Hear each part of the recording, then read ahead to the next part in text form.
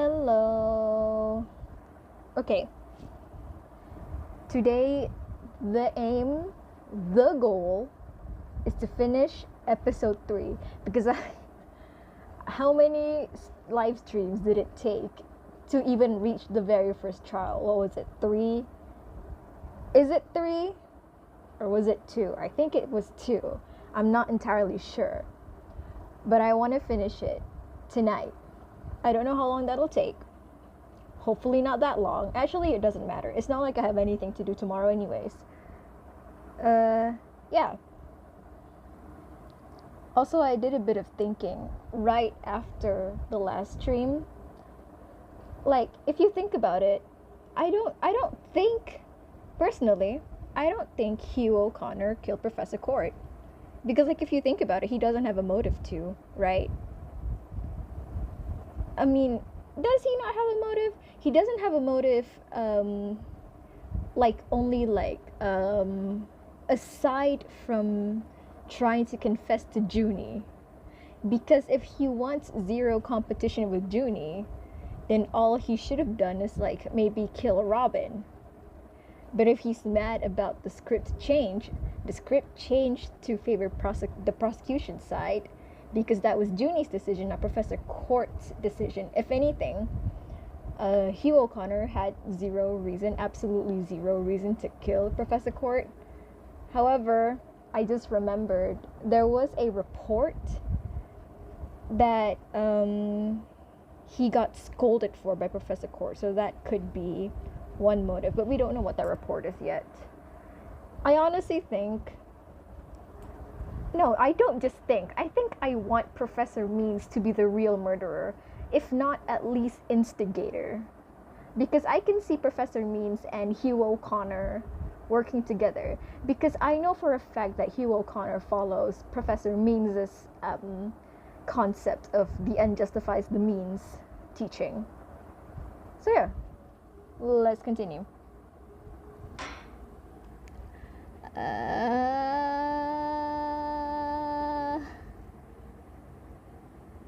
This one, obviously. Come on. I'm so smart.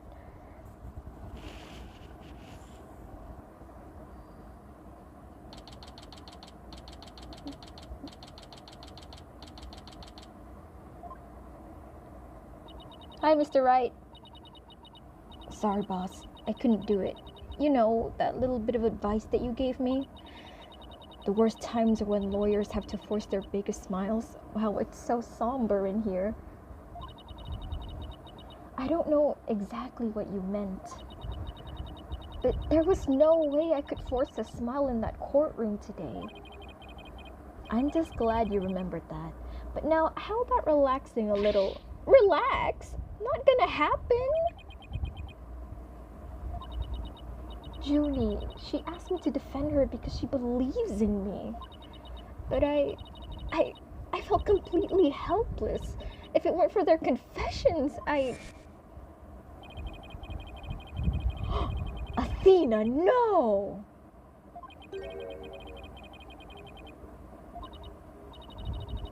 Athena, don't do it!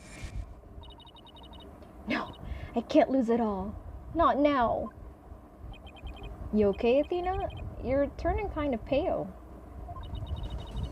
I can't just stand around here. I'm going to finish the investigation. That's the goal.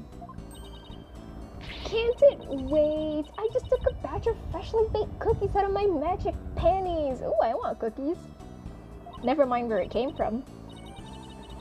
Thanks, but I better get going. Save me one for when I get back. Who's gonna save cookies for other people? I know I would eat all those cookies by myself, personally. Apollo, you wait here. I need to see Junie at the detention center first, right away. No, wait, I'm going with you. Sorry, Mr. Wright, but I better go too. No problem. You two be careful. What a dad. Junie. There's so much I need to ask Junie. What happened in court today? Where we go from here? Oh. Oh my god. Go away. Why is he so much closer than usual? Get out of my personal space. Well now, fancy meeting you here. Oh, Professor Means. What brings you here? Oh, oops, wrong button. I asked him to come. He arrived just a little before you. Juniper. Juniper Woods. Do not.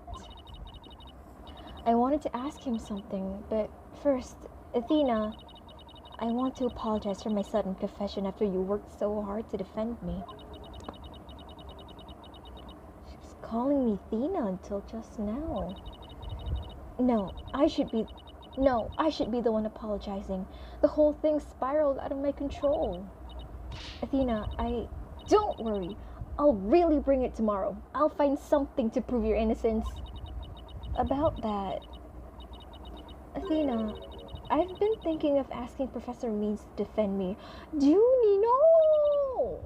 Huh? I myself only just heard of this a moment ago. Oh, so she thinks Professor Means would be... No, I can't let this happen. Not with the way he wants to do things. Junie! I know, Athena, but will you please hear me out? Why change lawyers? Athena, do you actually think you or Robin could have committed this crime? The body was moved right before the mock trial. Besides Junie, they're the only ones who could move freely around the campus at that time. I'm sorry, Junie, but at this point, I can't rule them out. Although, if you argue motives, I don't think so. I was afraid you'd say that. Juniper is seeking a lawyer who can clear all three of their names. Only I am capable of such a feat.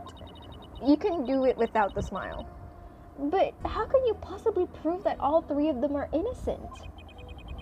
I am a result-oriented person. Oh dear, the sky is red again. Come tomorrow, I won't fail to have the perfect piece of evidence ready. For the end really does justify the means, especially for me, Professor Aristotle Means. It's in the name. Ugh, I really don't like the sound of that. Junie, please, don't do this. Please! I'm sorry, but just as you believe I'm innocent, I believe that my friends are innocent too. Alright, if that's how you really feel, we'll respect your decision. Apollo! But we want to continue our investigation. Could we ask you some more questions? Sure, I don't mind. Professor Means, would you like to stay and join our conversation? I prefer no. Please, get out of here. I don't want to see you. I don't want you in our conversation. Shoo! Yes, of course. I am your lawyer, after all. There's that smile again. Why does it always creep me out? Girl, just look at it. The way that smile works. You know, you can see his gums. I have a lot of issues with that. Although I bet his dentist is really proud of him. About your confession, Junie. It's not true, is it? You just said what you did because Robin had confessed on the stand, didn't you? Yeah. Hi, wanita. Hi, gadis. Thanks for dropping by. Sumpah eh? Yes, I wasn't thinking straight. All I knew was I had to help my friend. You mean because of that school rule? The one that says you can't graduate if you are convicted of a crime? Honestly, what does it matter? Robin wants to be an artist. No, I didn't do it because of some rule. I did it because she's my friend. Kiki. Good luck with KKB internet.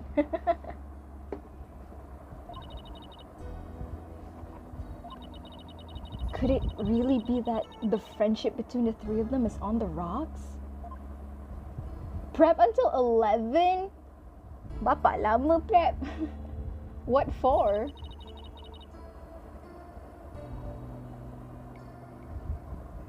There's more here than meets the eye. When did you three first become friends?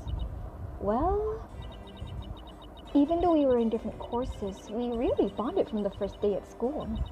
We vowed to work together to bring an end to the dark age of the law. That was when our proof of friendship came about. There's that proof of friendship thing again. I just wish this were as simple as that. Oh, you can't hear me? Hold on, give me a sec.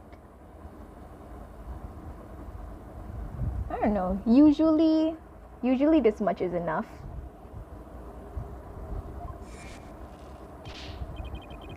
Am I audible now?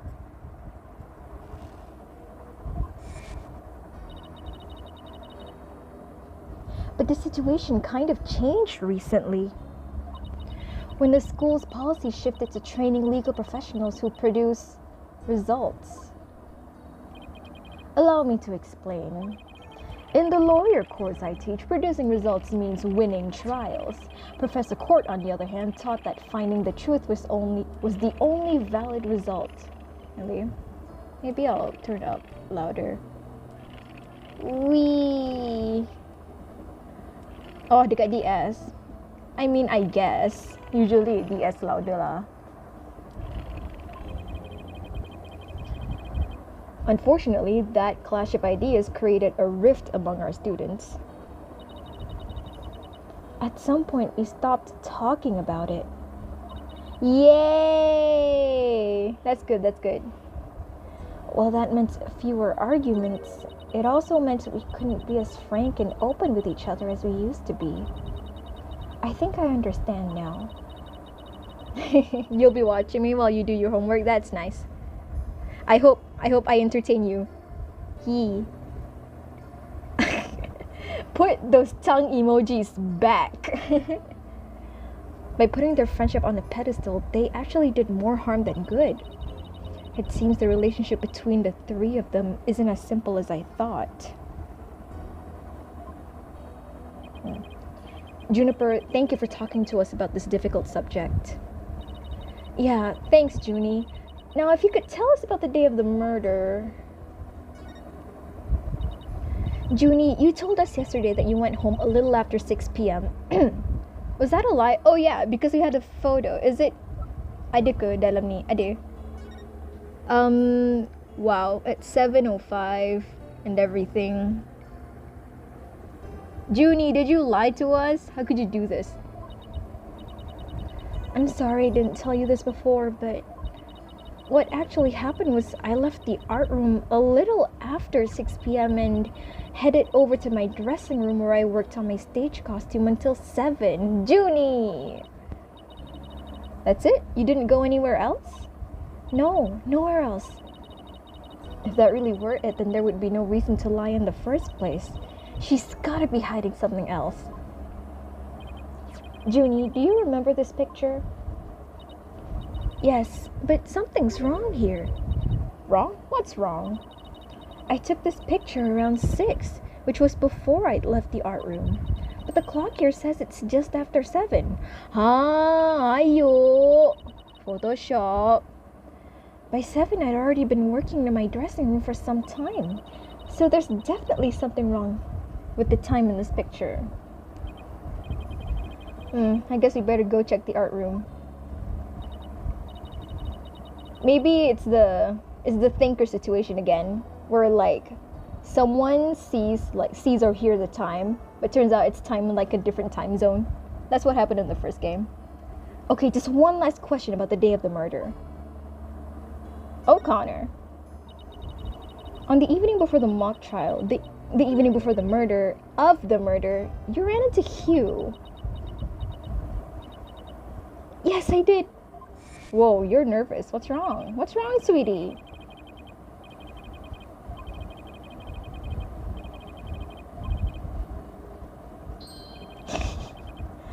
Put that smirk away. She suddenly went silent. She always was terrible at hiding things. Was she trying to keep their meeting a secret by lying about going home at 6? Alright, I won't press the matter any further. Is there anything else you noticed on the night of the murder? Well, I don't know if this will help, but that evening I went back to my dressing room to get something I'd forgotten there. It was well after the last bell rang. I'd say maybe around 8:30? Around 8:30, huh? That's over an hour after the crime supposedly took place. That's when I noticed both stage statues were finished. They were quite large and they were each covered with a white sheet, but I could tell. It made me happy to think that after all that hard work they were finally finished. Oh, right, the statues that Robin made. So they were covered in white sheets? In white sheets? We didn't see any white sheets there. Oh! Junie, are you okay? Sorry, I'm a little tired, that's all. Oh, darling. Athena, I think this meeting is over. Professor Means? Again, get that smile away from me. I will use any means possible to get the result I want in Juniper's case. Without the smile, please. That smile is terrifying. But it will require considerable preparation, so I must be off. Ah, Tukajaku. Junie and Professor Means, I have a proposal. A proposal? Wait, this is another one of your crazy by sundown today. Oh, by sundown today. Yes. I, Athena Sykes, along with Apollo Justice. Okay. Wait a second, don't drag my name into. We're going to discover the truth behind this murder mystery. Athena, come on, that goes without saying. What? And we're going to bring you solid evidence showing just what that truth is. I see. So it has come to this, has it? If we succeed in doing that, I want you to promise that you'll accept it, Junie, no matter how hard it is to hear. Then you shouldn't need anyone else to defend you except me. Have we got a deal? I trust that's okay with you too, Professor Means. Okay. No smile. Good. I have no objections, as long as Juniper is satisfied with this arrangement. Wow, the music is loud. Okay, but only if it's the real truth. I'm sorry to put you through this, Athena, but thank you. I've been thinking only of myself this whole time. Junie, it's way too early to thank me. But you can thank me all you want once I get to the bottom of this. Very well. I will see you back here at sundown. Sorry for all the trouble, Professor. It's just, she's new to the agency, so Apollo, don't apologize for me. I mean what I said. I know what I said.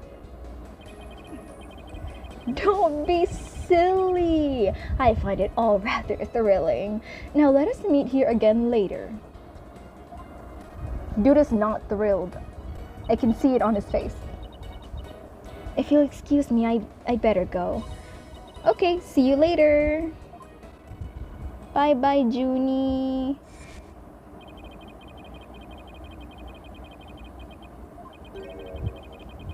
Gosh. This is no time to be thinking about that. I've got an investigation to do. I will find the truth by sundown, no matter what. He's not in the room with us, is he? Anyways, present. Something wrong with the picture. I guess we gotta go to the art room. Oh, sorry, wrong place. Hang on, notes. Seek the truth. You could be a bit more specific, Athena. Come on. Move. Where are we going? Agency, outdoor maintenance area. Let's go to the maintenance area. We didn't really see what went on here. Hi, Apollo. You're right in my face. But I guess I'm in the wrong place. Okay. Outdoor stage? Okay, this is the right place.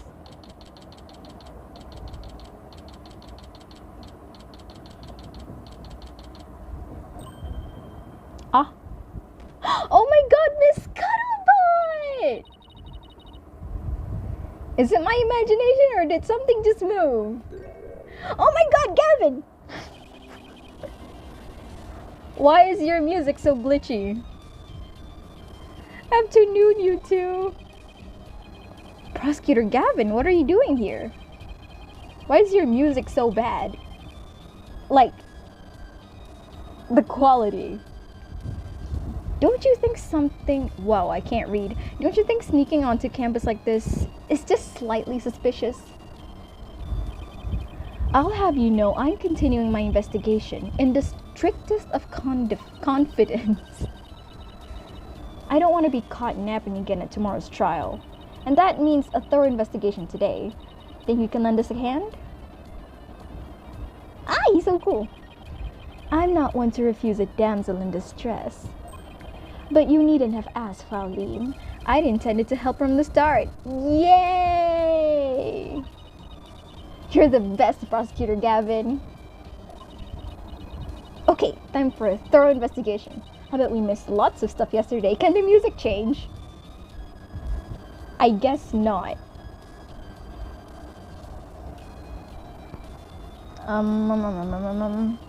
Okay, talk. Why is the music like this? It makes me really sad. Prosecutor Gavin, you were scheduled to perform at the school festival, weren't you? That's right, but I hadn't seen the stage until yesterday. Oh, the music's better now. Good. I can turn it up. Yay. That's Clavier speaking. That backdrop with the starry sky and big crescent moon isn't half bad. Hey, wait a minute. Starry sky and big crescent moon. It's the same moon in the photo. Yeah, but like... Oh no, it's the same exact orientation. Alright, cool. Mystery solved. We also had some tricks up our sleeve to make the concert really rock. Pyrotechnics, a fog machine, big banners, things like that. It would have looked like this. Oh, the plans from yesterday. What's that design on the banner there in the back? I know the scales are the school emblem, but what's with the number 6? It looks like it's in serious pain or something. The number 6 in serious pain. Athena, ixnay on the ixay. That's the governor's logo, Fraulein. Oh, a nice pig Latin forehead, real smooth. Oh, I meant it looks like the number 6 rocking seriously hard. Cha-cha, real smooth, Athena. 9, Fraulein. It's a G for governors, not a 6, but whatever floats your pretty boat. My boat is pretty. I have 0 priorities in the face of Clavier Gavin. So, where's the banner? I don't see it anywhere on stage. It was an important part of the show, but the school managed to misplace it somehow. It's a pity. We had it specially made from heavyweight high-grade cloth. Wow. A missing banner and 2 broken statues. There are mysteries aplenty to be solved, yeah? Come to think of it, one of the broken statues was Prosecutor Gavin. Yep. As you can see here in the stage plans, right here we have the statue of me. And right here, a right statue. But little does that matter now, as we both lie in pieces thanks to you. Who? Air forehead? What do you mean it's Apollo's fault? What did I ever do to you? Actually, this statue broke into rather large pieces. Why don't we try to put it back together? Maybe we'll learn something new. Picking up the pieces of a shattered rock star? Actually, that's one uber cool idea. There might even be a song in there somewhere. You're a retired rock star. Yay! Let's do this! Is this an investigation or am I interrupting a German language club's social event? Maybe both. It can be both, if you let it be both. Okay, first of all, elephant in the room. Miss Scuttlebutt, what are you doing here? Wait, you don't think this weird box here is... Hands off! I knew it. I'd know that voice anywhere. Let's just ignore it. I mean, it made its wishes loud and clear. So this is the future cardboard box technology has afforded us, huh? But Miriam, please, I want to talk to you. Oh well.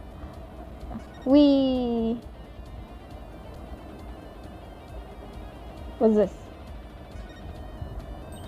Found one. A piece of Prosecutor Gavin's shattered pride. Athena! Are you saying my pride is as fragile as plaster of Paris? It looks like there are other large pieces scattered about. Okay, let's find what we can.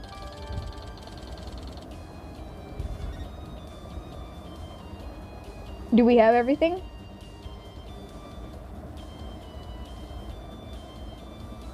No? There's more over there. Pick. No? This? Yeah, that one.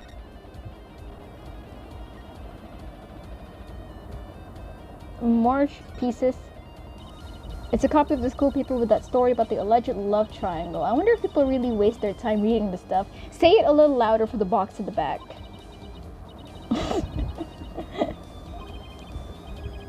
I thought I heard something just now. Yeah, I wonder.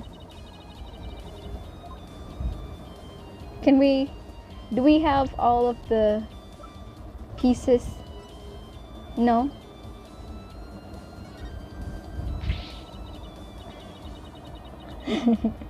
Oh no! Prosecutor Gavin! You're a complete wreck! Literally! Why in the world would someone do something like this? I don't know, but whoever did it must have felt an amazing sense of release. Apollo! Can I take that as a confession, forehead? What? No! I feel bad for Robin. She worked so hard on this. Let's pick up the pieces for her. You got it. Let's check every corner of the stage then, yeah? Oh, check every corner of the stage. Oh, hey, there it is. One more piece. Found another piece of the statue. But there should still be some more. Let's leave no stone unturned. Okay. Going to search for 2 more. Oh, if it's 2 more you want, then it's this one. Oops. Faster. This one. 1. Okay. It's white. Angular. Oh. And then 1 more piece. Back. Is that 1 more piece?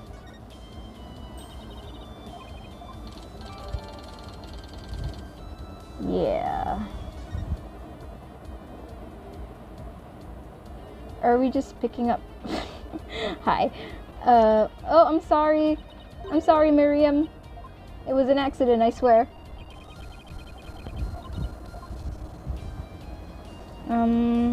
Let's see. Where else are there pieces? I don't see any more over here. No? Okay. Spin! Oh. Okay, I can't spin anymore. Can I do something about those 2 pieces? Maybe combine them or something? No? Okay, I guess not. Spin! Anything here? No? No? Spin! Oh, we were here just now. Oh, there's 1 more. Hello!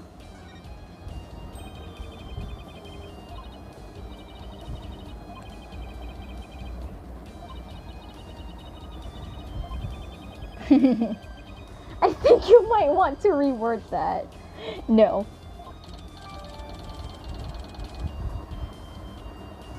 Okay. Let's put Prosecutor Gavin back together. Well, I don't see any other big pieces lying around. Yeah, let's see if we can put the statue back together. Alright. Apollo, you come over here, and Prosecutor Gavin, if you could hold this... Music fades away.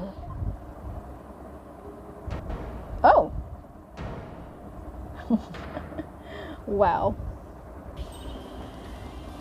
Thank you for that short chest shot. Astaghfirullah ta'ala. Bila Ramadan ni. We did it! Not bad if I do say so myself. Yeah. Oh, wrong voice.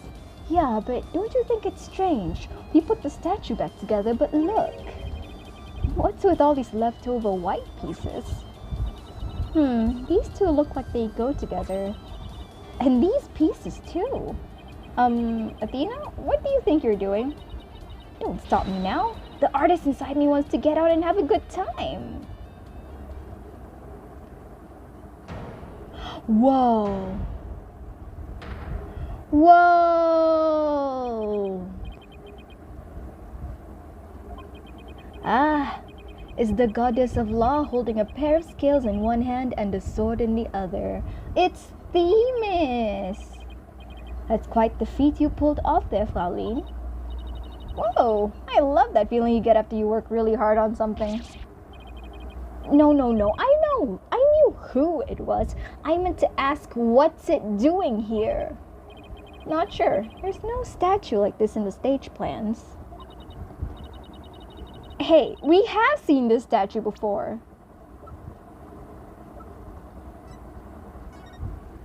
It almost looks like this one, doesn't it?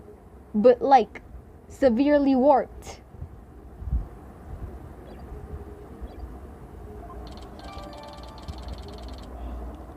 Whee!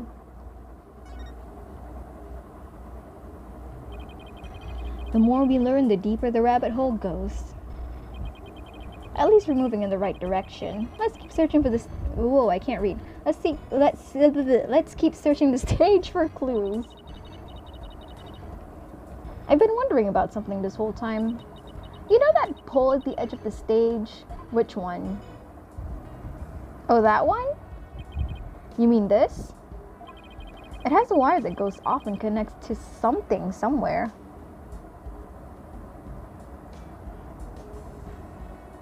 Oh, hey, a banner. A window.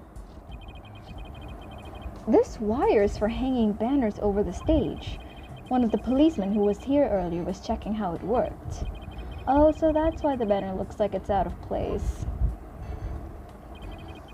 The banners are hung and removed from the art room over there. That's the art room over there? As in the scene of the crime? Bingo, Fraulein. It's still crawling with cops, though. Hey, anyone? Oh, she's calling out.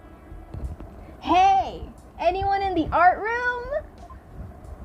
Oh my god, Detective Fulbright. I wasn't expecting anyone to come out of the window, actually. Oh, it's you people. In justice we trust. It's Detective Fulbright. In justice we trust. You don't have to follow him, Athena, please. That's not our catchphrase. Is that some kind of a greeting between you two? Detective Fulbright, can you lower that banner from there? Of course! Just leave it to me!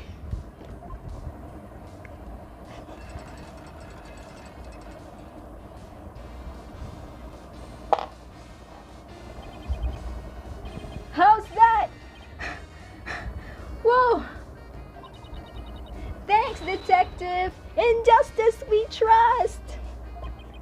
Ha ha ha! Always glad to help! In justice we trust! I don't know what to feel about Detective Fulbright. He's honestly so funny, but he's so annoying. So, is that some kind of greeting between you two or not? Not really. Well, looks like the banner's down now. Let's go take a look. Okay, oops, wrong way. This one. Wee. Look at this banner. I don't think it would flap very well in the wind. An unflappable banner? Hey, I like that. No. It goes perfect with unflappable lawyers and unflappable rockers. Athena, please. This is getting kind of cringe. It's like it was made for this very stage. Look at this. The bottom part is all knotted up. Let me try and unravel it. Deepa, there's blood, right? Oh my god, I am correct. Jeez, did you really have to? You can't come across an unflappable banner every day. You can just tie up any banner ever. But you know, there are some things that have to yield to forces beyond themselves. What a cruel world we live in. Oh, hey, we know that page. Hey, a scrap of paper was caught up inside. It's blowing away. I got it. Yes! Great catch, huh? Thanks, Athena. Oh, hello. Looks like some kind of note. What does it say? October Q120? What's that supposed to mean? A test score, maybe? Pretty impressive when you consider that 100 is a perfect score. I don't see how even Hugh can get beyond perfect. Pauline, shall we inspect the banner again now that it has been unraveled? Hugh scrap.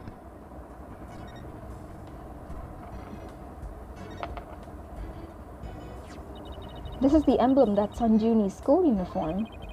Hey, you're right. Wait a sec. It's hard to see against the red material, but look. There's a dark red stain here. It's under the emblem. This banner was connected... I can't read. This banner was on a wire connected to the art room. Right, and the art room is where the murder occurred. Are you thinking what I'm thinking? I think it's obvious at this point. The stain might be from the victim's blood. Yay! Evidence. Okay, now what? Now what do I do?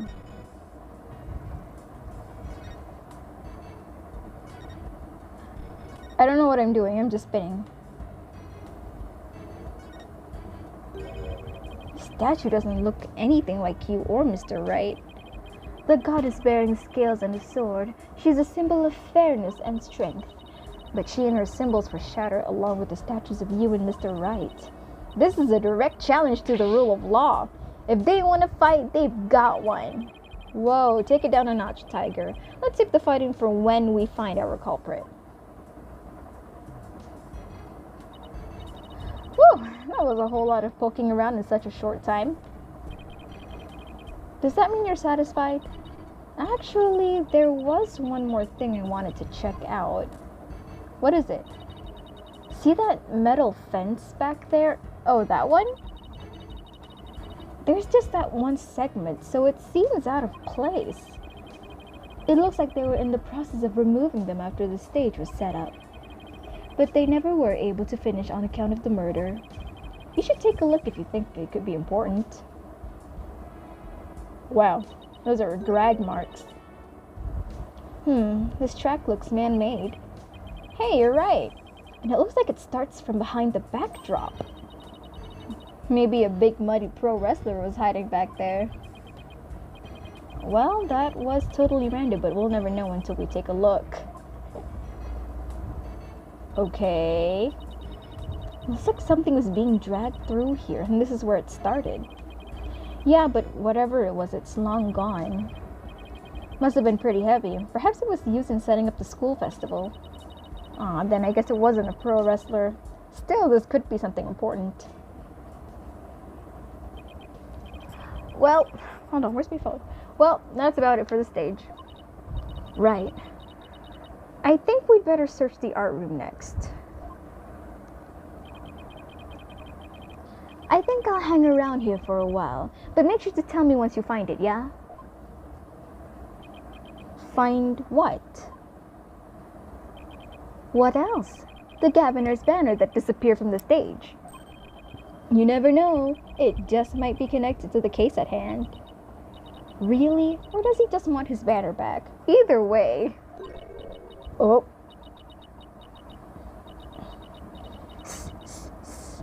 Don't tell me. So ensure that. Hey. Miriam, come out, please.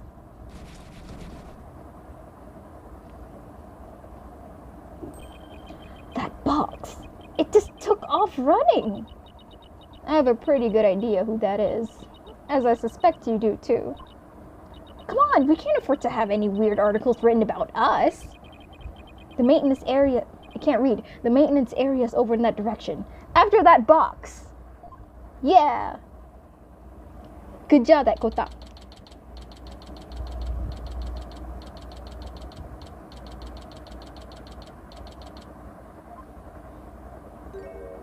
Oh hey, your box is different today, Miriam. Miriam, you're liable to get tossed in the garbage truck if you hang around here. I'm just an empty box, and that's what you do with them. You throw them away. Wipe the past clean with crime cleaner. Get sparkling clean with brute force. Hey.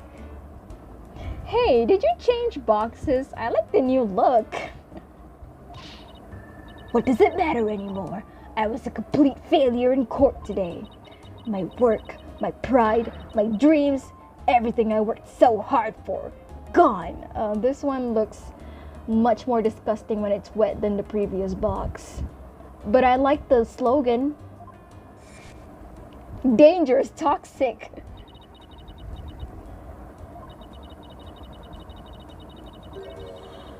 Huh.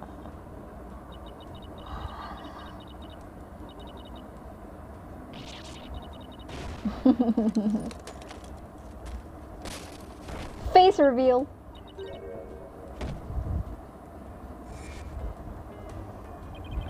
Come to think of it, calling her a failure as a reporter might have been a bit extreme. True though.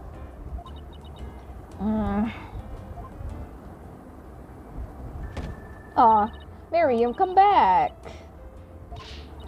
Scold me, despise me, pack me away where I'll never see the light of day. I've been cast aside to waste away into a big pile of mushy paper mache.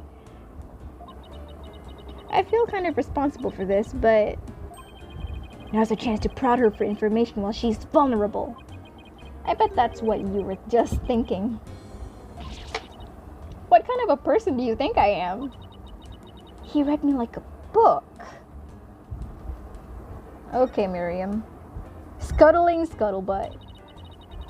That was you on the stage earlier, wasn't it? Why'd you run off like that? Oh. You're gonna be silent? Oh. Oh no. Prosecutor Gavin's gonna be upset. Take a look at this. Why are you showing me a burnt up old rag? Wait, it's really hard to see, but I think that's the Governor's logo there. So is this the banner that disappeared? It's all burned up. Don't look at me. I just happened to find it in the incinerator. Incinerator? Did Blackwell actually make good on his threat to burn her box? We should probably try to find out whether someone tried to destroy this on purpose. Yeah, this banner is sounding less and less unrelated to our case, Apollo. Thanks. The depths of despair. So dramatic. Miriam, I owe you an apology. I shouldn't have said you were a failure as a reporter. Too late. I already decided journalism isn't for me. Oh, but you're such a okay journalist though. Like, you're so good at finding information. You're just not good at, telling the truth and calling the police when you should. I'm still very bitter about that, by the way. Are they kids? Hold on, how old are these people? I just realized I don't know how old they are. 18, 17.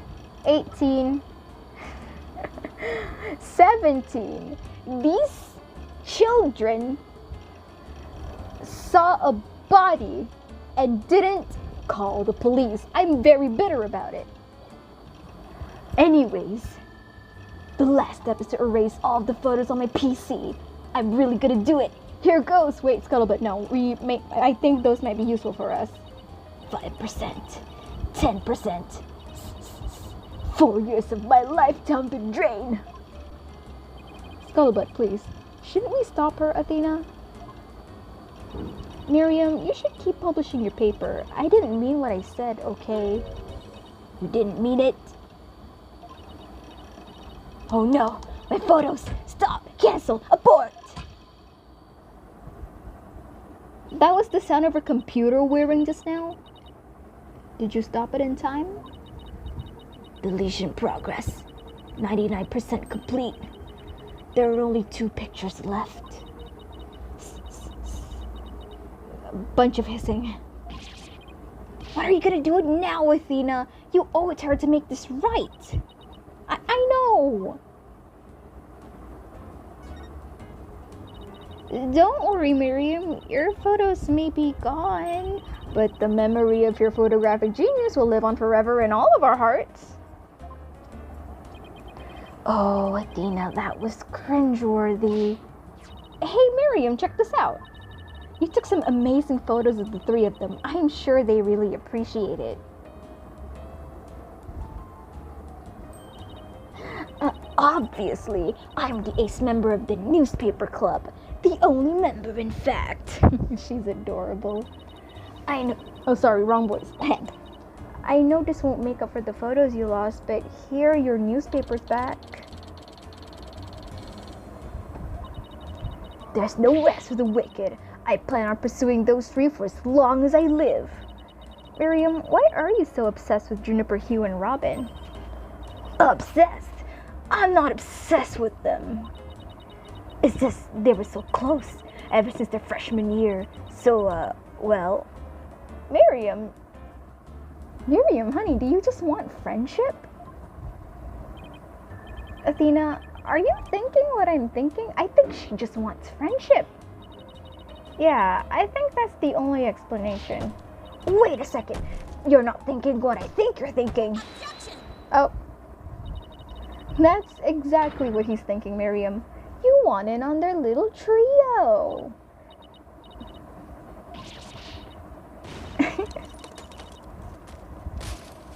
Oh!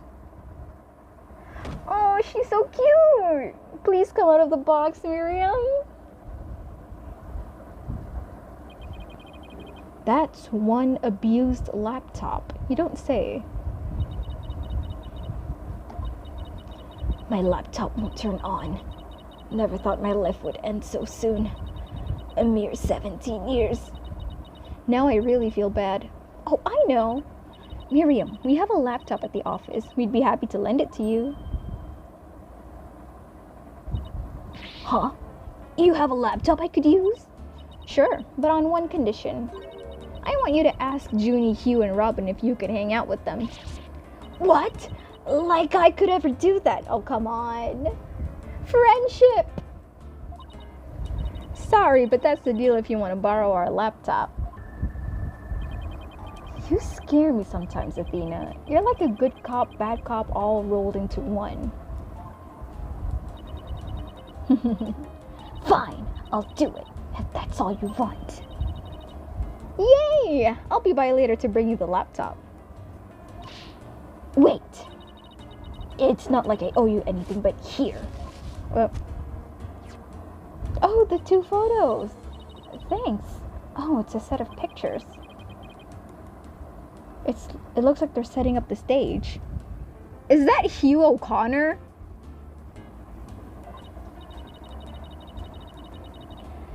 Yeah, I took them when they were putting the stage's backdrop into place.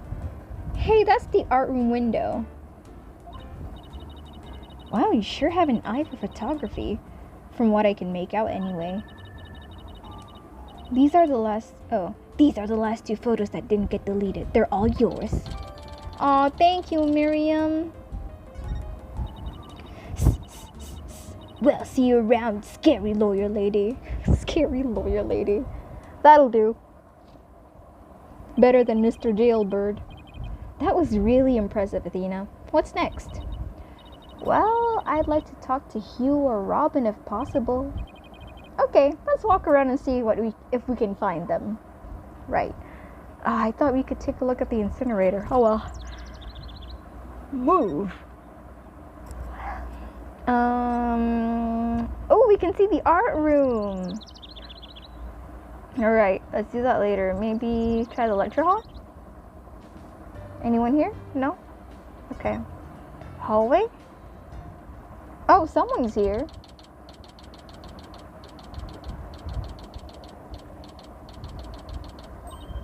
Hey, that's Hugh over there.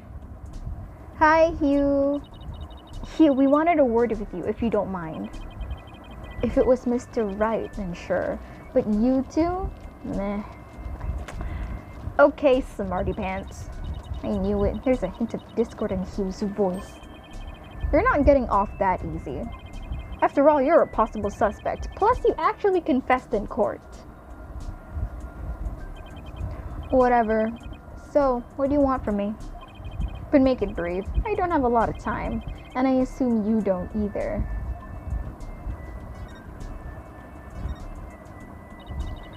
About your confession today, you weren't serious about that, were you?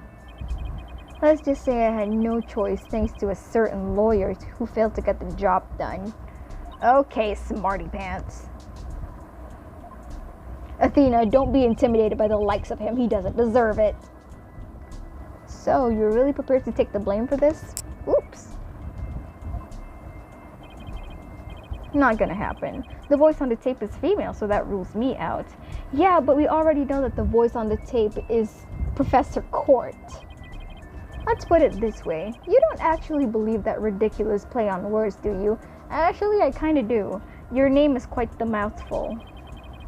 Well, my confession is just like that. A means to an end. Or as we say around here, the end justifies the means. I don't like you. But I actually do believe the voice is shouting Hugh O'Connor. Juniper's confession was quite advantageous to the real killer. But if Robin or I were actually the killer, we wouldn't have confessed. It's that simple. Even you should be capable of such reasoning. Or have I overestimated you? Geram betul akong budak ni. You'll make a great lawyer someday. I mean, you seem to enjoy getting under people's skin. Could Hugh and Robin's confession really prove their innocence instead of their guilt? This is going to take some serious thinking on my part. It sure looked like Prosecutor Blackwell was twisting your arm to testify earlier today. Is there some sort of secret he's using against you? Oh yeah, there was that.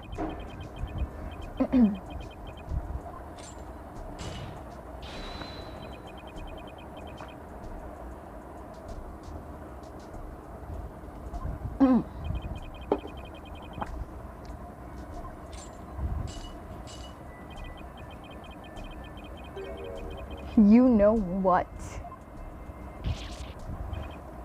Whatever you know what is, he's really nervous about it.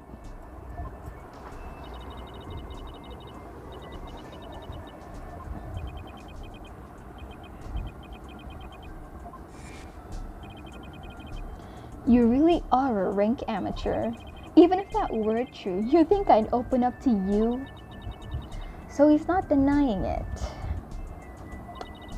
That secret might be causing the discord in his voice. And then again, we have the same problem with Junie and Robin. You're just wasting your time and mine. Next question. Annoying. About that meeting with Professor Court on the 23rd, why did she want to see you? I have no intention of telling you. You'll have to force it out of me any way you can. Well. Professor Mean strikes again. Then again, Hugh is in the lawyer course. But didn't Professor Court used to say that the only good result is the truth? So why don't you drop this whole charade and just tell me the truth? The truth. How can you be so sure it will help you solve this case? The truth isn't necessarily your friend, nor Juniper's for that matter. No, you're wrong. I don't care what anyone says. I'm going to defend Junie the right way, using the truth. It's the only way to honor Junie's wishes and Professor Court's memory. I see. Very well, Miss Sykes. I'll testify tomorrow about that truth you're so interested in. Hugh. But... oh no, he's laughing.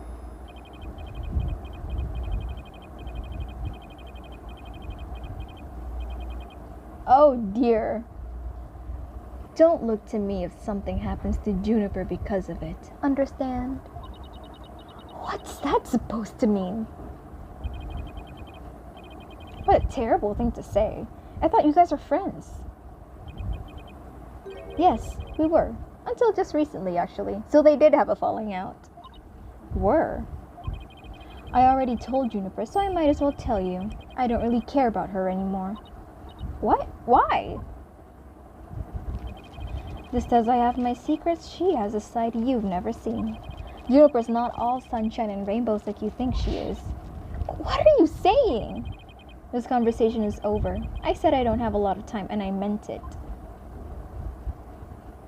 Dang. Hugh, wait! He's gone. He doesn't care about her anymore? Why would he say that? That didn't go so well. I guess we'll just have to pin our hopes on his testimony tomorrow. Athena, why don't you say we head over to the art room? Might be a nice change of pace. Hopefully the police have completed their investigation. Alright, we don't really have much time left anyway. Okay, but I just noticed in the hallway just now, there's a sign that says Prosecute Classy Cafe. That's a good pun. Oh my gosh, hi detective. Ha ha ha! Why, if it isn't my little lawyer friends again! Thanks again for lowering that school banner for us earlier. Don't mention it. Helping those in need is what my brand of justice is all about. Right, so this art room was where the murder actually occurred? That's right. You can't see it with the naked eye, but there's blood on the floor. The area roped off in the middle of the room marks the spot. The police investigation is done, so if you want to look around, knock yourselves out. Oh my god, thanks, detective. Find anything new, Detective Fulbright? Ha ha ha! Good question. Unfortunately, the answer is nothing much yet. He sure is confident for having found nothing. But if we're talking outside of the art room, there has been a major breakthrough. Oh dear. Unless I find out what it is, I don't know what I shall do. No need for the theatrics. I was told I could fill you in on this one. Oh, thanks, I guess. Wow, you saw right through me, detective. I'm impressed. Looking to get arrested for murder via unwarranted flattery, are we?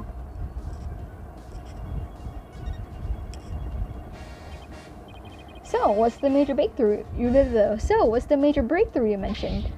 You want to know? You really want to know? You really? Come on, just tell us already. Aw, you're no fun. Anywho, we got the results of the voice print analysis back. I thought you said it was impossible. Voice print? You mean for the tape recorder? Exactly. The voice belongs to the suspect, Miss Woods, beyond a shadow of a doubt. See right here? They analyzed the voice on the tape inside and out. Okay, that is not good. And you thought the voice on the tape was saying Hugh O'Connor. Thanks for the good laugh, Miss Sykes. He's the last person I want laughing at me. Actually, the last person I want laughing at me is Prosecutor Black Quill. So now there's evidence of Juniper shouting "You're a goner" around the time of death. If you were to take this as truth, how are we supposed to make sense of it? I don't know. I can't think of any reason why Junie would shout that in the first place. Okay.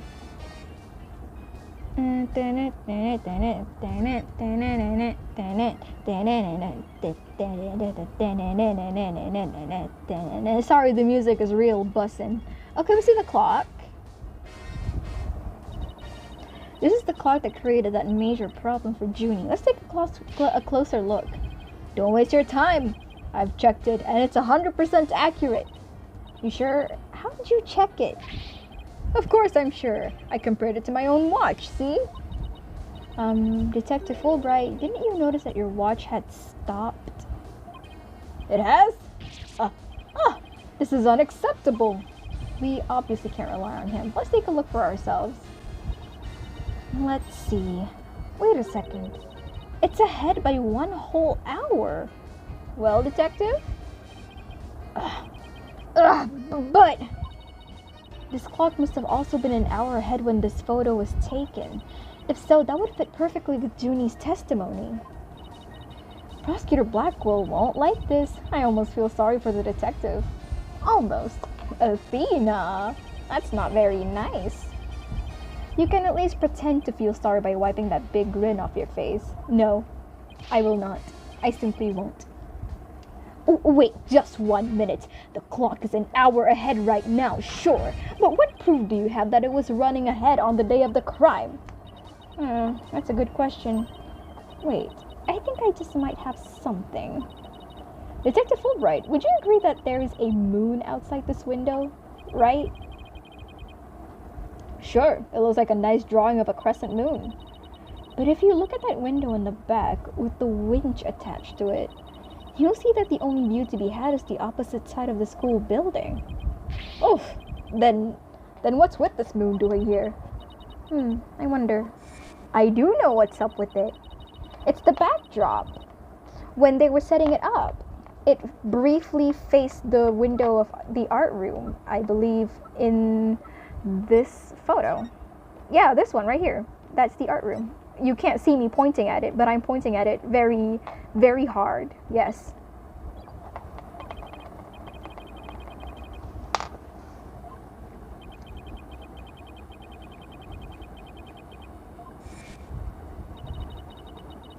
Isn't this the same as the one painted on the stage backdrop? The proof's right here, detective. This shows it was 6 p.m. when this photo was taken. I believe it's this one. Let me see. Yeah, it was 6:01. Yeah, this one, this photo, the first photo. Take that! I know what this moon really is. And if you look at this photo, you'll know too. This shows that I can't read. This shows where that moon in the photo came from and the truth of Junie's testimony. What? Where? Where does it show that? If you look right here, it will all become crystal clear. Obviously, at the time, it's right there.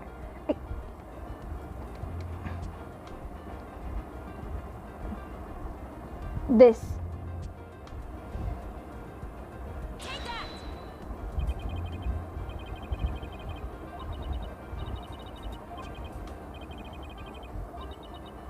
Ugh.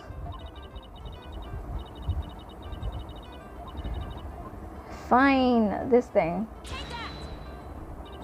They were still prepping the stage so its backdrop wasn't in place yet. This photo shows them in the process of moving the backdrop into position. I can see that. That's the big board hanging there. The size matches too. But there's no picture. That's a crucial detail. It's facing the window, detective. It is, but I believe what we're seeing in this photo is the back of the board. The back of the... That's right. And at around 6 p.m. when this photo was taken, a photo of that same board was being taken from the front. What do you mean from the front? The front is against the wall.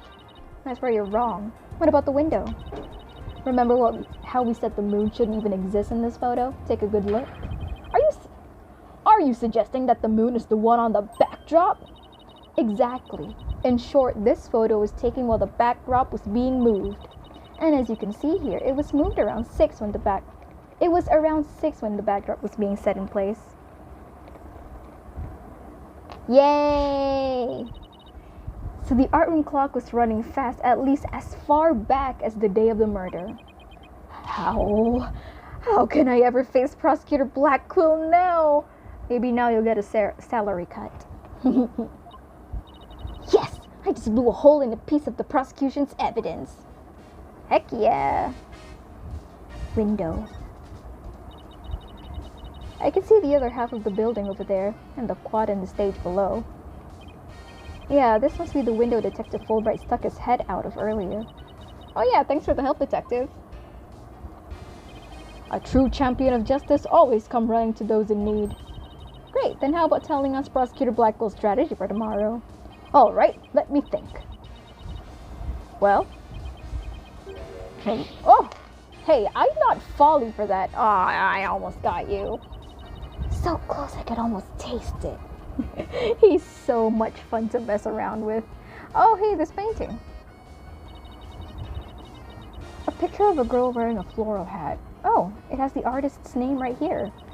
R. Newman. Wow, Robin must have painted this. It's a painting of Junie. Is this Juniper? The clothes are different, but... Oh, look, there's a piece of paper stuck to the back. Let's see what it says.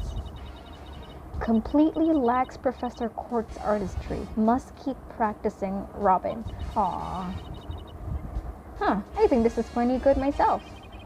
I wonder what it would have looked like if Professor Court had painted Juniper.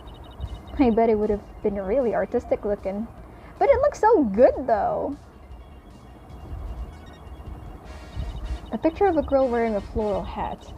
Oh, it has the artist's name. Seacourt. Wow, Professor Court must have painted this. But it doesn't really look much like Junie, does it? Well, regardless. I swear I've seen this girl before. It's Junie. There's an air of fragility about her. And those pity-inducing eyes. What is this again? Her name's at the tip of my tongue. It's Junie is what it is. Blood script. A mock trial script on the floor and nearby an envelope marked used. I wonder if Miriam's script was ever really inside that envelope. I find it hard to believe. Oh, it's actually... Okay. Rouge. Oh my. Rouge et Noir, Crimson Blood and Dark Judgment. That's a whole drama title. Also the title of a drama CD I know. Don't ask how I know, I just know.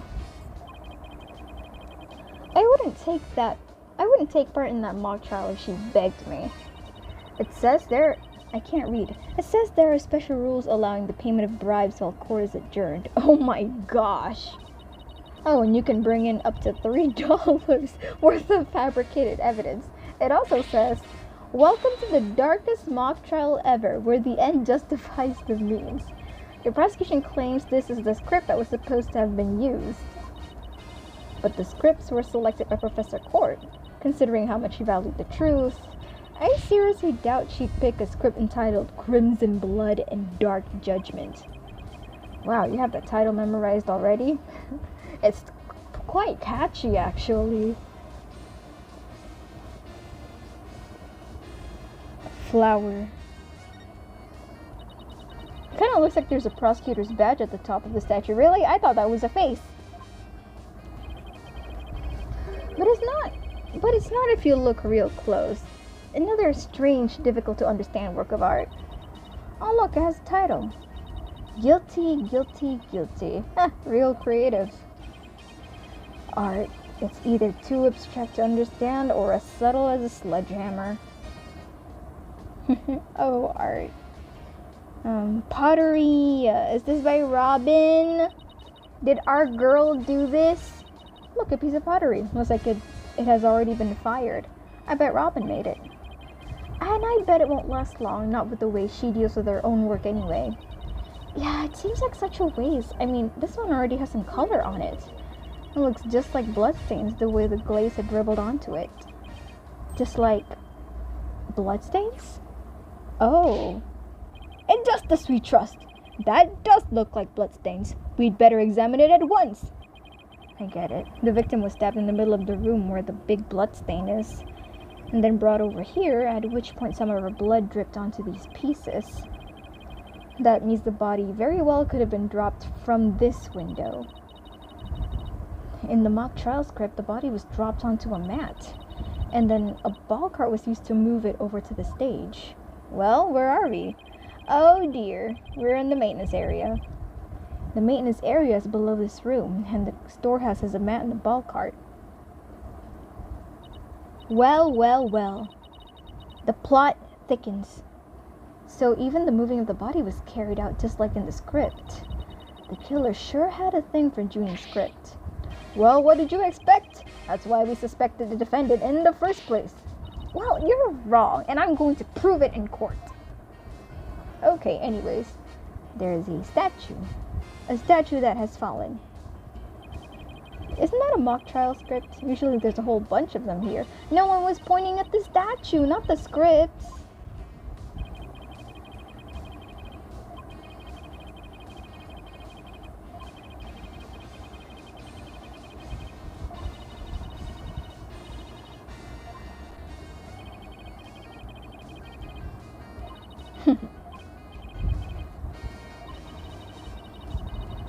Write stuff all over the place, agency. Statues. 3 busts sitting on a shelf. A judge, a defendant, and either a lawyer or a prosecutor. The bearded one must be the judge, and the bummed out looking one the defendant. There's another one that's fallen onto the floor. I wonder which one fell, the lawyer or the prosecutor. Think, Apollo, think! This could tell us how tomorrow's trial will go. I'll just wait for tomorrow's horoscopes, thanks. Okay, and then there's this. Hey, it's gone. Remember that strange statue in the school camera photo? You're right, wonder where it is. Robin's a member of the Fine Arts Club. Maybe she could shed some light on this. Right. So are we done here? Oh, there's the wire.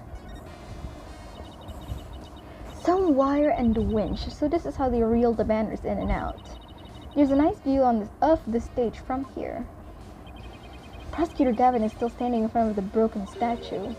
So it really wasn't you, Apollo? Don't worry, you can tell me. I won't tell anyone.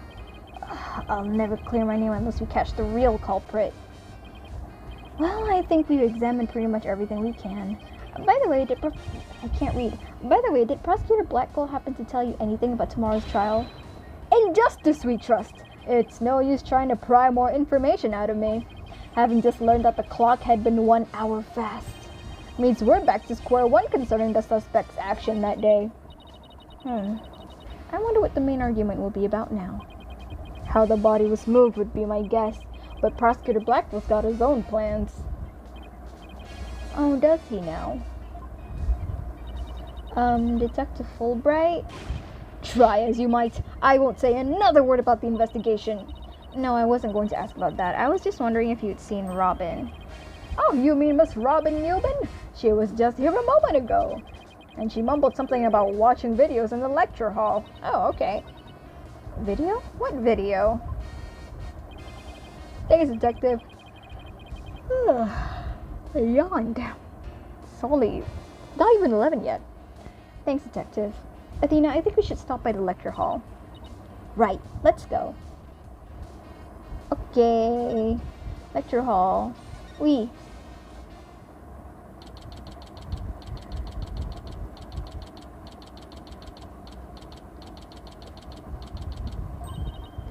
There she is. Robin! Hey, Robin! Robin! I'm so happy to see her all relaxed. Oh, Athena! Apollo! What are you watching there? Oh, it just so happens to be a video of the mock trial. I had to use a bit of coercion to get it, but the end justifies the means, right? Robin. Oh, there it is again. Professor Mead sure has a lot of influence around here. I thought you respect Professor Court. Care to look into the true connection between the murder and the mock trial with me? Sounds great, but do you mind if we ask you some questions first? Sure, I'll tell you anything you want. Okay. About your confession today, why'd you do it? Because Juniper hasn't done anything wrong. I had to stop the trial by any means possible. Right, the end justifies the means. So you're a follower of Professor Means too? Professor Means is a wonderful teacher, as was Miss Professor Court. I like them both. Interesting. She brushed that one off like a pro. But with that style of justice, you run the risk of breaking the law. Well, I'm prepared to quit school because of this case. What? Why? I want to be an artist. That's what I really want, man. Man, I just got off of voicing Scuttlebutt. I don't want to voice tense Robin. But no, my parents forced me to study to become a prosecutor. But if the trial went south, you'd have to drop out and give up on being a prosecutor. That's what you're really after, isn't it? Uh-huh. Talk about someone who literally changes the bat of an eyelash. You mean at the drop of a hat? I guess she's been dealing with her own problems too. That totally makes sense. Yeah, I suppose so, but that doesn't make what she did right.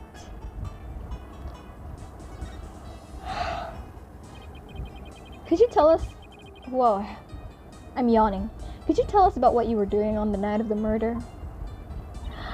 Finishing a statue. I was on the stage until the last bell. That's right. You made the statues of Mr. Wright and Prosecutor Gavin, didn't you? Oh, yes. Yes, I did. Both of them. Oh, someone's defensive. This is just a formality, but can you prove you were making the statues at that time? Can I prove it? You think I'm the killer now? No, that's not what I meant. Both you and Robin were still at school after 7 p.m., but neither of them can prove exactly what they were doing.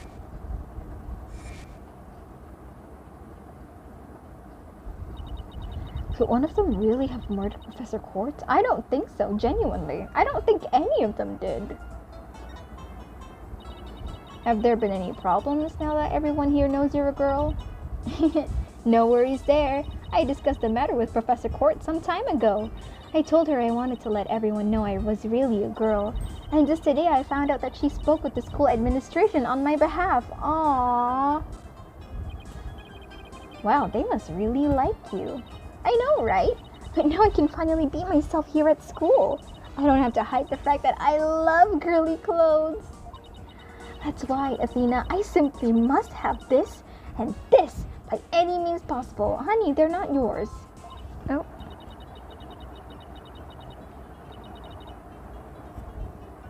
What?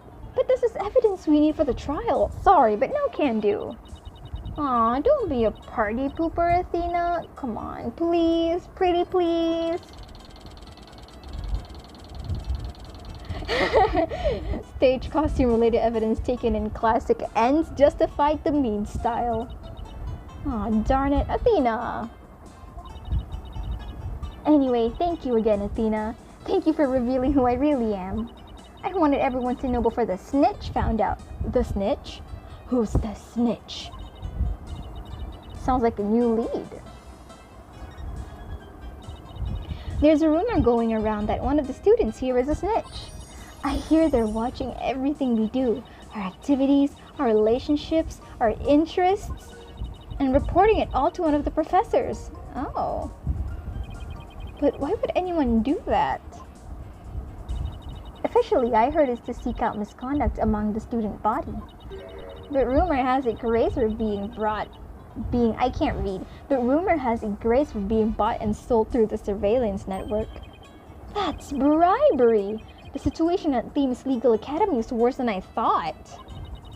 Well, all of this is important stuff. I still want to ask about that thing in the art room.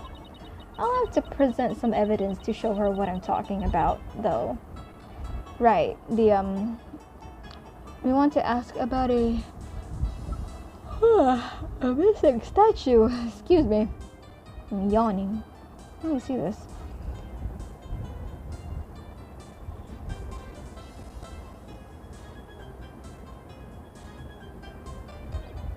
Wrong evidence. Right. This one first. Did you make this? Ooh, Lady Justice. That's so cute.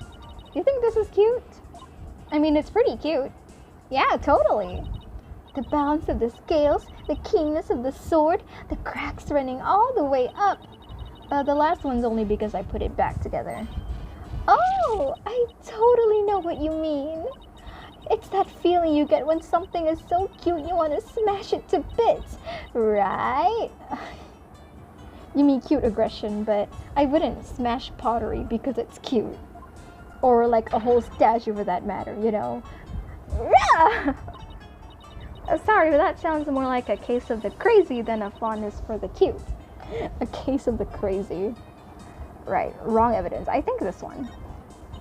Robin, I just remembered something I wanted to ask you. This photo shows a piece of art on the table. Do you know what it is?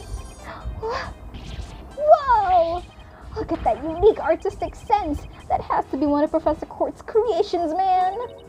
Professor Quartz's artistic sense? Oui. Professor Court's artistic sense. That's a tough one.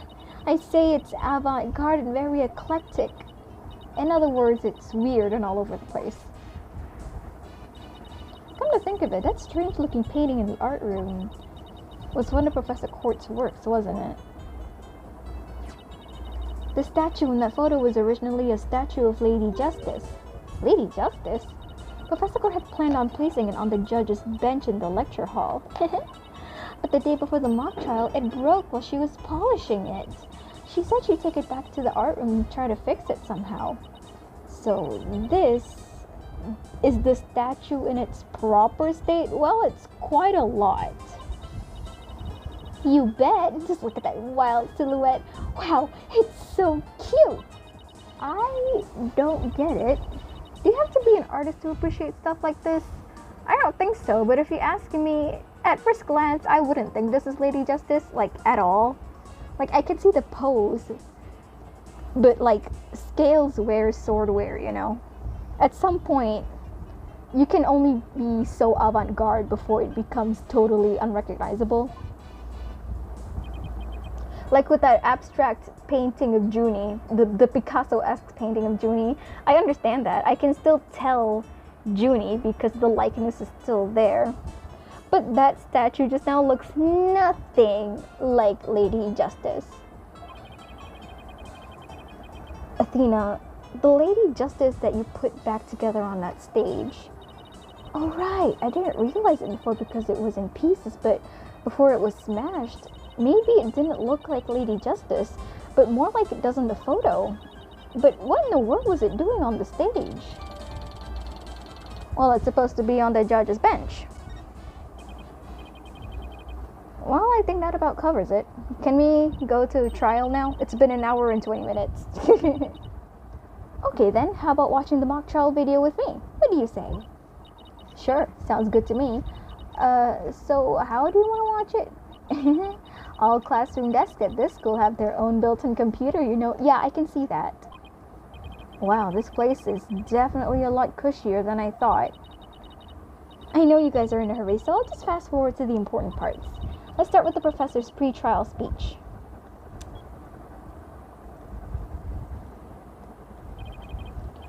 Good afternoon. I would like to start by thanking you for coming here today. Oh, that sounds like Professor Means. The mock trial, the crown jewel event of the school festival, will begin shortly. Is the camera like this the whole time? Yeah, it's in a fixed position in front of the stage. When I was a student, I too could hardly wait for this day to come. How come the teacher's speeches always make me so sleepy? Let's just get to the end of the speech. Oh, hi, Junie. Now, let the mock trial begin. His speech took 10 minutes. Okay, 10 minutes isn't all that bad. It's pretty long, but still. Hey, what's the deal here? Why is Junie so large in this shot? Probably because she's walking in front of the camera. Looks to me like she cut right in front of the camera. Juniper was also in charge of the audio. Even though she was already playing a part in the mock trial itself. We love a multi-talented queen. She had to do it to keep the script details secret. She was all over the place that day. When she wasn't in the trial, she was in the audio room controlling. I can't read. While she wasn't in the trial, she was in the audio control room dealing with the music. So, wow. So she goes from the defendant's stand. She goes from the stand to the audio room a bunch, does she? Oh, so this is what a lecture hall looks like. Looks like there's a judge's bench by the... Looks like there's a judge's bench back by the screen and a witness stand up front. Ooh. What about all those balconies with the professor's names on them? Those are the faculty seats. Professor Means and Professor Court were in charge of scoring the mock trial. Okay, awesome. Understand. Okay, let's fast forward this a bit.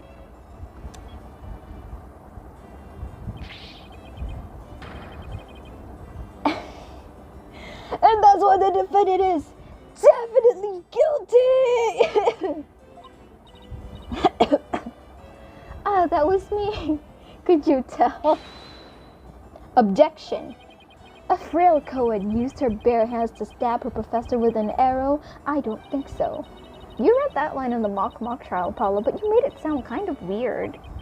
Cut me some slack. It was my first time reading that script. I think Juniper's going to speak next. I didn't do it. I had suffered a breakdown and pretty much lost it. It's true I shouted, "You're a goner," but I didn't mean it. Oh, interesting. Wow, what an emotional performance. She put a real actress to shame. Wait, could you go back and play that scene again? You really think that's necessary? She said the line that we're so concerned with. I didn't do it. I had suffered a breakdown and pretty much lost it. It's true I shouted, "You're a goner," but I didn't mean it. Stop, did you hear that? I think you're onto something. Let's play that last part again. I don't follow. What are you guys so excited about? I think this piece of evidence should explain it. Right. So do you want the tape? Oh, we do still have the tape. Do you want the tape or the voice print analysis? Take that!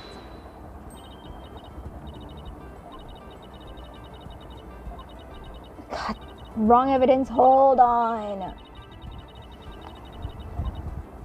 Give me a second. I got it. There's two things about it. Two evidences about it. I'm sure you remember this. It contains a female voice shouting a violent threat. I'll play it for you. You're a goner! The voices and the performance do sound similar, but I can't believe this is happening. It's just a possibility, but if the voice on this tape is really a recording, one made from the mock trial video, then that means this evidence was fabricated. They didn't get to do a voice print analysis in time for court today. That's why the gender of the voice became so important. And if the real killer had foreseen that gender would become key in today's trial, he would have tried to deflect attention away from himself by making the suspect female. So basically, the only one with something to gain from doing this is our sole male suspect. I really don't think it's him, you know? Like, he's suspicious for sure. But I don't think it's him. Wait a second. No way! Professor Mean's credo was the end justifies the means. So it makes perfect sense that a student who took those words to heart would fabricate evidence. We need to get the tape analyzed as soon as possible. Yippee. Allow me to assist you with that. Is it? It is! Prosecutor Gavin! At least make some kind of noise so we know you're there. It's go big or go home with Rockstar Entrances, Pauline. Timing is everything. Let me make a copy of that tape right now, and I'll get you the results as soon as I can. I trust that would be alright. Very much so. Thanks! And he's gone. Just like the wind. Well, Athena, it's almost sundown. Isn't it about time you head over to the detention center? I think Junie will agree that this is something that could prove her innocence, but will her heart really be open to accepting it? She had to have known that this was what I'd find.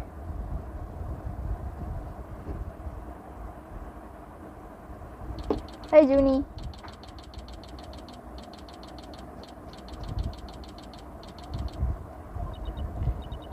And that about covers the main gist of our investigation.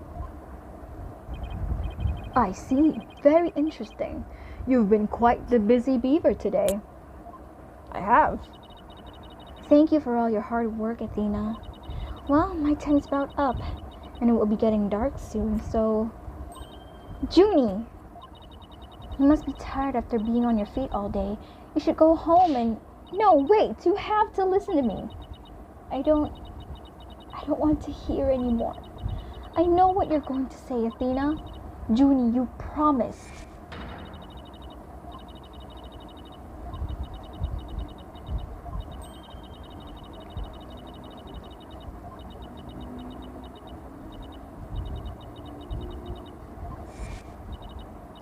So please, please just listen to what I have to say. Once you've heard me out, I'll let you decide what to do.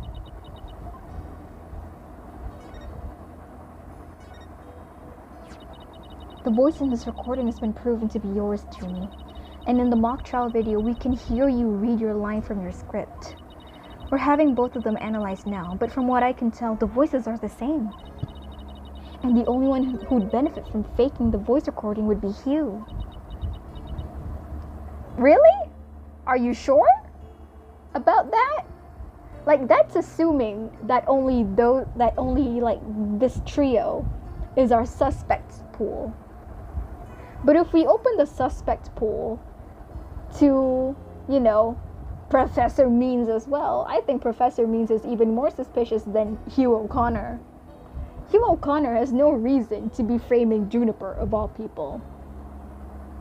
I think, at least. There's a lot I don't know, but that's what I think. But that doesn't make any sense. I mean, Hugh confessed in order to protect me. Yeah, about that. This may sound strange, but his confession is a ploy to make himself look less suspicious. We asked, really, we did. In other words, he was just pretending to protect you. Besides, his confession came after you and Robin had already confessed. If he hadn't confessed right then as well, wouldn't that have seemed a little suspicious? Say what you will, Athena, but none of us would hurt a fly, let alone kill someone. Juniper! The truth is a hard pill to swallow, but come on. He was a gifted student. He gets outstanding grades and never causes trouble. He's smug. Prick. Oh! Juniper. Wait, Athena. My bracelet reacted just now. It did? But why? She's lying. Junie, can you look at me in the eye and repeat what you just said? Oh, none of us would hurt a fly, let alone kill someone. He was a gifted student. He gets outstanding grades and never causes trouble. No, I'm sure of it. She's lying. Junie, darling.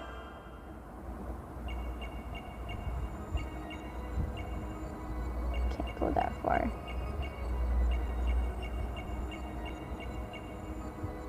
He gets outstanding grades.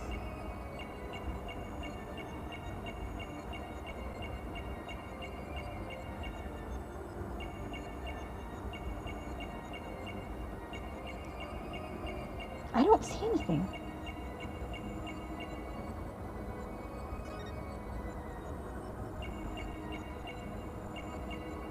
I didn't see anything. Our face? Can this thing go any faster, please? I'm kind of dumb.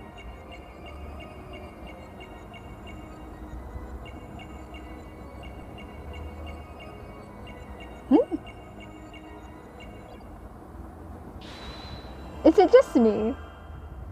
Or her tie was... Yeah, it was her tie! Is her heart beating faster?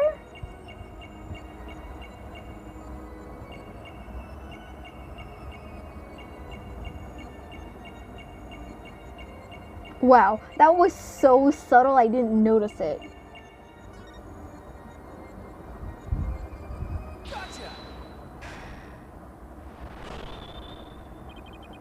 Juniper, you start coughing when you're under stress. Oh, that was her coughing. I thought it was her heart beating faster or something. You can't hide it from me no matter how hard you try. When you said, and never causes trouble, a cough escaped and it made your scarf flutter. As for why you were stressed, it's because you were lying.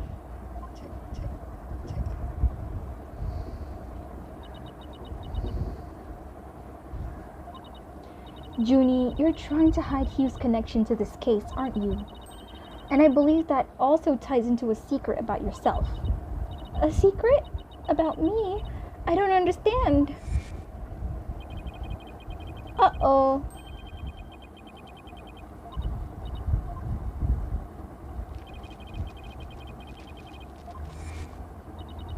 He ended their friendship after he found out about Junie's secret, which means Hugh must have felt betrayed by Junie, making her...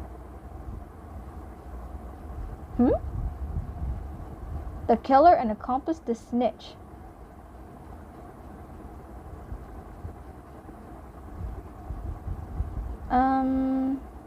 A snitch?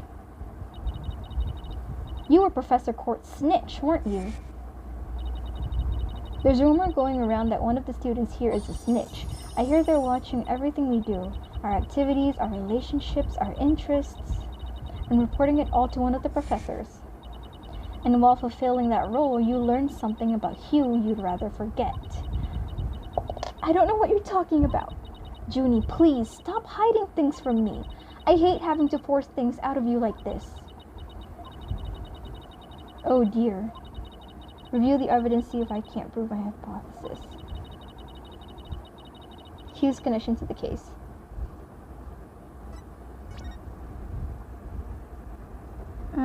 Probably not this one. I meant this one.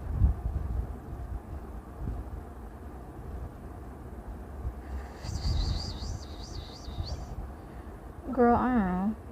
Is it this one? I don't think so.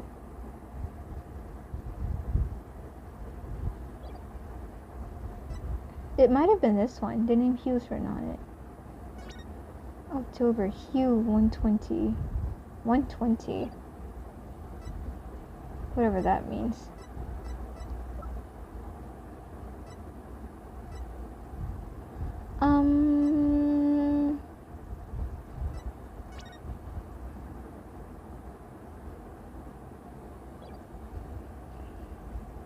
Hugh's connection to the case.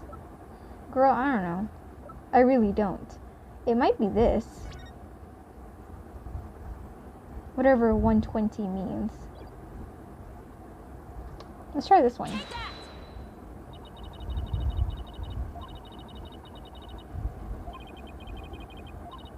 Okay, I got it wrong.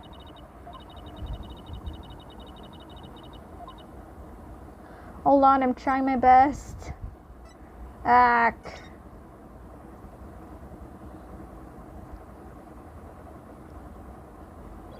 Routine report?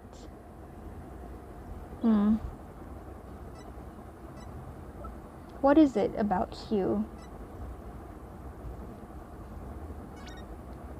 Something that proves Junie's the snitch and Hugh's connection to the case.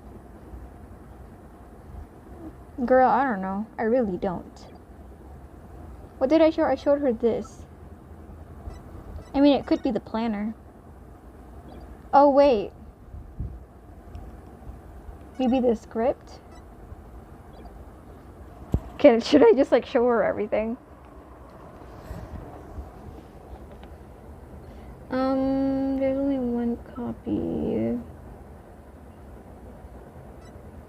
It's not this one, not that one.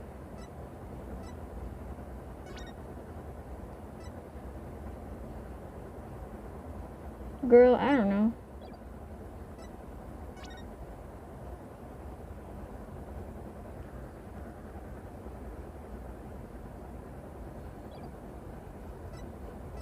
I don't know, actually. Hold on. I'm thinking. Maybe it's a planner. No. It is. It's the planner. Routine report. I believe this is meant to mean when the snitch would report into Professor Court. I also believe Professor Court planned to meet Hugh in private based on the snitch's info. And from their meeting, Hugh must have put 2 and 2 together and figured out your secret. So you see, it all makes sense if you're the snitch, Junie. Well, are you? Junie, darling! Forgive me, Athena. I've been lying to you this whole time. The truth is, I suspected Hugh from the start. You did? Now this is surprising.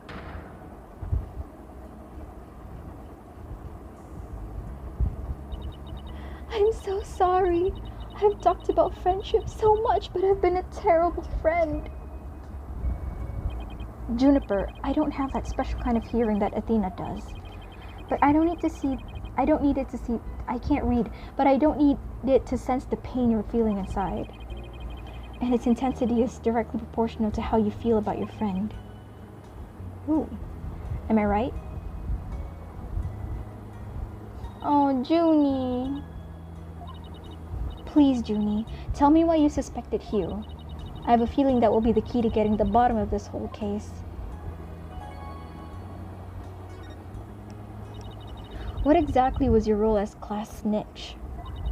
Professor Court had told me how Academy alumni had strayed from the path of justice. The dark age of the law, huh? She didn't want any more of our students going astray like that, but few others at the Academy shared her view. I thought her ideas were beautiful, though sad and unrealistic. She asked you to be her eyes and ears, didn't she? I used to report to her once a month about any wrongdoings I'd seen or heard about, and that report... Oh, sorry, that's Apollo. And that report session in her planner, the one from October 22nd, was a part of that? Yes, that's when I reported Hugh to Professor Court. She snitched on her own friend? Well, to be fair, she did it for the greater good. Snitching sucks, man. Like, both as, like, I don't know. The act itself and also being a snitch. Like, for someone as soft as Junie, being a snitch surely hurt, especially when she's snitching on her own friend. Like, bestie trio thing. I had accidentally overheard Hugh talking. What did you hear? He was talking to someone on the phone. I think it was one of his parents. What were they talking about? Something about having paid money for good test scores. I only overheard him talking, so I never did find out who the money was going to. What? That's bribery. He was buying his way through school, and if that's the case, then that evidence that always seemed out of place might actually be about his secret. This one? 120. Whatever that means.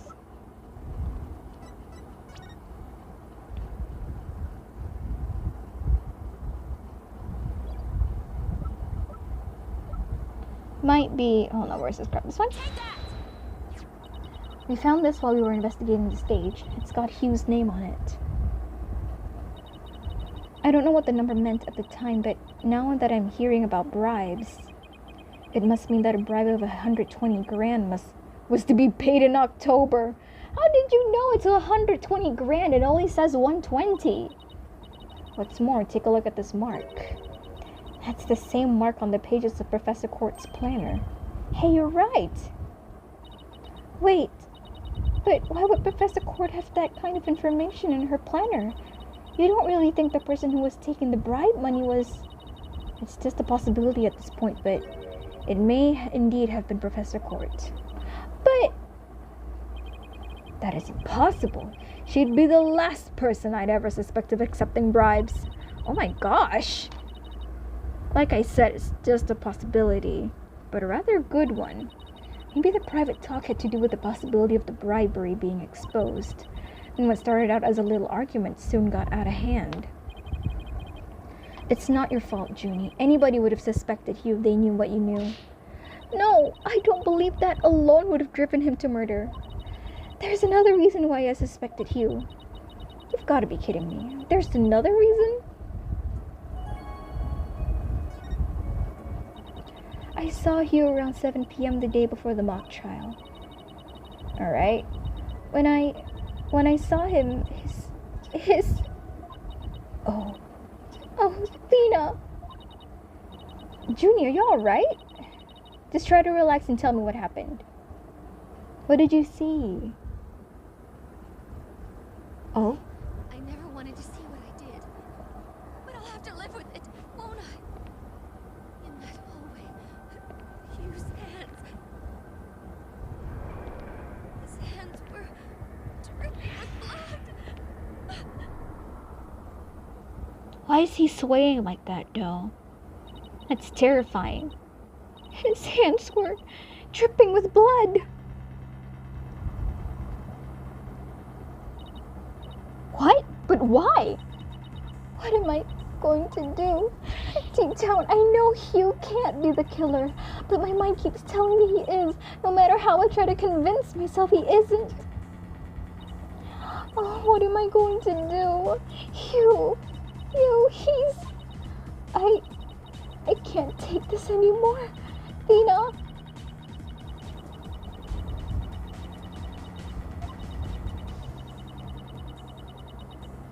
Wow. Junie, it must have been terrible holding all of that in, but it's going to be okay. I'll get to the bottom of this. And that's my promise from one good friend to another. I'll be defending Juniper tomorrow, if that's okay with you, Professor Means. My main concern is whether you can defeat that prosecutor. Of course I can, I've done it before. But I won't try to stop you. I'll be watching from the gallery, and shall look forward to seeing what sort of results your methods can produce. Good luck tomorrow. Now if you would excuse me. Bye, Professor Means. I hope I never see you again. Athena, I'm sorry. I really mean it.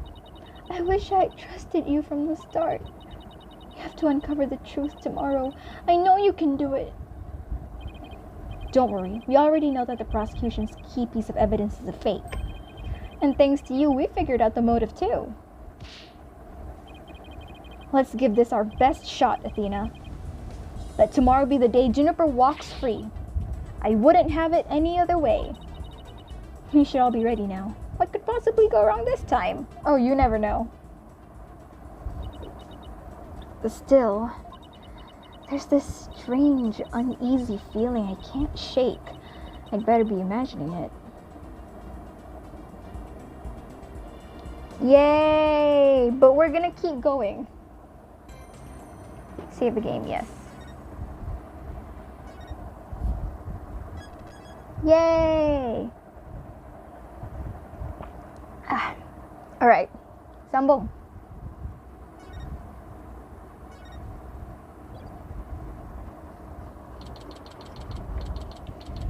Whew. This is going to be a long stream. Were you able to sleep last night? Huh? Oh, sleep. Sure, I slept. For a grand total of 0 hours. Athena. Hi, Prosecutor Gavin. Guten Morgen, you two. You look like you're ready to put on a real show. But before you do, I have a good luck gift for you. Ooh! The voice print analysis came back, and the results couldn't be more clear. The voice in the mock trial and the tape recording are one and the same. Yay! In other words, the recording's a fabrication. Yippee! Awesome! The lab is continuing their study of the tape. So far, they found signs of overdubbing. But it's going to take a little bit longer to recover the audio that was erased. Oh, what's that? Who's there? Did you see who it was? No, I got a quick look, but they got away. I think it might have been Hugh. I bet he was eavesdropping. I wonder if he saw our hand. Oh, I'm sure he wasn't the only one just now. I bet Robin and Boxgirl were listening in too. I will make sure they don't make a run for it. That is my final gift to you. Thanks, Prosecutor Gavin. Okay, all that's left now is to reach out to the truth. Reach out to the truth. Sorry, wrong game. Time for a mini Course of Steel workout. Apollo, I can't do this. I've been talking for an hour and 50 minutes. My voice low-key feels sore. I'm Apollo Justice. And I'm fine. I'm Athena Sykes. And I'm fine. I'm Sky and I'm not fine, dude.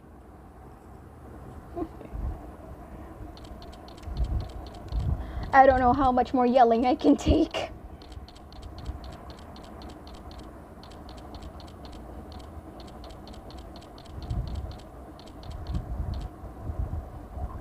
Wee.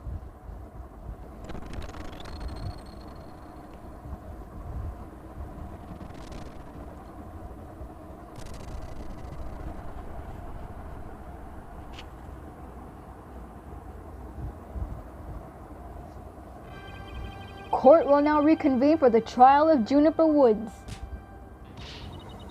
The Sykes Brigade. The defense is ready, Your Honor. The prosecution is ready as well. I mean, isn't that right, Prosecutor Blackquill? Yes, well, moving right along. Yesterday's adjournment was unexpected yet necessary. But I'll be running a tight ship here today, so no funny business from anybody, understood? Your baldness, Robin Newman and Hugh O'Connor have recanted their confessions. But later I shall grill them at leisure to find whether I can charge them with perjury. Well, this sure complicates matters. Still, one must not One must not overlook the facts. Now, about the school camera photo that was submitted yesterday. A pity, but that evidence is no longer relevant to this case. The art room clock runs fast. It cannot function as an accurate measure of time. As for the bungling detective who overlooked that, he's paying for his failures as we speak. With a salary cut? Or is he paying physically? Oh dear. Poor Detective Fulbright. I hope he returns to work with all his body parts intact. I mean, it'll be a miracle if he even returns with his personality intact. But if that's the case, then what will we... The accused is the sole person who could have moved the body from the art room to stage. And I mean to prove it here this day. And it's just like Detective Fulbright said. But what else does he have up his sleeve? My understanding of this heinous crime thusly, I don't know, fancy words. The murder took place near the center of the art room, as evidenced by the blood stain.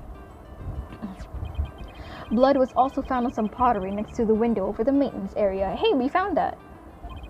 Which is to say, the body was carried over to that very window.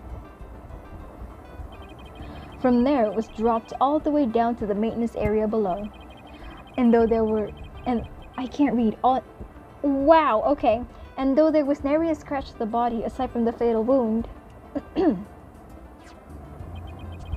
that too was per the script. A high jump mat was employed to cushion the fall. Then a ball cart was used to haul. Wow, I can't English today. Then a ball cart was used to haul the body over to the stage. That's not very clever. I mean, it's the same exact body moving scheme as the script. Anyone could have moved the body that way. Objection.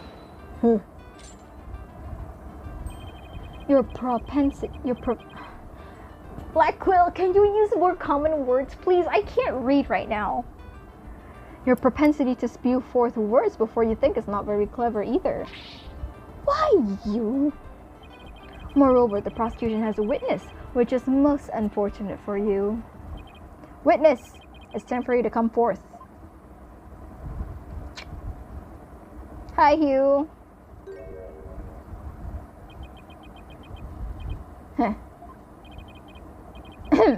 Well then, will the witness please state his name and occupation? Hugh O'Connor. I'm a senior at Deems Eagle Academy and I'm studying to be a lawyer. Yesterday I told that lawyer there that I would testify to the truth, so I intend to cooperate fully in today's trial. Happy now, Miss Sykes? What's he up to now? The court appreciates your cooperation, Mr. O'Connor. Now, your testimony, please.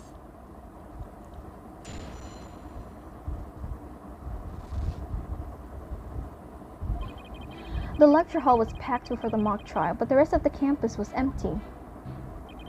That's when I saw Juniper dragging a large mat from behind the stage. I was watching her from a vantage point between the stage and the maintenance area. She was heading towards me, so I assumed she was on her way to the maintenance area, but I didn't have time to stand around and see what she did after that. The real truth hurts so much, doesn't it, Miss Sykes? Or maybe you thought I was going to bring up something else entirely against your client? Ugh. Never a snappy comeback when I need one. He's coming straight at us today, using any means possible. To protect the students who had to climb up high when setting up the stage, a mat was brought over to the stage from the storehouse. Our client is the student council president. What's wrong with her taking it upon herself to put the mat away after they use it? Objection. Oh, there is plenty wrong. There is but one mat in the entire school that could cushion a fall from such lofty heights. Ergo, the mat in question was indispensable to moving the body. Dang. I think I get it now. The drag marks we saw behind the stage were made by the mat. If the only mat of that thickness was where the body is assumed to have been dropped, it would be I can't read. It would be hard to deny a possible link to the case. We're off to a bad start again. You sure you're okay, Athena? It's game on, Hugh. Game on. I'm gonna turn your arrogant perfect score grin into a teary-eyed frown of failure.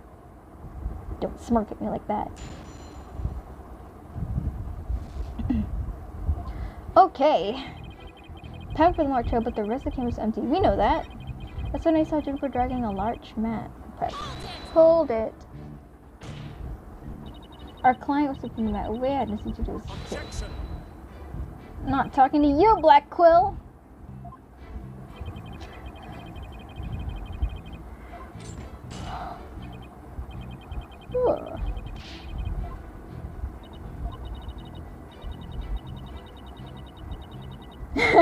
If we win this one, I promise to donate another thick mat to the Academy.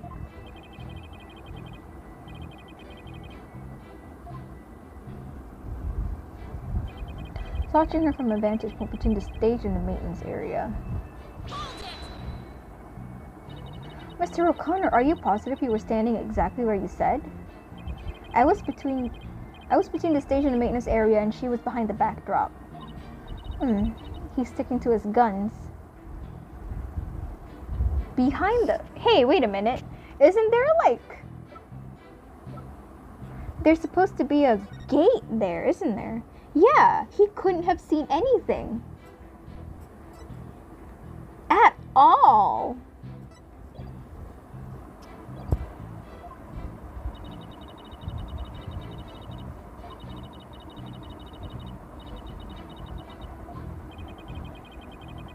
I had my glasses on. How dare you? There's something fishy about your vantage point. You couldn't have seen it, and before I present my evidence, I'm going to save. Just in case, you know? Okay.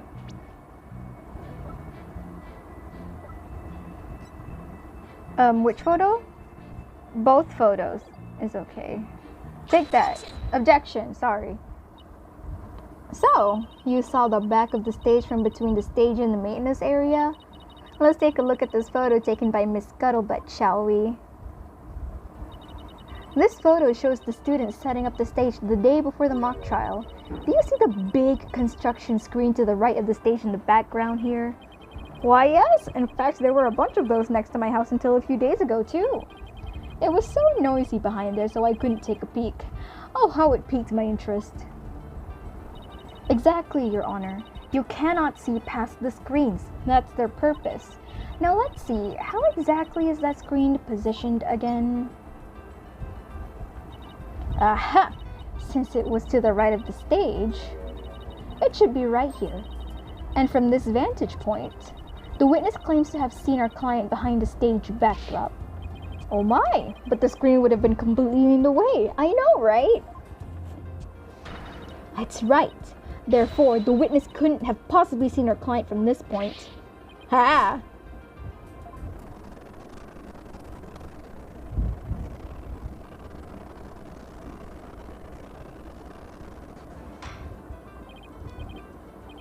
Mr. O'Connor, have you been lying to this court? The screen, right. It must have slipped my mind. What? Are you telling me you, Mr. Genius, forgot something as literally as big as that?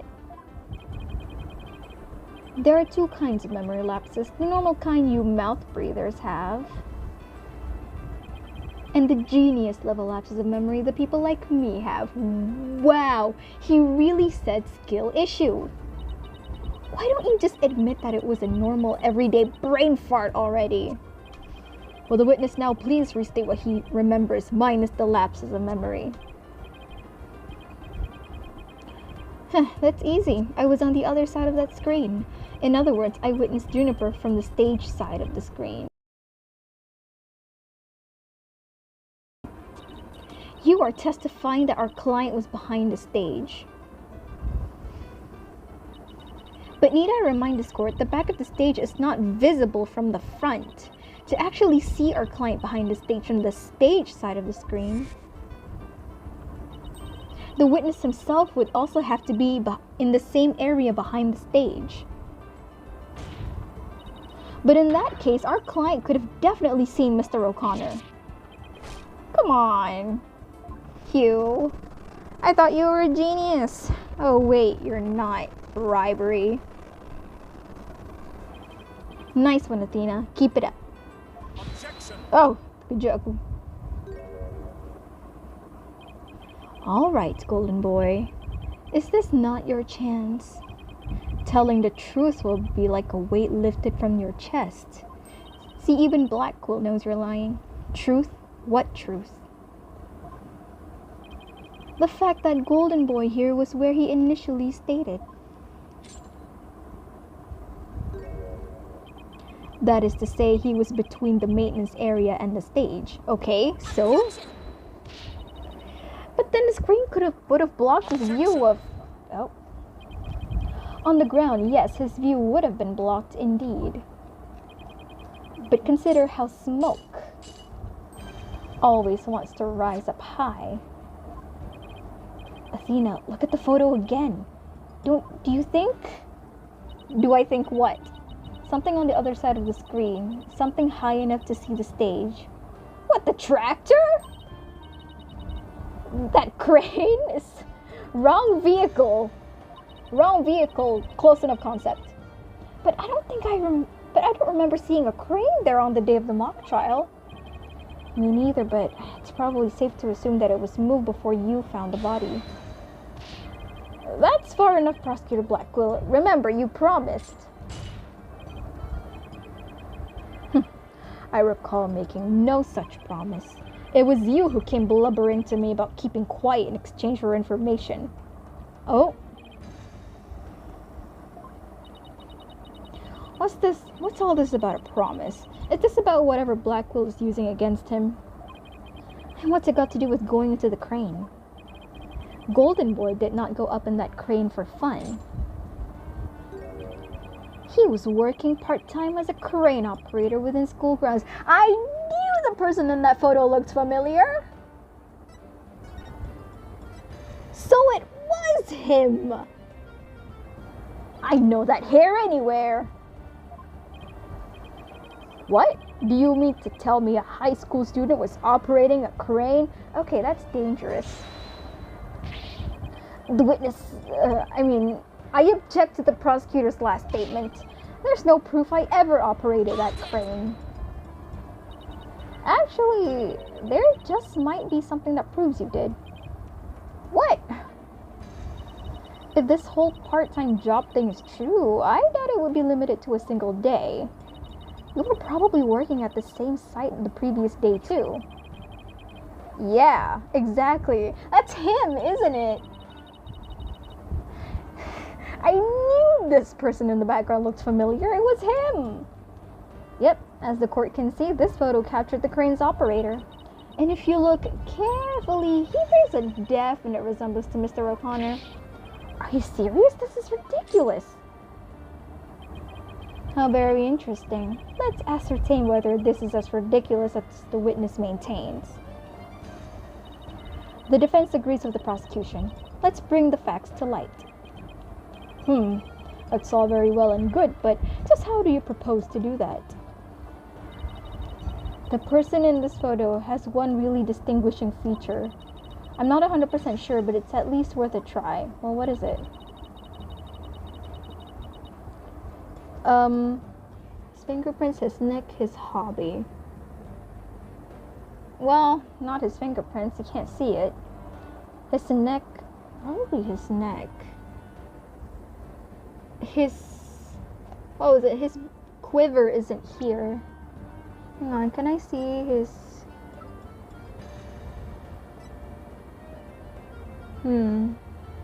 There's nothing on his neck.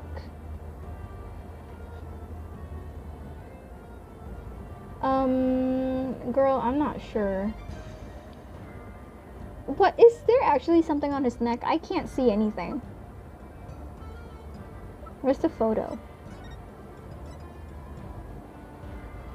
I mean, I see an orange looking thing on his neck, but I'm not sure what it is.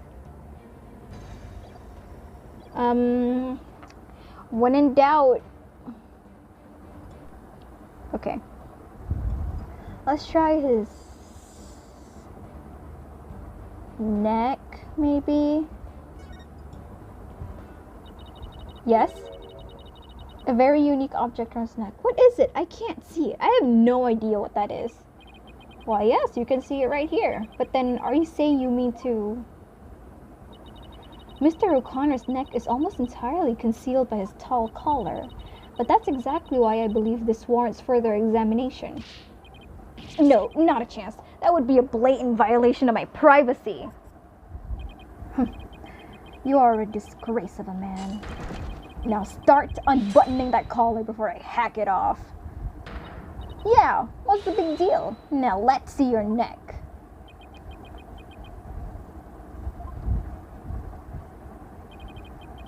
I guess I have no choice. What is it?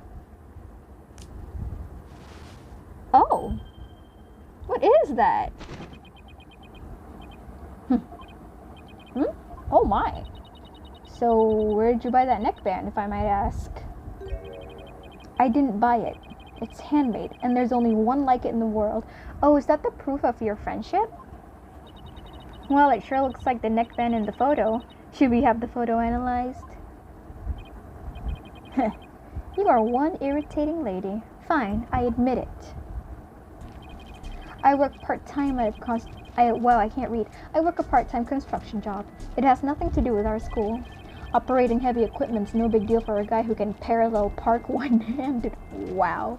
That's amazing, actually. But I never expected one of my jobs would take me to my own school.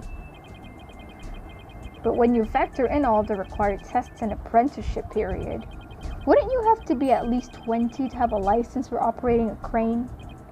Oh, about that. You see, I'm a genius, so, you know. Let us dispense with this inane charade, golden boy. No, Prescott Blackwell, please don't.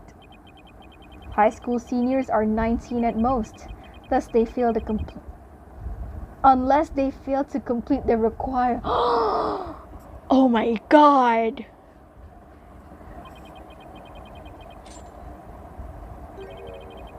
But that does not apply to you, does it, Mr. O'Connor? Is he actually older?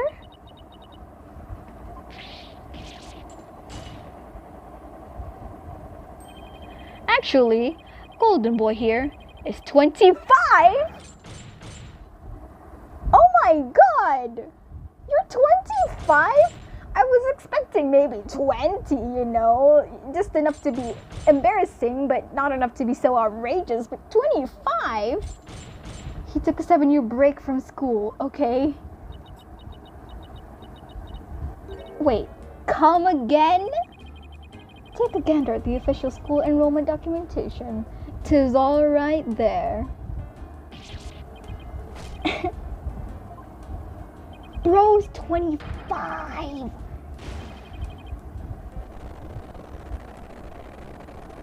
And the crowd goes bananas?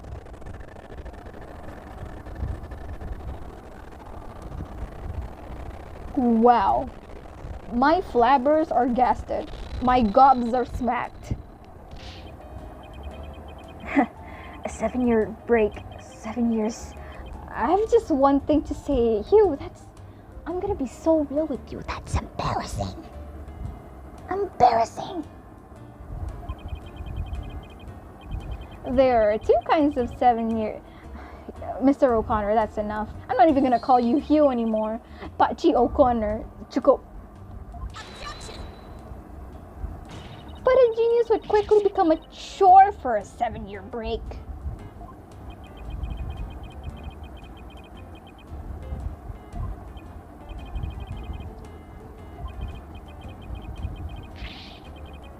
I just happened to make mine only 7 years in a row. If it was maybe a year or two, sure.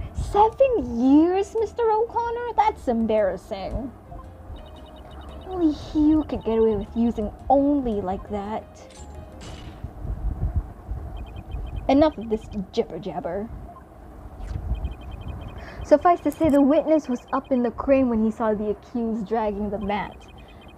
The accused readied all she needed to move the body immediately prior to doing so.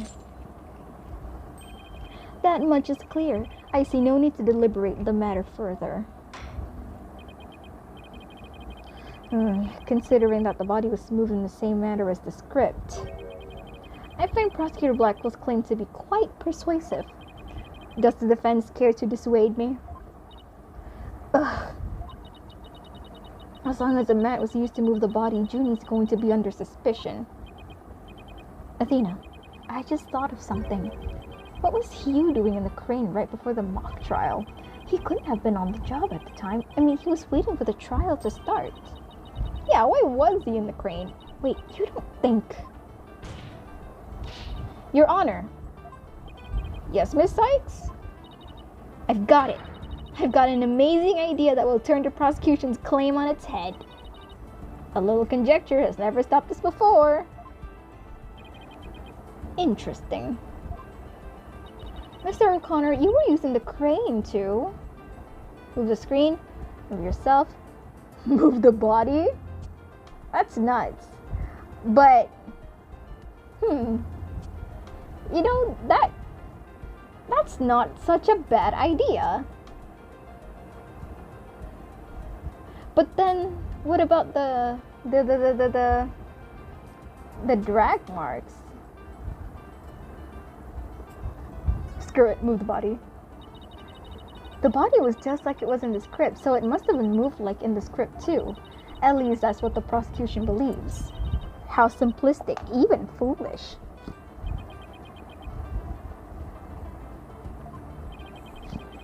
Those are pretty strong words, Athena. You sure about this?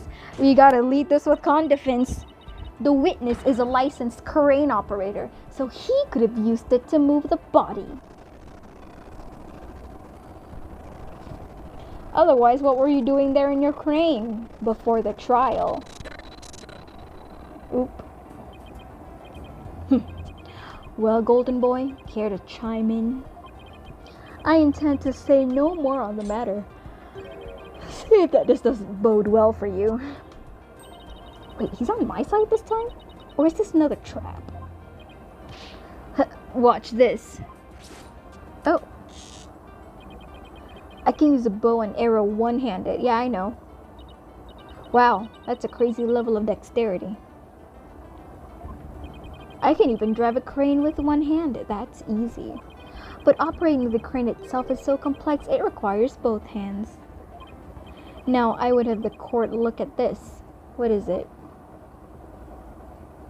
Oh, your hand is injured.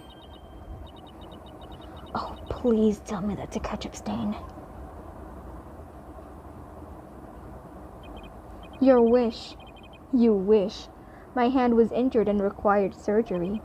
That's the reason I kept my hand in my pocket all this time. I've already verified this with the hospital of treatment. Quite a nasty wound, they say. So, how'd you hurt it? I see no need to discuss that. It has no relevance to this case. You never know.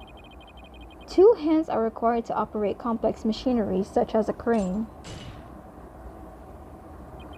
Ergo, on the day of the mock trial, the witness was incapable of moving the body by crane. Now I'm the fool? Indeed.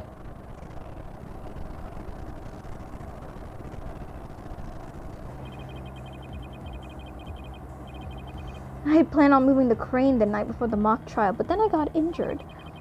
Wanting to keep my part-time job a secret, I had to do it just before the mock trial instead. And here I thought this was the big break we've been waiting for. Now that the defense's sophistry is laid bare, I would have the court recall my claim. The body was dropped out of a third-floor window to a mat near the maintenance area. Then the ball cart was used to move it to the stage. See, I have been paying attention. Well done, your baldness. Now consider this. The accused was sighted dragging that mat, ergo it was she who moved the body. Click.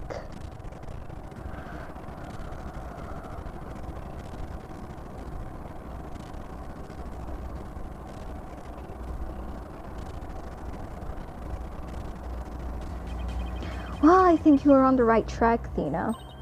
You do? Yeah, Juniper remains the prime suspect if we assume the body was moved per her script. So, as a defense, you have to figure out how else the body could have been moved. But, like, how else? Like, it wasn't the crane. Oh, the banner! It was tied up and there was blood on it.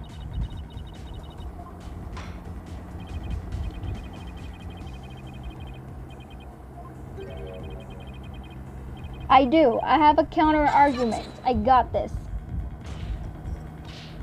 No, not yet. All I have to do is show that the body wasn't moved like it was in the script, right? Well, that would show that the mat had nothing to do with this case. There is a sort of great renown that cuts down sophistical lawyers. Its name is evidence. Okay, drama queen. Just, you don't scare me. It's a weird mix of terror and creepy grin. I'm scared, Apollo. Let's focus on how the body could have been moved without it being dropped. How could anyone lower it just without just dropping it? It's not like it could fly, no, but it could swing on a banner. Zip. That's our clue right there. Someone could have easily used that thing. Huh? Oh, yes, of course. Miss Sykes, the court would like to see what you have for us. All I have to do is show the tiniest shred of a possibility. The mat and the ball cart weren't used to move the body. This is what was used. The banner, if I can find it. Yeah. Take that. The key here is the thing that ties the art room and the stage together. Might I propose an idea? It might do you all to tie your lips together lest you further expose your ignorance. Okay, Joker. So funny. This isn't exactly the time for black comedy, Prosecutor Blackquill. Anyway, the court will recall the wire on which the school banner was hung. That wire was strung between the art room and the stage, which allowed students to run or reel in the school banner from the art room. The body could have easily been lowered down to the stage via this wire. Yeah! Tell him, Athena!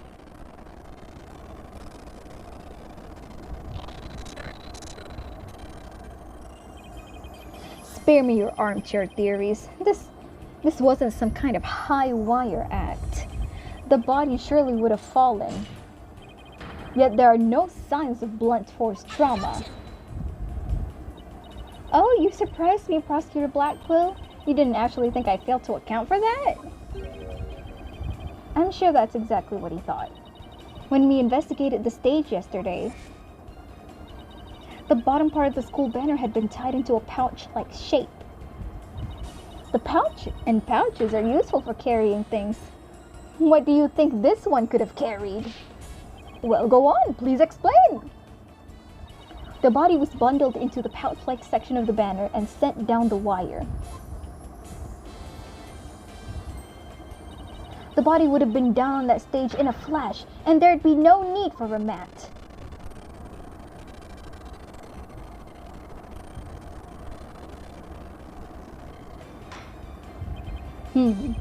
I've heard the phrase carrying the banner. What the banner doing the carrying? I've no patience for you and your cheap parlor tricks. Your claim is as shaky as a corpse performing that absurd high wire act. If you have an actual objection, then just come out and say it.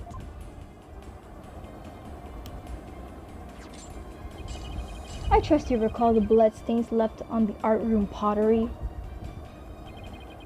If the wire had been used to move the body, it would, I can't read. It would have to be via the window above the quad, the one with the winch. However, the bloodstained pottery was next to the window above the maintenance area.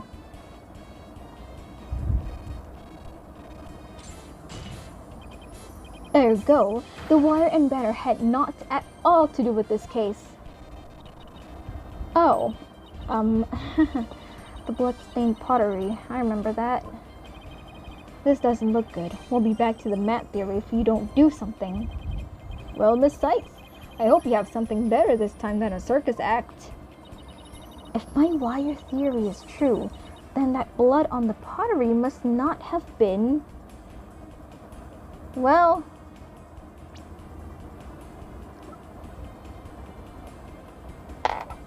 There's no way that would have been glazed, right? Like, no way.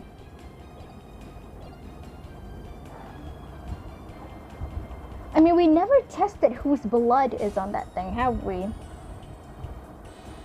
It couldn't have been the victim's, maybe. It's either not blood at all or the victim's blood. And I don't see anyone glazing pottery like that. Maybe it's not the victim's blood. Did the police check to see from whom the blood on the pottery came from? Shame on you, Sykes Dono. Have a little more respect for the constabulary.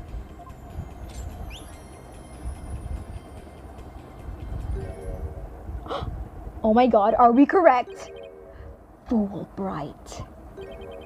Looks like they didn't check it. Don't let it get you down, Prosecutor Blackquill. Everyone makes mistakes. Spare me your cheek. We will know not either way till the tests are run. True, but in the meantime, I'm going to press my claim as far as I can. Your baldness. I demand that the blood on the pottery be analyzed this instant. Of course, it shouldn't take long to get the results back. Yippee! So do we have it? Oh my, that was quick. Or history if it turns out to be the victim's blood. Please, please let it be someone else's. Oh my god, am I correct? Yes! It seems the blood was not from the victim. What? Furthermore, a comparison with other parties involved with this case reveals that the blood belongs to one Hugh O'Connor. Ayo. So that's how his hand got injured the day before. Score!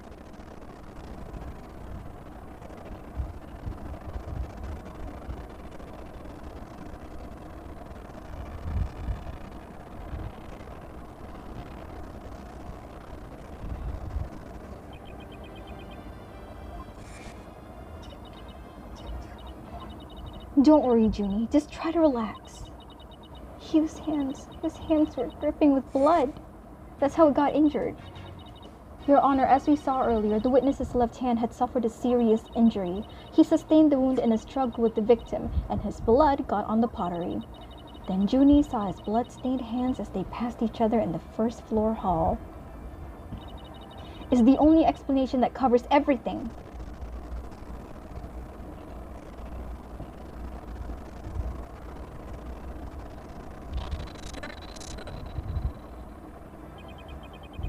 There is but one way now to turn aside her blade, but do not cast the blame on me.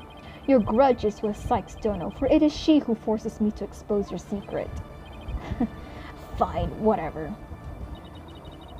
Wow, how much dirt does he have on Hugh? I don't want to know.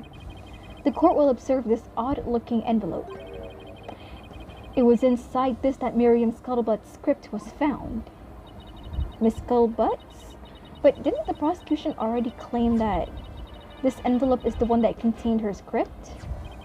Circumstances have changed. You see, Golden Boy had hidden this from us all. What? Let's see here. My word, talk about the world's most painful paper cut. What is that? Indeed, you can clearly see that if this envelope is not opened correctly, a powerful spring-loaded blade will shoot forth, leaving a horrible gash upon the hand. Oh no! That's an awful, awful prank! The only one who had been told of the correct way to open it was Constance Court. Wow.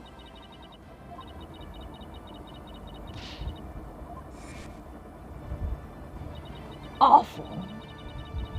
Yikes! Miriam wasn't kidding when she said that.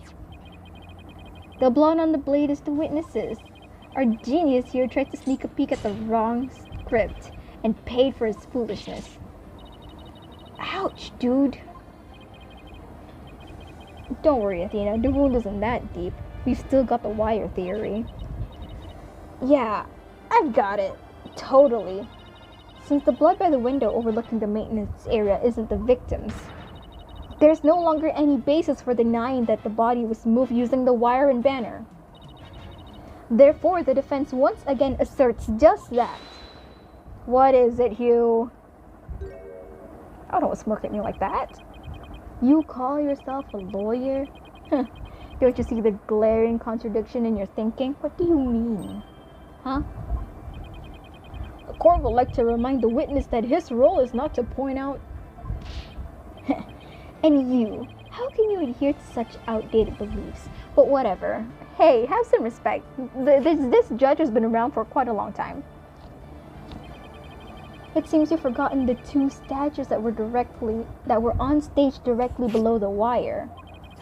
A body sent sliding down that wire would have crashed into them. Care to explain that away? Why, I believe he's right. The statues and the wire are extremely close together. Ugh, so the body would have collided with the statues? What if they did collide? Wait, that's it! I think they did collide. They're broken! Speaking of those statues, we still don't know how they were broken. I love the representation of the statues here. But if we assume the body crashed into them, that would also explain that loud sound we heard while we were in the waiting room. Oh, now that you mention it, you and Mr. Wright went out to the stage after you heard that sound, correct? Interesting. How very interesting. But may I ask just one question? When was it that you heard said sound? Oh, it was during the mock trial. Uh-oh. It was a little after the mock trial had started. Mr. Wright and I were practically bored to tears there in the waiting room when, oh. Precisely. If that sound you heard did happen while the body was being moved, that would place it during the mock trial. Oh, that means the body wouldn't have been there before the mock trial started.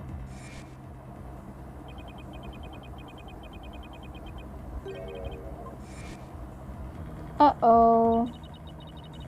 You saw the body before the mock trial. If so, then my claim that the body was moved during the mock trial doesn't hold water. Stupid contradiction. It's going to get me and our case killed.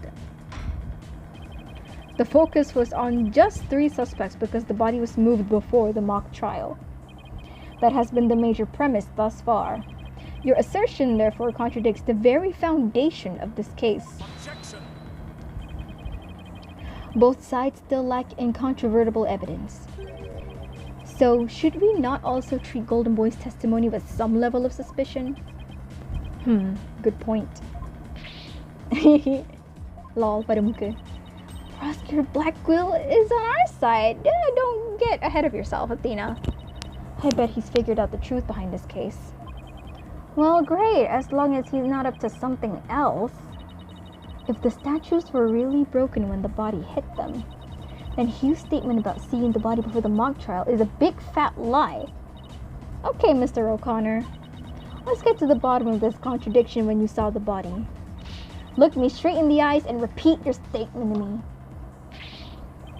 Ayo.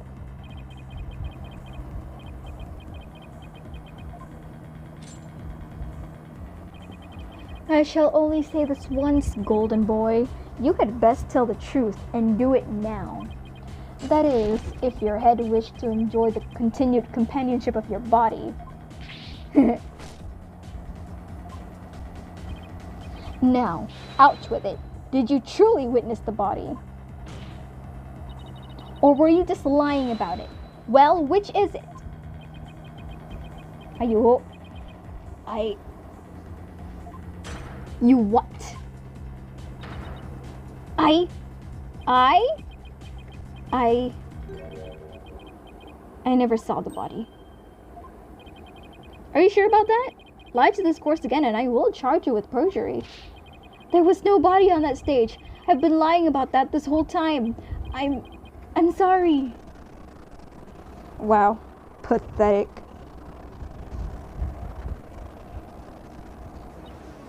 Yes!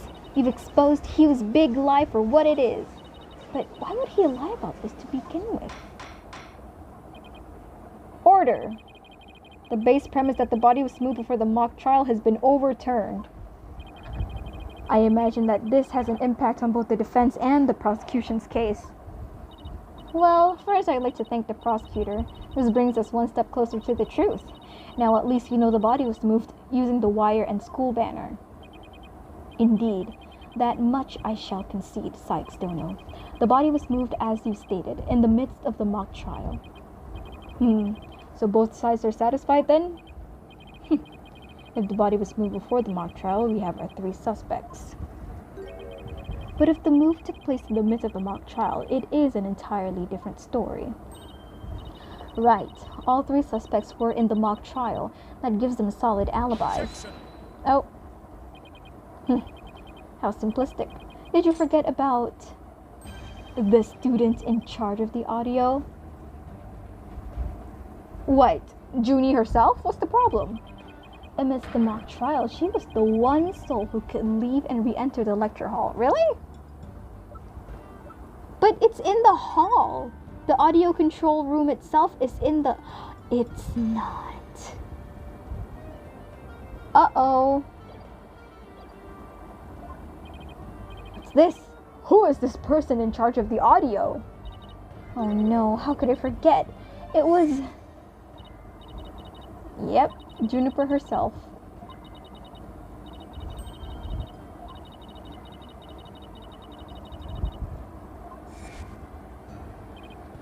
Indeed, the one who could enter the art room amidst the mock trial to move the body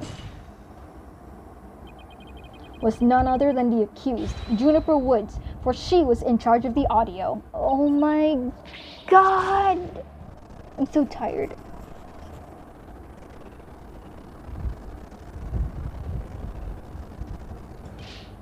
Why, yes, I see. That does make perfect sense.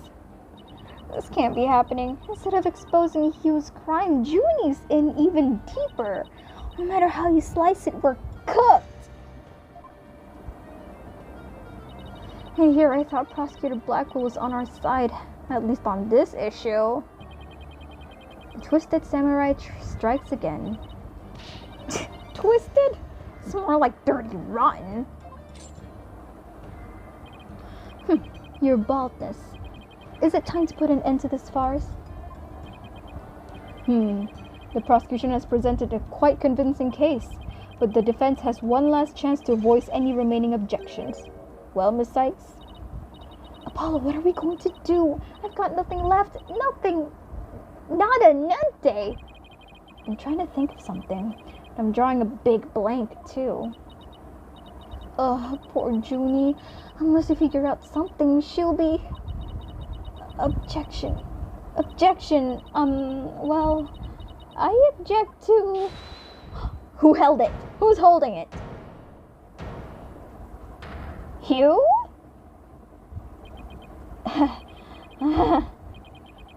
Oh, stop right there. I don't like seeing you regain your confidence. All ears to me. It's time you heard about the rare genius of Hugh. Oh God. Okay, okay, golden boy. Speak your voice, whatever. Say whatever you want. What in the world? Listen, and you will hear the secret behind my perfect crime. Oh.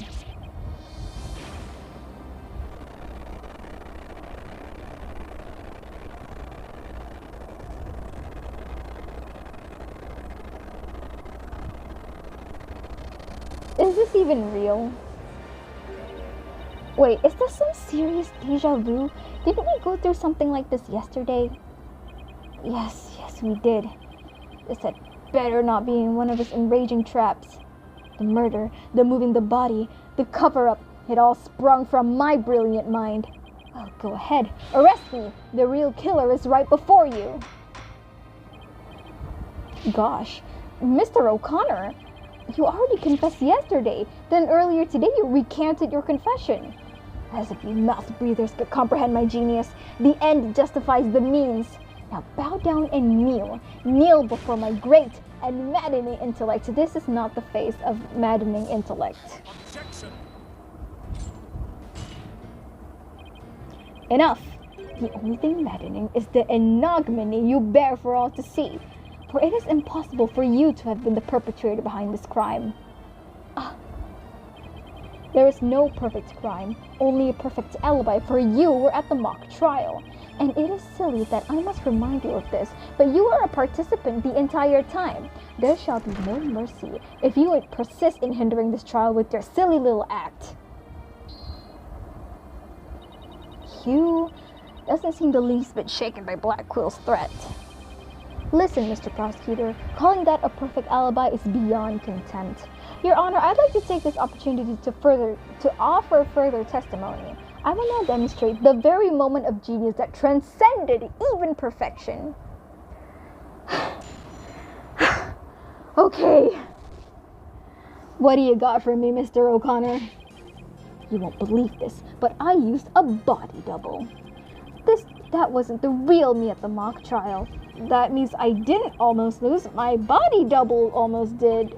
I slipped out stealthily while my double took care of the trial. I had to run up the campus. In short, I'm the killer. Juniper's innocent. Yeah, no, it is giving last-ditch effort. Mr. O'Connor, what proof do you have of this body double? The whole court is silent. The court is silent. I have a question I was hoping the defense and prosecution might help answer. Is it just me, or does the witness's testimony make no sense at all? No, it's not just you, Your Honor. All I got from listening to that was a headache. Yeah, that was just plain weird, especially the whole thing about a body double. Well, I'm relieved it's not just me. And the prosecution? Your baldness. Summon an ambulance this instance. The witness is stark, raving mad. Yes, I think that would be for the best. Now then, let's pretend that never happened and move on to my verdict. You people don't believe me? Is he being serious? It's not a matter of believing you. It's more along the lines of questioning your sanity. Yeah, the funny farm just called. They want their genius back. Shut your pie holes. The intellect of a genius transcends even logic. No. You can't fight the laws of nature, I'm afraid. Besides, don't you guys have that weird device for testimony like this? What, you want Widget to help you? Widget's not a weird device, and I don't waste him on ridiculous testimonies. Easy there, Tiger. Think of it this way. We don't want a verdict to be passed just yet. So how about we give Widget a try? Oh, just because? Well, this is against my better judgment, but I like to conduct a short therapy session, see if he's really actually crazy. Maybe if he is actually crazy, at the very least, we can send him straight to a psychiatrist. No need for an assessment. Your better judgment? I'm a judge and it's far beyond mine, yet I find it hard to say no. Prosecutor Blackwell, I trust you have no objection. Prosecutor Blackwell? Oh, he's gone. Where'd he go? The prosecutor said, rubbish. We will be out on a stroll. Then left with Detective Fulbright. He's not even gonna be here to witness this. How does he get away with stuff like that? Yeah. Well, at least his bird is still here. Then I'll interpret that as meaning he has no explicit objections. Alright, Miss Sykes, you may proceed with your therapy session. I've seen my share of crazy trials, but this one takes the cake. Well, again, at least his bird is still here, I guess.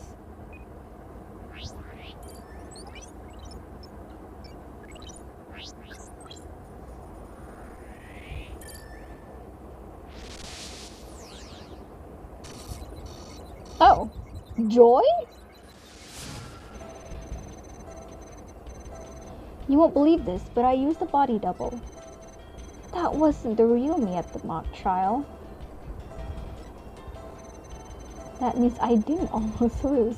My body double did. I said that's healthy when my body double took care of the trial. Wait. Oh, even the body double had this thing. I slipped out stealthily while my double took care of the trial. I had the run of the campus. In short, I'm the killer.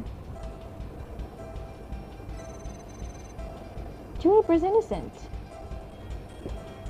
Right. What do I do about this? I don't know what to question. Wait. It's green.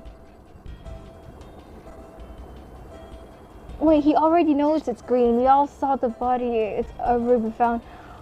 Okay. Oh. But his prints is not on the all. Her blood was found on it along with Junie's fingerprints. He couldn't have been the murderer because his fingerprint is not on the thing. O'Connor. Can I point at the all? No. Court. What's causing happiness? That's not right. I thought you said you don't care about her. What's causing happiness? It can't have been this. I almost didn't lose. My body double did. That wasn't the real me at the trial. Something's causing happiness. I don't know what. It would be Junie, won't it? The only possible explanation, the one that's causing happiness, would be Junie. Let's try probing that. I am correct. Mr. O'Connor, yesterday you said that you didn't really care about Miss Woods anymore.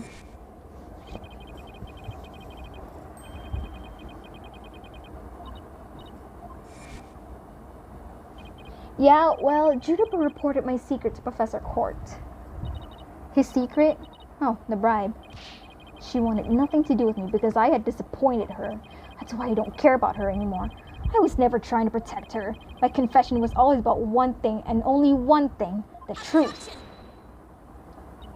Mr. O'Connor, you feel great happiness in the fact that you helped set Miss Woods free. So much so that it overshadowed all of your other emotions. What are you... I can hear it clearly now, Mr. O'Connor. The discord you've been trying to suppress. People don't normally feel like you do when you confess. So Hugh really was trying to protect Juniper? Yes, I'm sure of it. Hugh's feelings for her are the real deal. Well, that's awfully gross considering you're 25 and she's 18. Oh wait, she's already... No, she's still in high school. Shame on you. But then that means his confession is... Finally figured out the obvious, have we? Who's speaking? Hi, Blackwell. Welcome back. How's your stroll? Was it nice? Why, Prosecutor Blackquill, you're back. The confession was naught but lies, save for the part about being in the mock trial. Can we all agree now that the killer is the one in charge of the audio, i.e. the accused? Why couldn't you have taken a longer stroll? No, you haven't unraveled the genius of my body double trick yet. You can't be serious. Do you really expect us to believe you had a body double? Yes, I do. But if you think I didn't, then prove it. Either we quit here and Juniper is found guilty, or we play along with Hugh's delusion. Let's go with the least worst choice. But first, let me update his testimony. Oh. Surprised? That wasn't the real me at the mock trial. That means I didn't almost...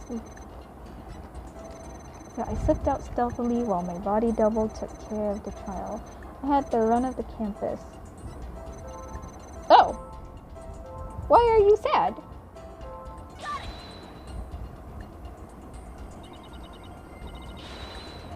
No?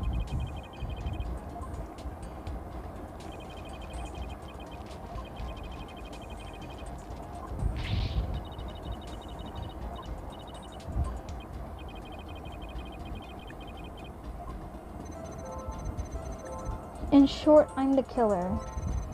Juniper's innocent. Why are you even happier there? Again, why do you feel sad? I understand why you feel happy. Because you feel that way about Juniper. You're happy throughout because you're talking about Juniper. But why are you sad? No? No.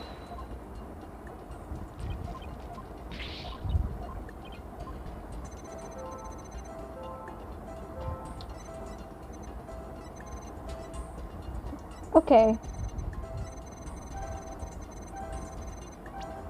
What's this? No. Hold on. I'm trying my best. This wasn't the real...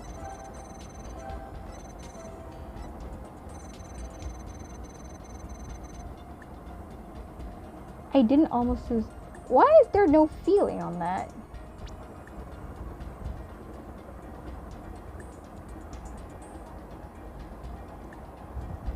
Maybe it's the fact that he feels nothing about it? Does he even know he almost lost?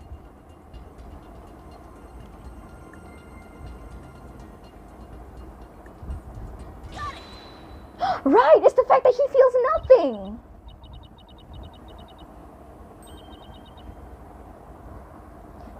I didn't almost lose, you say?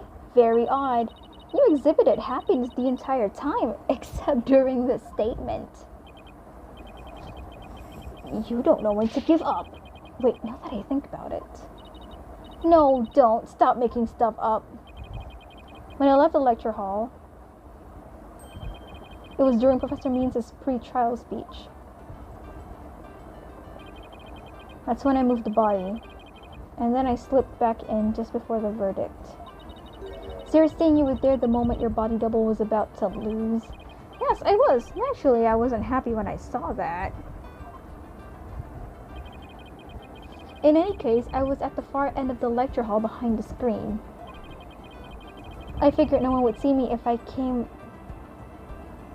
Oh yeah, I forgot he's a lawyer, not a prosecutor. I forget. Sykes Dono, how much longer will you indulge him in this charade? Ugh. However long it'll take, I guess. The faculty seats on the balconies are a different story and have a splendid view. I thought you could do better than that. The lawyer's bench is on the right side when facing the front of the hall. I used the door on the right side near the lawyer's bench. That means my movement were only visible to someone on the left balcony seat, which means only Professor Means could have seen him. But that seat was empty at the time, which is only natural. Why? No, that's Professor Means' place. Hold on. Girl, you lying. Why the heck you lying? That's Professor Means' spot. That can't be right. Because it's not right. This one. Take that. I have no idea where this contradiction is going, but I don't have any other moves at this point. I guess I'll just have to follow it and see where this takes me. You said that the left balcony seat was empty, but was it really? I saw it with my own eyes. It was definitely empty. But what about this diagram? According to this, Professor Means was supposed to be seated in the left balcony seat. Ha! Tantak betul. Professor Means is the real killer. Maybe I'm right. But if you left the lecture hall during his pre-trial speech, he would have been standing there at his seat addressing the students and faculty. Ah, ayo.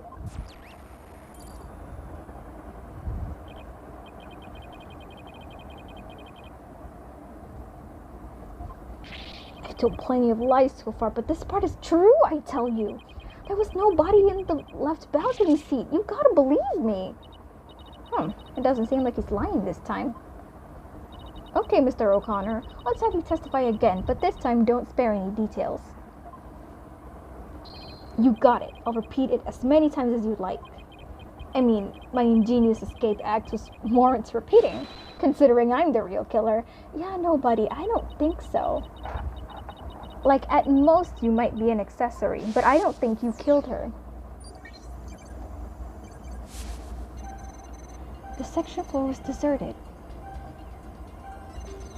Why won't you believe me? It's true, I tell you. I went out through the back door without anyone noticing.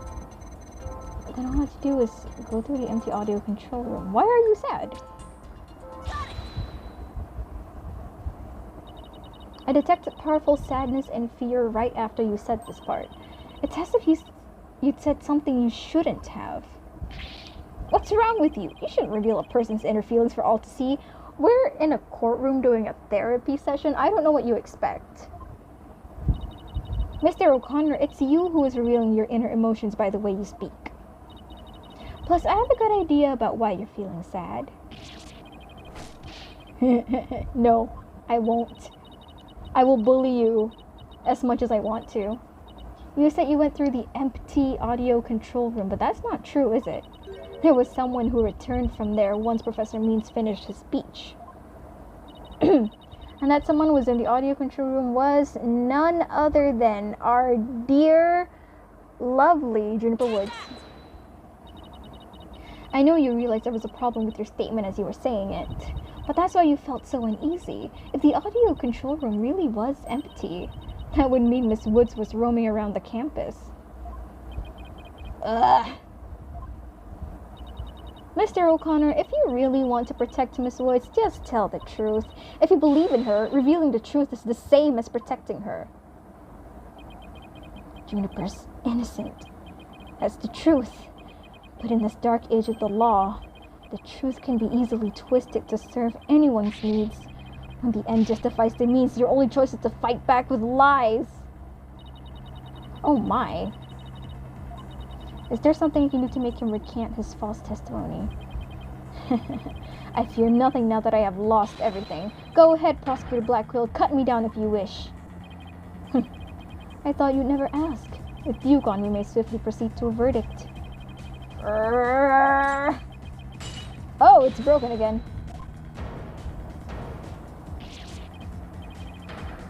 He broke out of his shackles again. Alright, please don't kill a man. Please. I don't want to be the poor accountant down at the detention center. Hugh O'Connor, in deference to your valor, I will limit your suffering with one clean blow.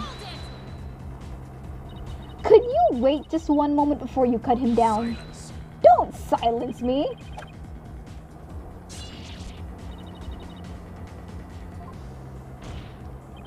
Careful, prosecutor. Remember that shocking experience you had last time. What shocking experience? I don't know anything about a shocking experience. Does anyone know anything about a shocking experience? Because I don't. Oh, the shocking experience. Right. The electrocution thing. I forgot. It's been a while since I saw that. Very well. Golden Boy may live. For now. Enough already, Mr. O'Connor. Miss Woods would never want you to protect her this way. She values the friendship between the three of you more than anything. It's where you're wrong. She doesn't feel anything for me now. But what does it matter anymore? I might as well tell you everything. This is, no doubt, news to you. But I am not and never was a genius. I mean, we figured that out along the way, but sure. Sorry, but I already knew. Me too. And don't forget me. Though in all fairness, it was pretty obvious. I love Mr. O'Connor's slander.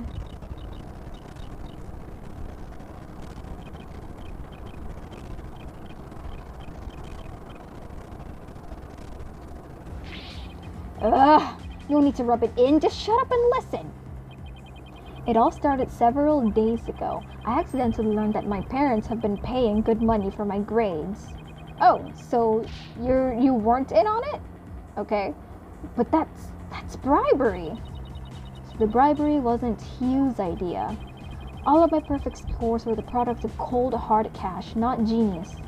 Even worse when I confronted my parents about it over the phone.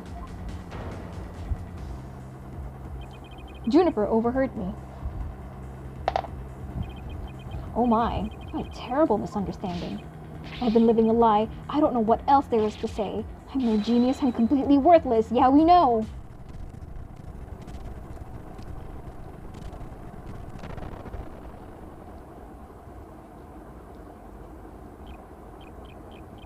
A perfect 0.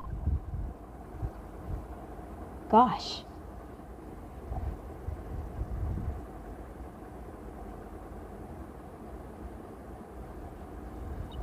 Hugh.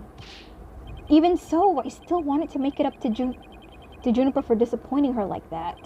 That's why I wanted to clear her name by pinning the blame on me. And she probably hates me now, so it'd be early for her to see me locked away. If you were trying to help her, then why did you testify against her? You were the ones who told me to tell the truth yesterday, so I thought if I did, it would help her. He wasn't trying to provoke us? It looks like we seriously misunderstood him in more ways than one. Yeah, I thought so. I knew he wasn't the killer. At the detention center yesterday, Junie was in tears when she opened up to me. But the truth is, the friendship between the three of them is still rock solid. Yeah, power of friendship. And there was something that could help me prove that to Hugh.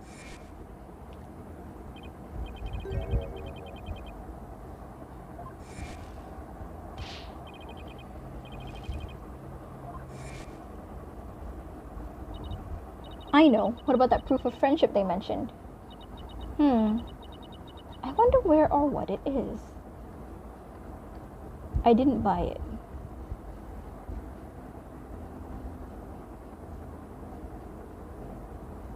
You mean that thing? I mean, it does look like friendship to me. It could be that. Maybe it's... No, that's definitely it. Headband around his neck. Mr. O'Connor, that band around your neck. That's your proof of friendship, isn't it? Proof of friendship? Is that anything like a proof of purchase barcode? In court, evidence is everything. That's why the three friends created friendship bands. Aw, friendship bands is the evidence that proves their friendship. Oh ho, how very interesting. And chic. If they have doubts about their friendship, they can look to the proof they have on hand. That's why Mr. O'Connor's hand always goes to his neck when he is pressured. It proves he still has feelings of friendship toward the other two. It doesn't matter if I wear it if those two... But they feel the same way too. I know they wear their friendship bands somewhere. Junie and Robin must both feel the same as Hugh. I just know it. Everything Hugh has said leads me to believe that. In fact, he may have also just told me that the others were their proof of friendship. Were they're hard to spot. Or easy to touch.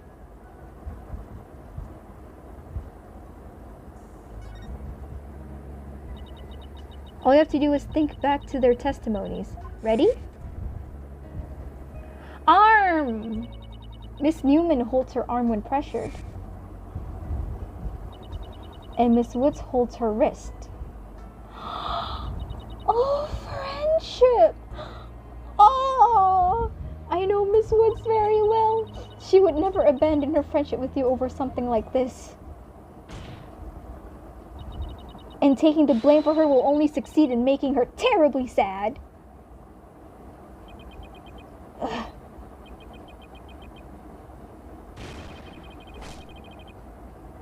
Wow, yelling. I can't yell anymore.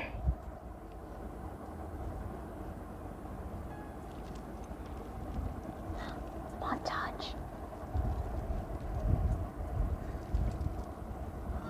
Oh! Robin, those bands of friendship that you made, just for the three of us. You may have forgotten about them, but not me.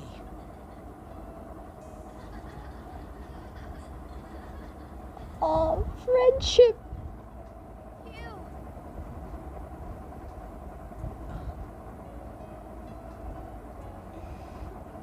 Hey, Hugh! And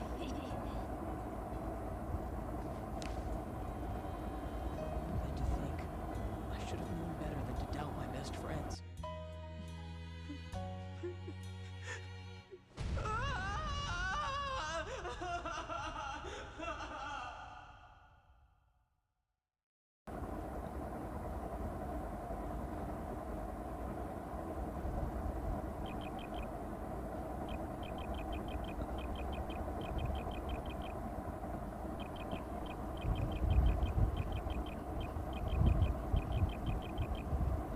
Hey, so I was muted for like a second just now because I was like, I was crying too. Goodness me. Oh, youth. Friendship. I didn't kill anyone, and I didn't have a body double. I didn't move the body. I didn't even see it. It may look like I'm speed reading Zen and the Art of Mastering the Bar exam, but I haven't read a single word. Oh, well, you could have fooled me. In fact, you did. Hugh. So, Miss Sykes, can I place my trust in you? I'm going to save Junie. So yes, you can place your trust in me. Then am I to understand that the witness is recanting his confession? Yes. Well, well, well, the plot thickens.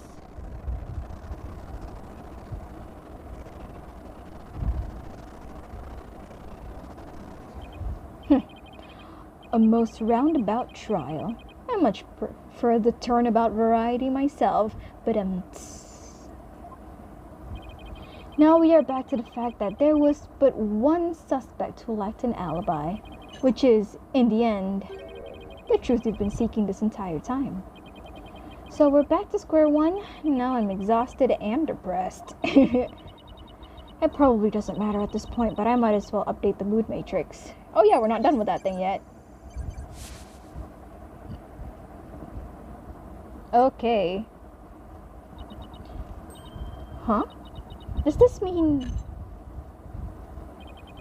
for the resistance is futile? Time for a verdict is 9. Oh gosh, that surprised me. Please wait. What sort of devilry are you up to now? What if our client wasn't the only one without an alibi? The trial would continue, right? Well, yes, I suppose it would. But after such a thorough investigation, does such a person really exist? Yes, actually! It's been right there under our noses this entire time. It's Professor Means! Yes, we found someone. It may have seemed like a major roundabout, But Mr. O'Connor's testimony has cracked this case. There's no more noise. He was telling me the truth now. During the mock trial, the balcony seat opposite him really was empty, which now means there is one person unaccounted for.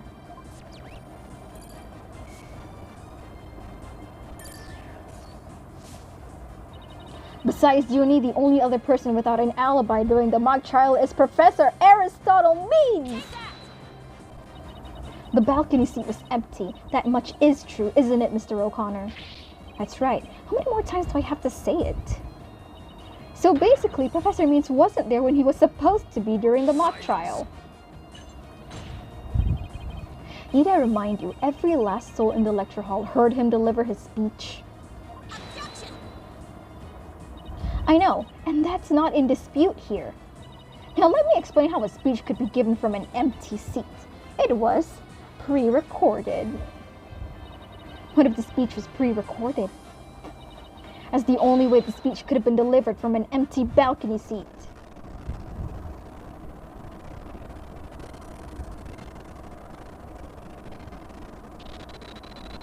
Whoa, who's objecting?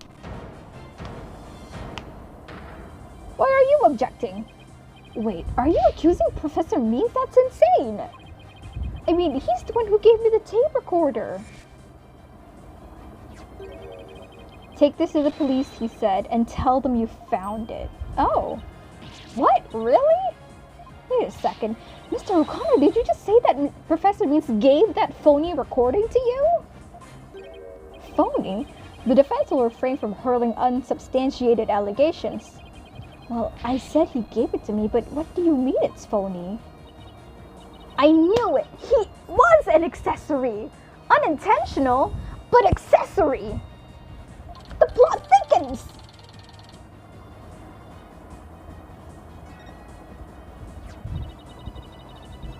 The voice shouting "You're a goner" as recorded on this tape was dubbed onto it using a line our client said in the mock trial video.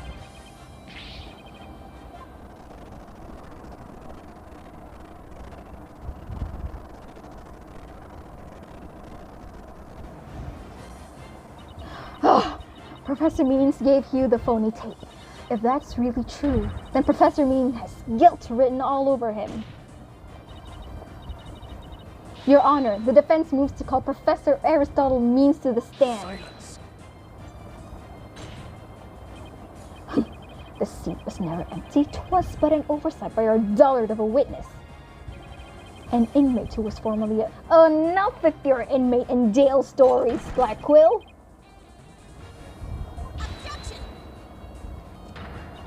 Well, we're not going to overlook this oversight. If the speech was pre-recorded, the basis for suspecting our client would be shattered. Let's check with Professor Means and see whether the empty seat was a witness oversight. A verdict without first looking into that would be inconceivable. Oh, I'm so tired. Now, here's my opinion on the matter, okay? While the surgeon overlooking critical symptoms is a problem, a witness's oversight, too, must not be overlooked. Thus, as to the matter of whether Professor Means was or was not in his faculty seat, I believe we must ask the professor himself. Thank you, Your Honor. Holy moly. I've been streaming for 3 hours. I can do this. I can finish this. I believe in myself. I agree. Professor Means should be here in the gallery today. Do as you please. Oh, he's mad. Oh no, he's mad. I'm so scared. Oh my god. I'm so sick and tired of you, Prosecutor Black Quill.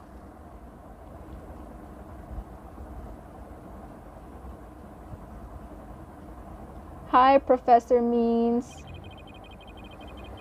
Will you please state your name and occupation for the record? Certainly. I am Aristotle Means. I teach the lawyer course at Destinies Legal Academy, and let me add that while I welcome any opportunity to assist with the trial, I don't care for this undue suspicion. Don't worry, Professor. We're just interested in the mock trial video right now.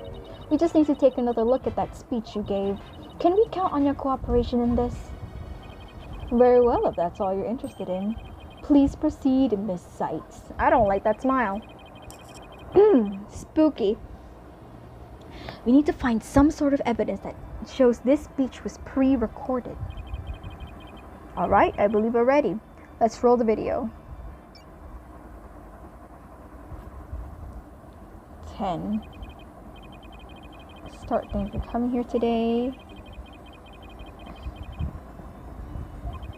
When I was a student, I too could hardly produce data cuff.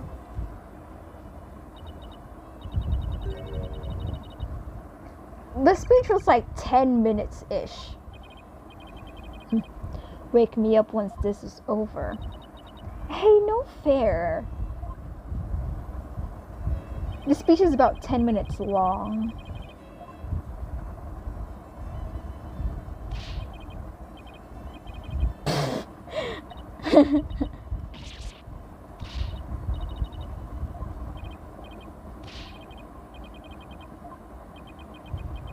He's not. Blackwell is straight up asleep.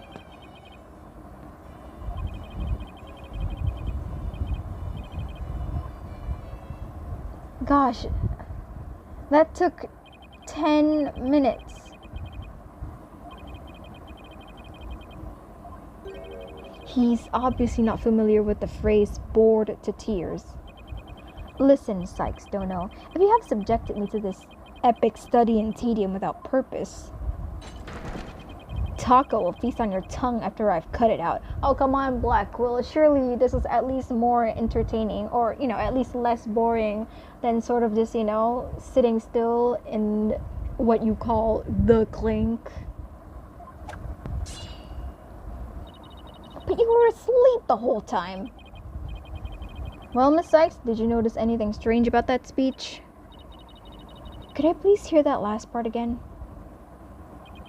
Once again, our pure white Lady Justice will be watching. Hey, Lady Justice in this is not white. She's golden. There.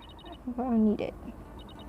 Professor means I have only one question about your speech. Oh, oopsies daisies, wrong button. Why does that last part we just heard contradict with this? Eek! This part right here. The professor said that the pure white Lady Justice would be watching over them, but the Lady Justice in the video isn't even close to being white. It's as gold can be. I'm not sure I can wrap my jaw around that, but to test its authenticity, I didn't say it was made of gold, Your Honor. Now, it's true that this statue is pure white, but it broke before the mock trial began. The one you see here is its replacement. Oh, well, that's a shame on every count. Ironically, this golden statue sticks out like a sore thumb compared to the white one, meaning the professor wouldn't have made a mistake in its color if he'd been present. Yeah! What do you think that means, huh? I'm out of jokes. I'm so tired I'm out of jokes. It seems that I have caused some confusion, but it was merely an oversight on my part. The statue was in the middle of the room. How could you not know what it looked like? I made a whole comment about that statue the very first stream. Well, I was in a balcony seat. Furthermore, the statue had been previously white.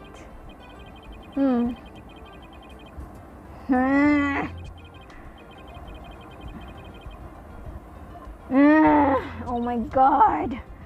No, wait. There's gotta be something that can prove that the speech was pre-recorded. According to the mock trial video, the speech started here and ended here. It was a little over 10 minutes, but I doubt anyone wants to be tortured again. It was only a little over 10 minutes. It felt like it went on forever. How'd you figure out how long it was? Easy, there's a timestamp in the top right.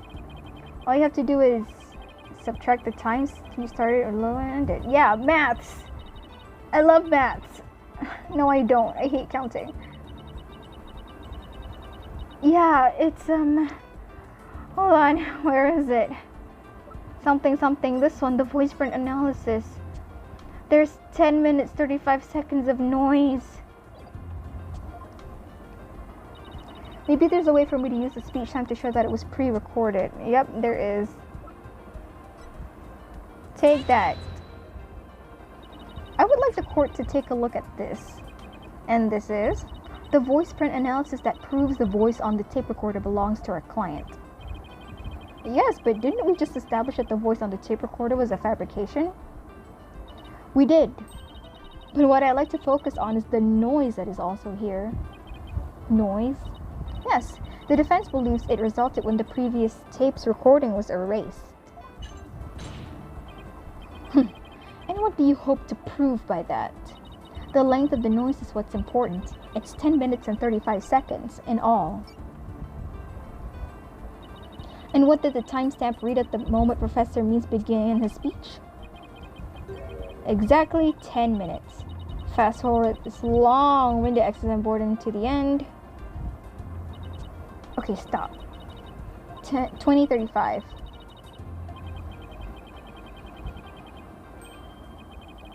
Yep, 10 minutes and 35 seconds, Your Honor. You're so smart. You deserve a gold star. Right, 10 minutes and 35 seconds. The same as the noise on the tape recording. I assume you all understand what this means. Professor Means' pre-recorded speech had been where the noise is now.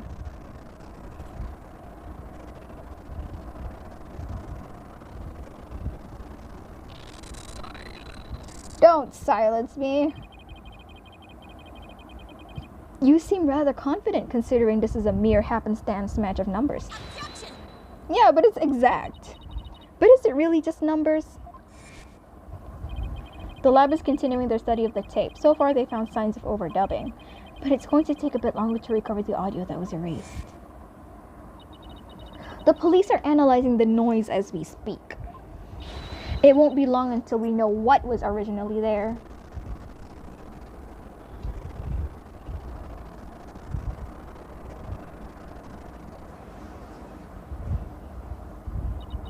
Now I'm sure of it. The professor was trying to create an alibi with the recording by pinning the crime on Junie. Well, he's not gonna get away with it. Not on my watch. Miss Sykes. Oh. Uh-oh. Uh-oh. I believe you are well aware of my methodology. Even if Juniper were the perpetrator, I would vigorously defend her as per my word. And to that purpose, I offered to be her lawyer. Alas, look at what's happened. All I've stated are obvious deductions derived from evidence and testimony. Truth be told, I had no intention of testifying. I had been keeping quiet for Juniper's sake. But now that you cast this blame upon me, I have no choice but to reveal the truth.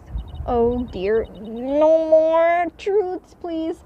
Uh-oh, this doesn't sound good. I will now reveal the truth behind why I had to pre-record my speech before the mock trial. I, Professor Means, always say what I mean and mean what I say by all means. Okay, Professor, gosh.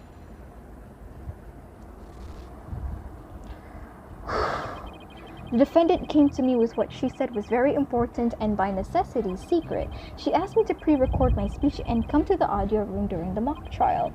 Juniper confessed to the murder and asked that I get her declared innocent in court. She also said I'd become an accomplice after losing my alibi due to the pre-recording. But when I said I would protect Juniper, I meant it because it's the humane thing to do. Right, sure. Anyways, this has to be a lie. I mean, everything about it lines up too perfectly to be true.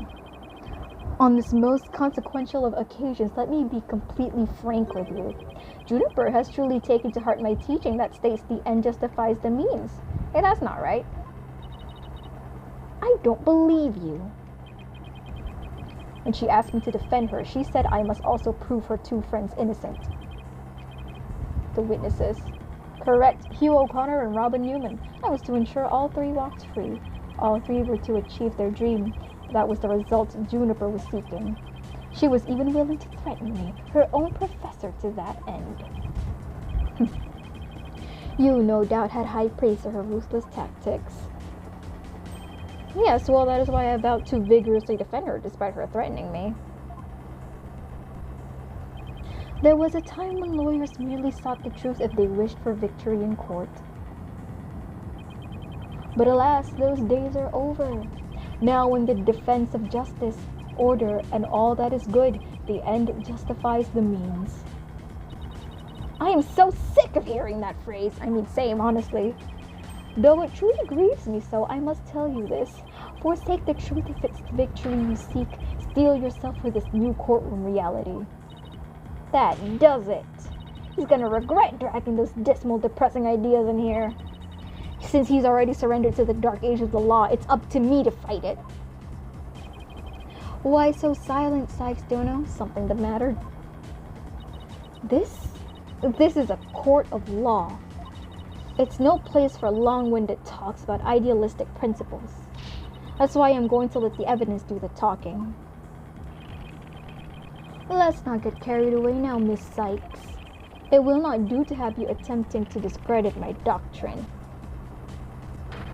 Do not force me to rectify the situation. No, go ahead and rectify it. Only if I lose and you win, that is. Okay. The defendant came to me. She's important by necessity a secret. She asked me to pre-record my speech and encrypted audio.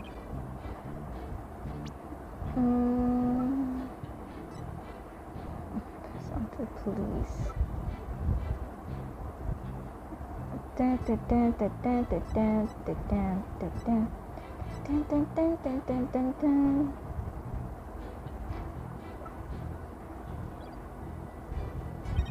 Juniper confessed the murder in an accident.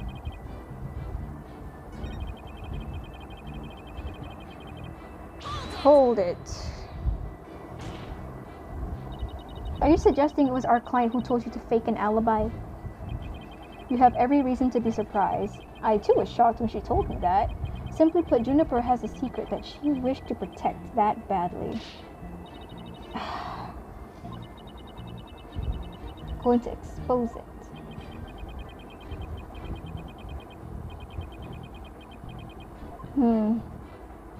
It's gonna press everything.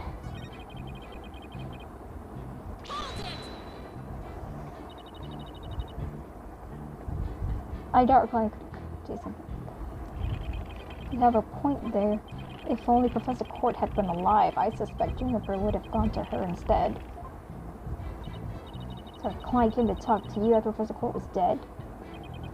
Let's go through this step by step, shall we? First, Juniper came to me that day. Okay. Did you consider that a threat? Yes, but it's now you to whom she has passed her demands on to. Miss Sykes, you must realize that you two are being used by Juniper. What? You two don't think... Don't talk dirty about my Junie like that. How dare you? Quite clever and extremely tough, yeah. But not in an evil way. How dare you? She is not. She is so not.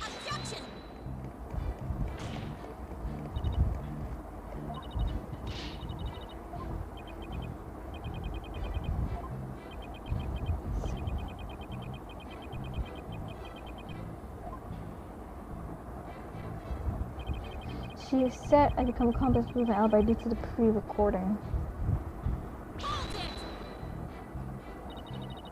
Who oversees the as to students? Yes, well, perhaps I do have some serious reflection to do on this matter. I suppose it was just wishful thinking on my part. I wanted to believe that Juniper hadn't actually committed a murder and that she hadn't meant to threaten me. Long had I waited for a student who would embody my teachings. Surely you must see the true meaning in my words. I am merely staying true to what I teach, and my methods are but a reflection of the times. Oh wow, so you're thinking it's really yours, but I haven't heard any inconsistencies yet. Me neither. I wouldn't be so sure. What do you mean?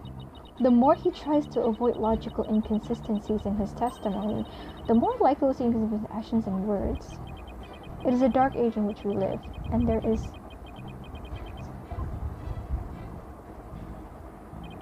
But when I said I would protect Juniper, I meant it because it's the humane thing to do. I'm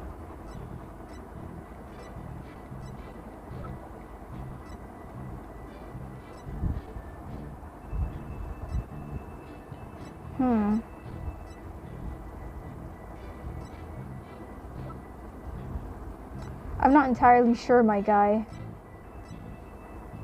So, is it this?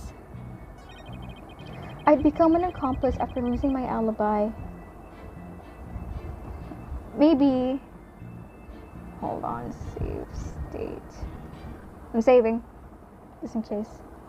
He's saying that as if... Right. That's only right if Junie was the one who held the recorder the whole time. But the recorder has always been in his hand, hasn't it? Objection? Objection! I'm wrong. Hold on. I am wrong. Okay.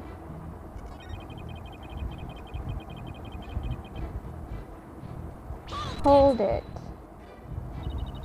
Decline? Yeah, right. What a frightful look. I would ask that you not glare at me so. I have nothing but admiration for how Juniper was willing to go as far as to threaten me. That's why I am protecting her by any means possible. She has been a model student. Liar, you're trying to pin the blame on her. How am I going to show that what he's saying is what he's really thinking? You cannot possibly overturn my claims. So isn't it about time you admitted defeat? After all, if my unassailable logic is not true, then what is? If he thinks I'm going to give in to his pack of lies, he's got another thing coming. I'm going to find a hole in his story if it's the last thing I do. He's a total pro. I mean, that all makes perfect sense. Yeah, but you can't believe a word he says. Yes. Okay. Oh dear.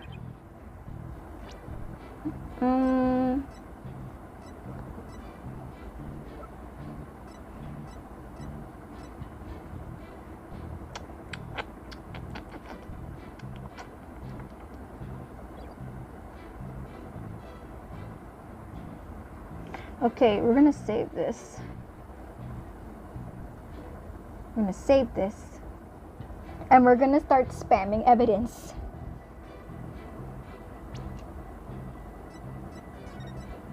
Oops.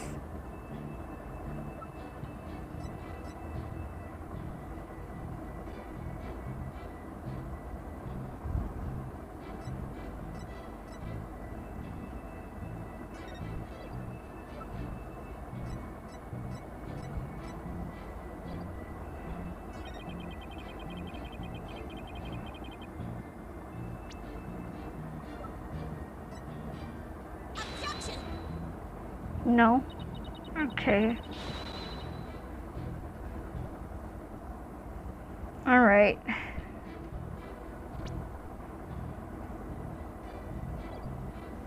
The secret. She asked me to pre-record my speech and come to the audio room during the mock trial? Come to the audio room during the mock trial. Come to the audio room during the mock trial. That's all the way on the other side. Could he have gotten there somehow? Juniper confessed to the murder and asked that I get her declared innocent in court. She also said I'd become an accomplice after losing my alibi due to the pre-recording. But when I said I would protect Juniper, I did it because it's the humane thing to do. But when humane thing to do? It's not humane. She killed someone.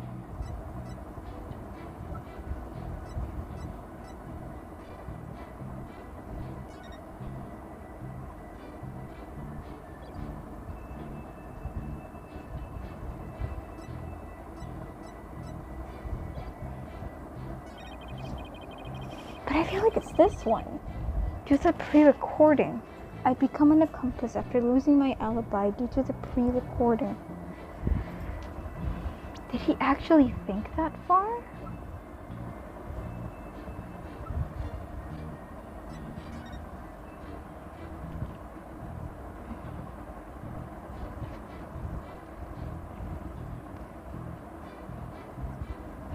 No one could have possibly seen him.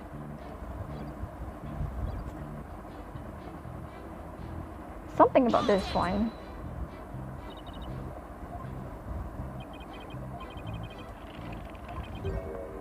I wanted to believe that Juniper hadn't committed murder and that she hadn't meant to threaten me.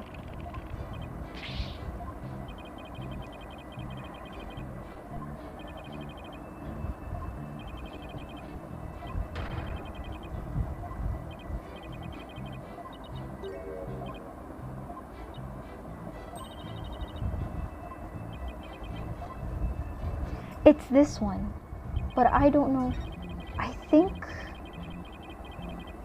concept applied to its court's planner.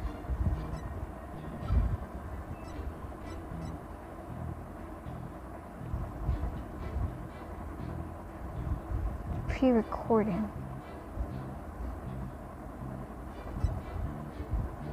She said I become an accomplice.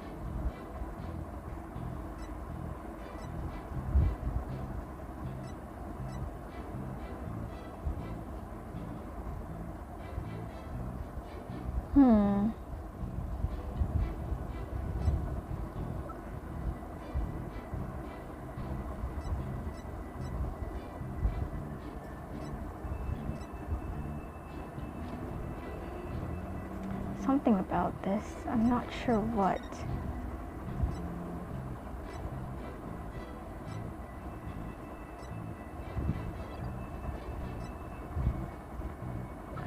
Wow. I don't know what it is. I'll be so real with you.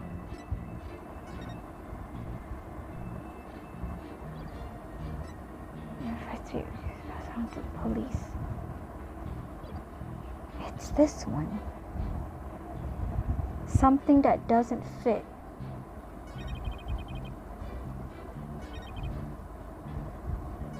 But when I said I would protect Juniper, I meant it.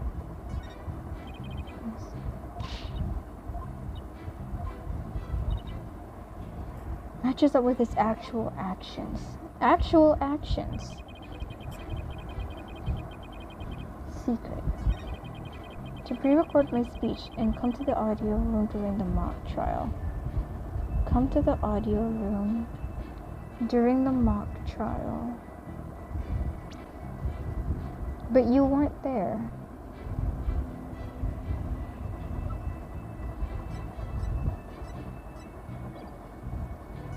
Juniper confessed to the murder and asked that I get her declared innocent in court.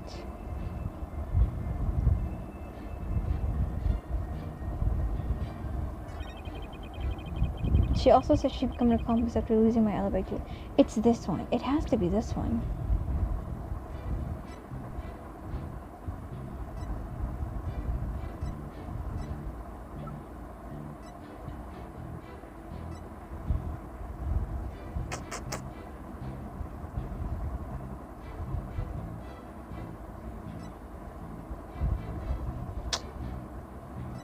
Susah lah.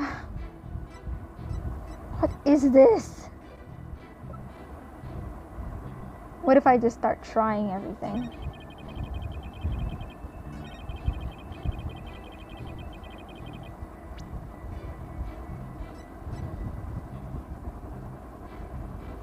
It wouldn't, not at all. Oh.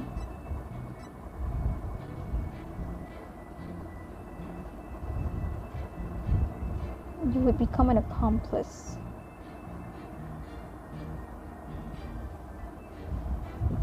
Wow, this is really, really hard. Okay.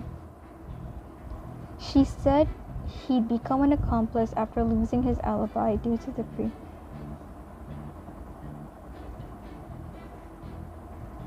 Junie. As if Junie knew this?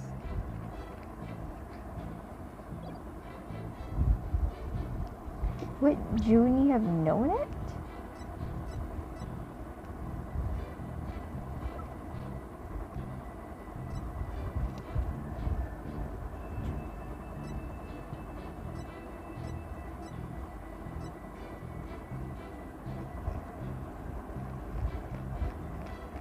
Due to the pre-recording.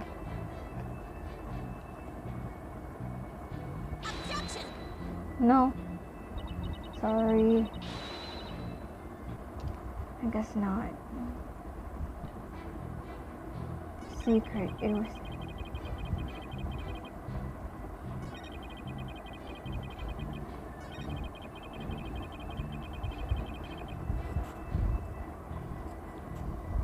Something that doesn't match up.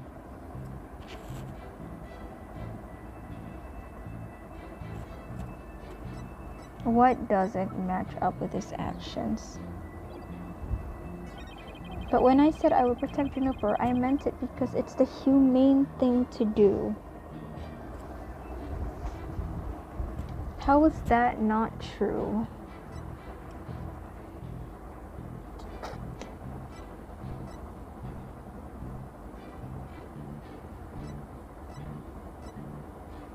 Fingerprints. But she murdered. It's not humane. He himself didn't want to believe that she had done it.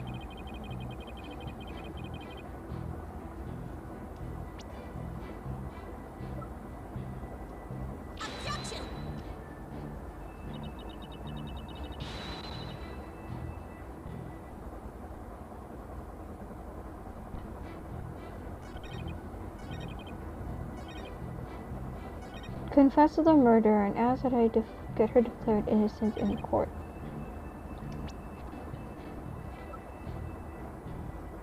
Humane thing to do.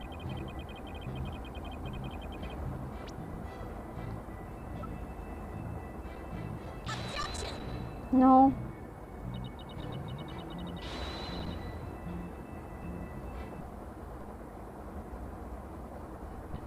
I'm trying so hard, y'all.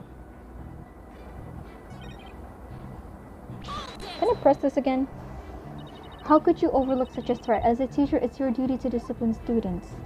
Yes, well, perhaps I do have some serious reflection to do on this matter. I suppose it was just wishful thinking on my part. I wanted to believe that Juniper hadn't actually committed the crime and that she hadn't meant to threaten me. Long had I waited for a student who would embody my teachings.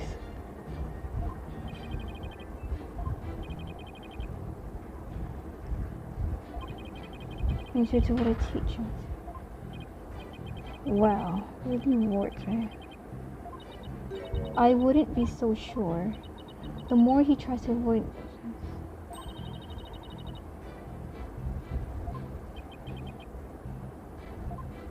It's definitely this line.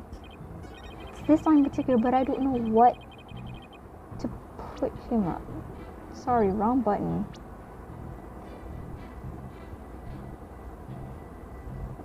The more he tries to avoid logical inconsistencies in his testimony, the more likely we'll see inconsistencies between his actions and words.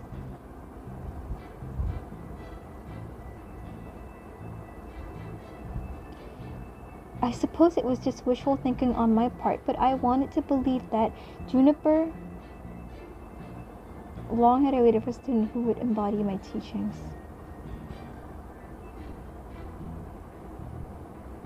How could you overlook such a threat? Yes, well, perhaps I do have some serious reflection to do on this matter. I suppose it was just wishful thinking on my part. I wanted to believe that Juniper hadn't actually committed the murder, and that she hadn't meant to threaten me. Long had I waited for a student who would embody my teachings. But she doesn't, that's the thing. She doesn't embody your teachings. But how do I prove that?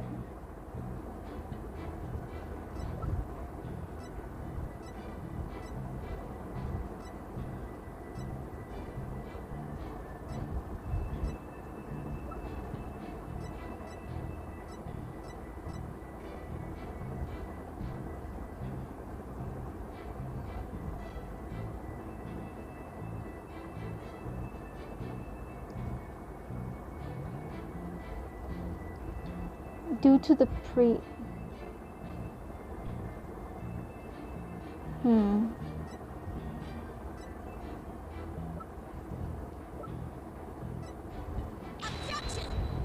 No. Alright. Sorry, y'all. I'm trying so hard.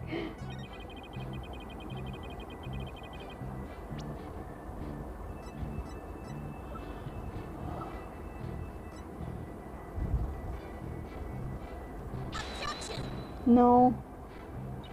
I am trying quite literally everything.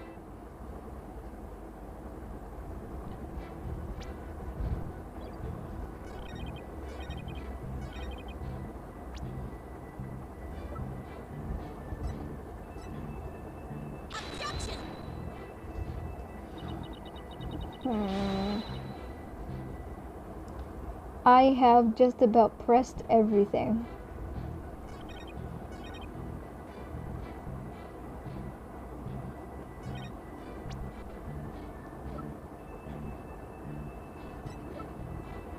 What doesn't fit? What?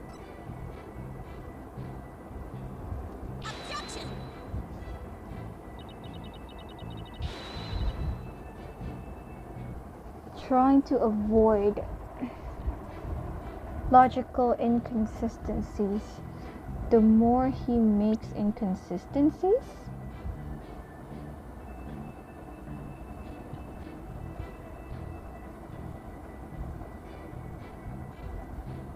why are you green?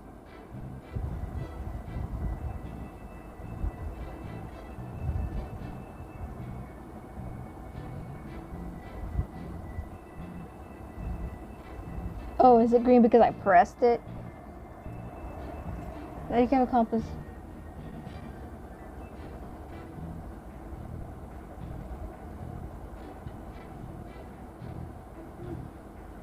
The more he tries to avoid logical inconsistencies, the more actions and his words. Something he said he wouldn't do but he did, or something he said he did but didn't actually do. Something like that. Important. By necessity, secret. She asked me to pre-record my speech and come to the audio room during the mock trial.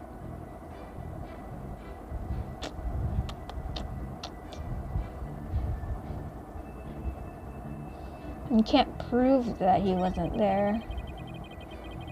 So I get her declared innocent in court.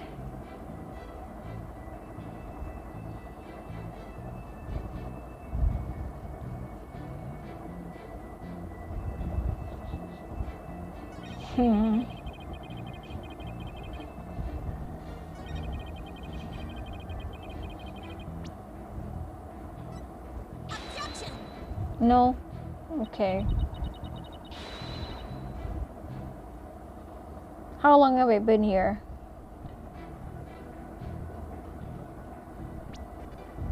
I could start presenting everything.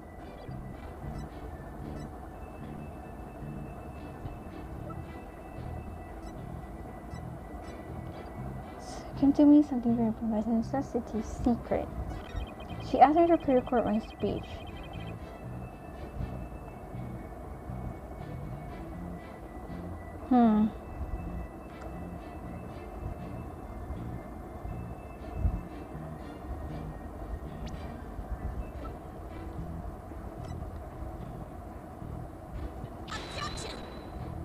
He did pre-record his speech.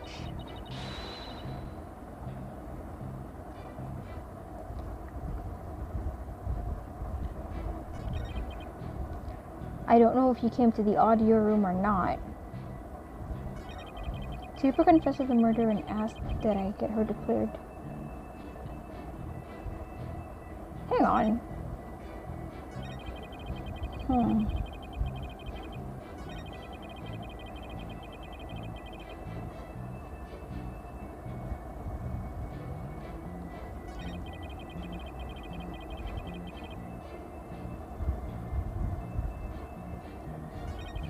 All said I become an accomplice after losing my alibi to the pre-recording. Would he? Would he really?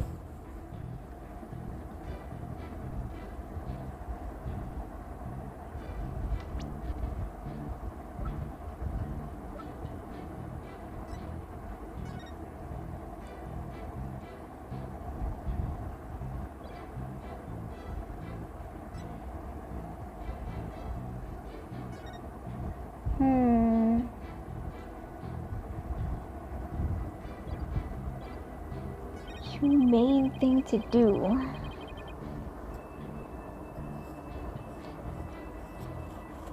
But he didn't.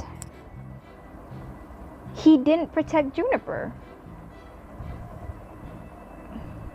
If he was really so adamant on it, he wouldn't have at all agreed to let us do it. No? I had a crazy idea just now. I thought it would work. I was gonna show our attorney's badge and be like, but you didn't protect her. This whole time it's been me.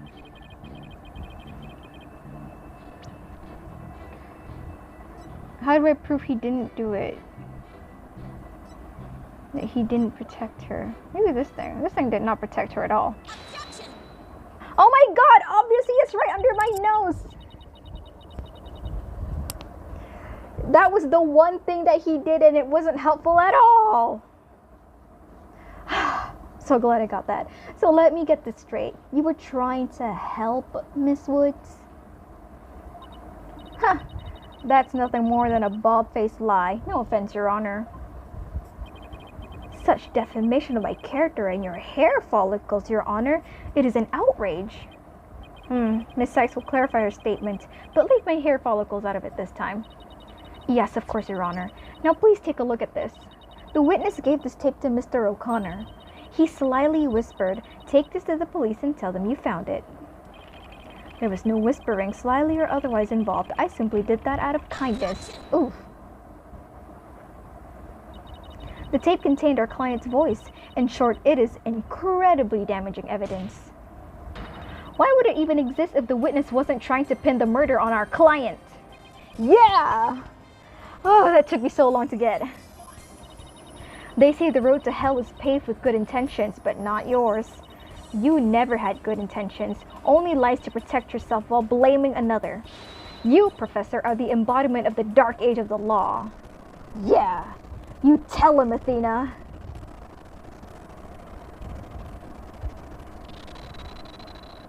Who objected? How dare you?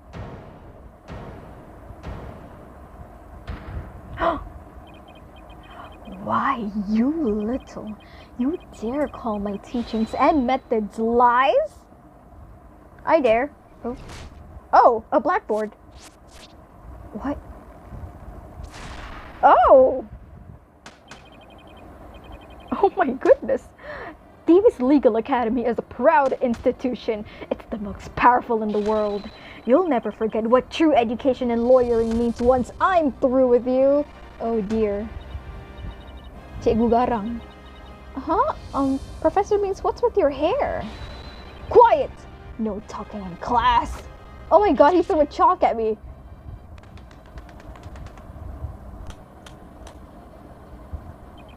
Eyes and ears up here, everyone. Homeroom is now in session. We will begin with a roll call. Athena Sykes. Huh? Oh, here? Apollo Justice. I'm fine. I mean here. Fool. The proper response is here without any extraneous information. Wah. So mean. Next, Your Honor. Here. See, class? That's the proper way to answer. Simon Blackquill. I said Simon Blackquill. Are you here or not? There's always one, isn't there? Well, then I'll just mark you absent. Now get out of my class this instant. Get out? Very well. If that is your wish, who am I to define my homeroom teacher? Dude, straight up leaves. Prosecutor Blackquill, come back. Right, he's not shackled. Oh, there he goes. Thank you, detective. But is that really so shocking? Constabulary lapdog to teacher's pet. What a malleable mutt you are, Fulbright. Wow. Very good, Bobby. You just earned a gold star and a promotion to head disciplinarian. Gosh. Oh, he has a mohawk. All right, class is now in session. Ugh, why do I have this sudden urge to go to the nurse's office with a stomachache? Same. Main point. Juniper is the killer. I am innocent. Pay attention! I am not the killer, Juniper is! This will be on the next test, so you had better be listening. But Professor, you created the phony tape to pin the blame on Juniper. Plus, you were the only one who could have moved the body during the mock trial.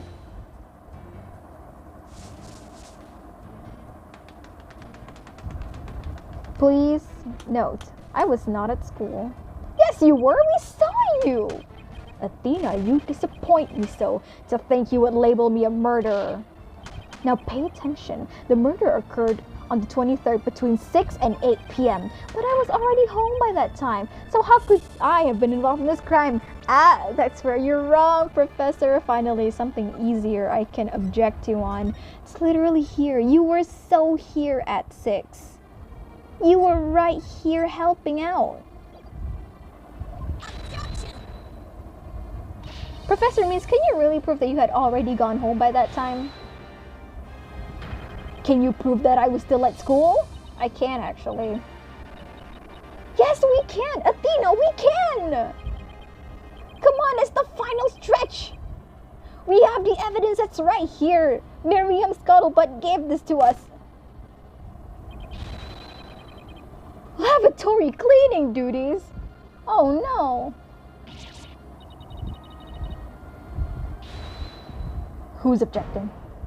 Who objected? Robin! No way, man! I totally object! Oh, right, he was there! Robin? I can't believe I fell for the professor's silver-tongued lies. Why? How dare you talk about your teacher like that? I'm not listening to you anymore, man! No way, no how!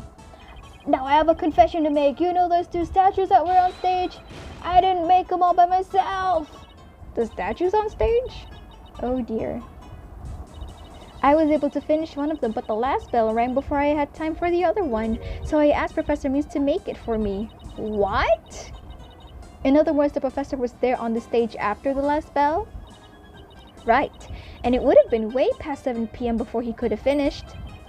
Professor Means was still at school? This is incredibly important testimony. Thanks, Robin.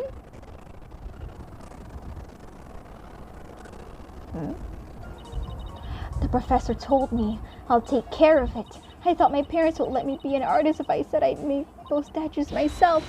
I'm so sorry for not telling the truth.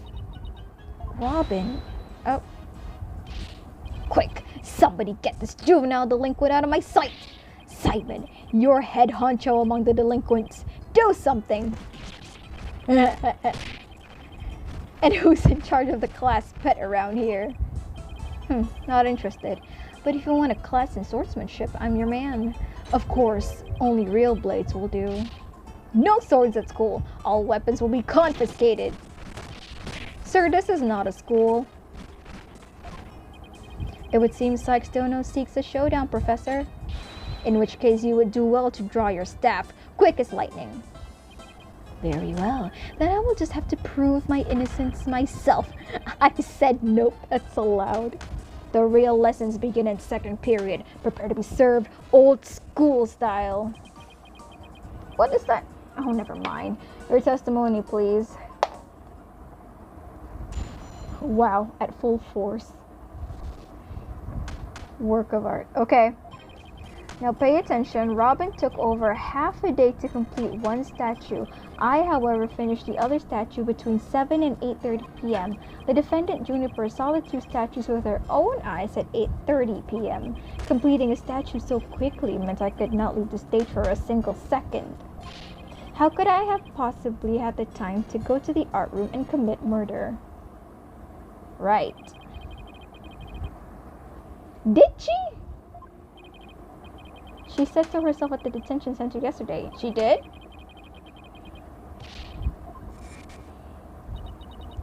Evening, I went back to my dressing room to get something I'd forgotten there.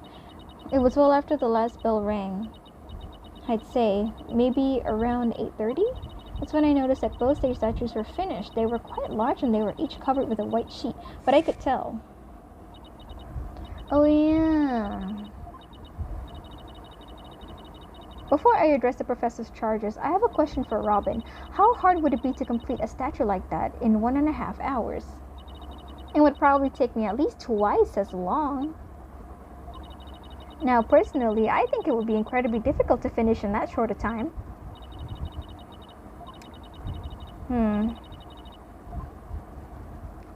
You got this, I believe in me.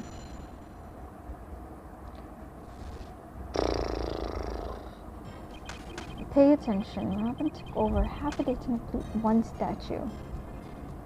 Okay. He finished most of the other statue between 7 and 8:30. Okay. The defendant, Juniper, saw the two statues with her own eyes at 8:30. That much is true. Completing a statue so quickly meant I could not leave the stage for a single second. How could I have possibly had the time to go to the art room and commit murder? Okay.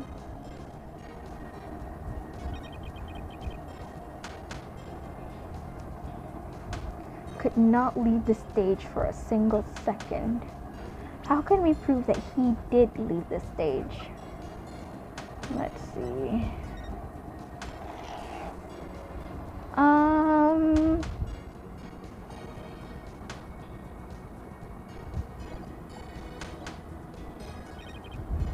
Two seconds.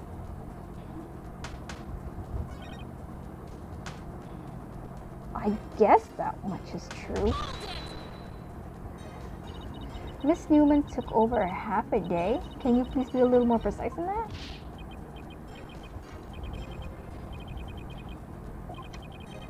Alone took her from morning hours into the evening.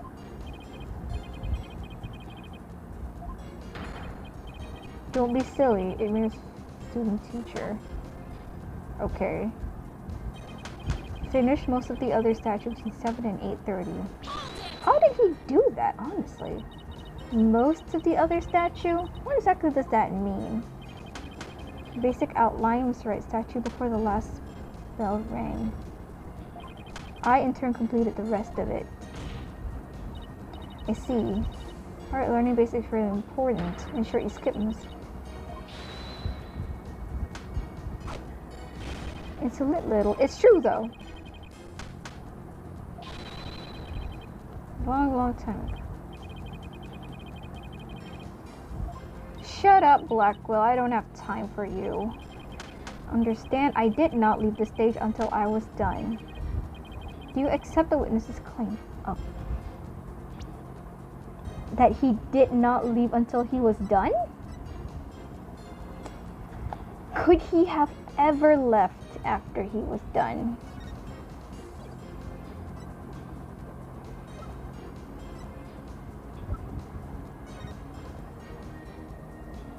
Well, 7 to 8:30.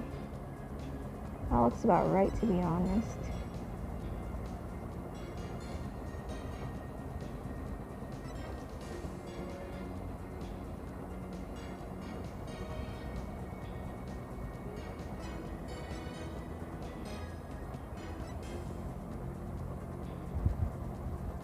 I'm thinking. He claims he did not leave at all. How can I prove that wrong?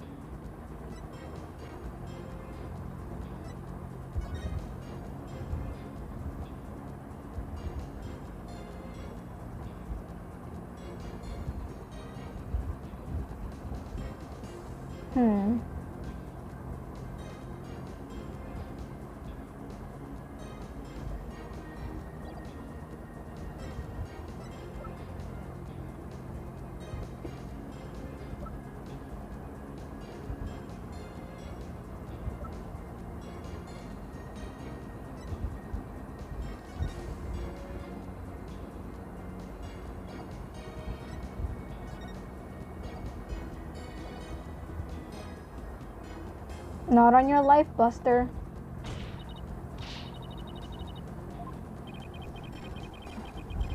The more you struggle, the more you sink. 100%, so to speak.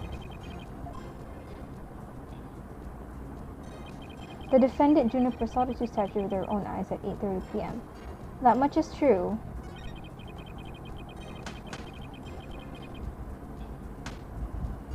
So I had no choice on that, okay.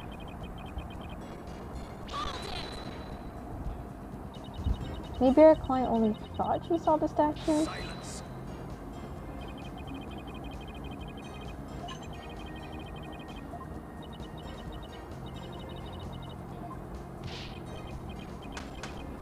Everyone feels accepting me. That's so mean!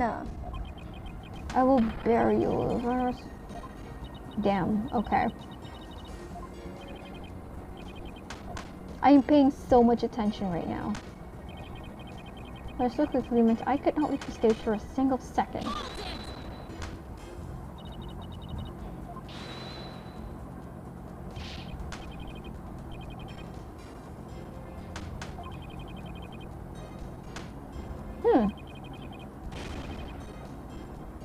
Okay.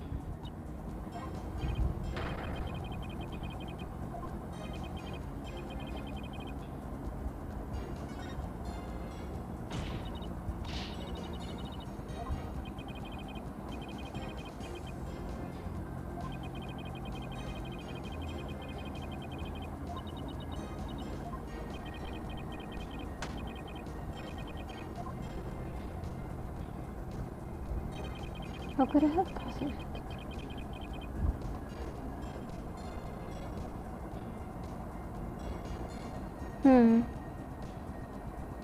What is an all used for again?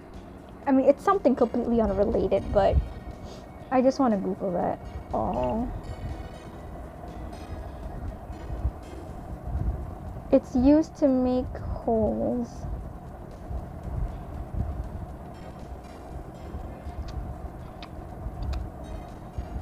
Okay. I think it's about time I accept it. I have nothing.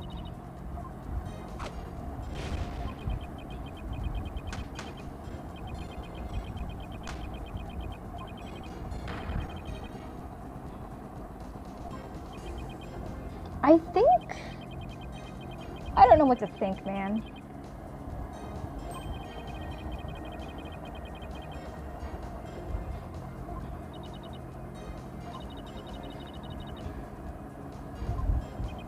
What's the plan? All I can think of is pressing him like crazy. And I did.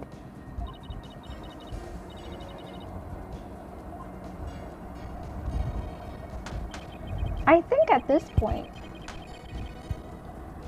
I should try accepting it. Because we don't have anything, right? We really don't. We don't have anything to prove that he didn't leave the stage. We have nothing. Not even this helps. You have no proof he didn't leave the stage around the time of the murder. Even what Robin said backed him up. So I think, for the time being, right? I have an idea. Because we have nothing, I'm gonna accept it for now. Sometimes, you have to lose to progress the story.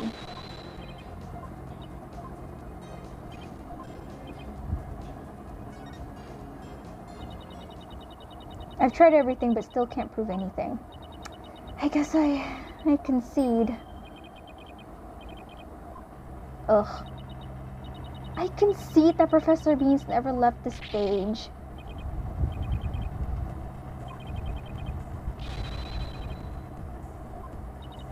I'm not gonna give up here.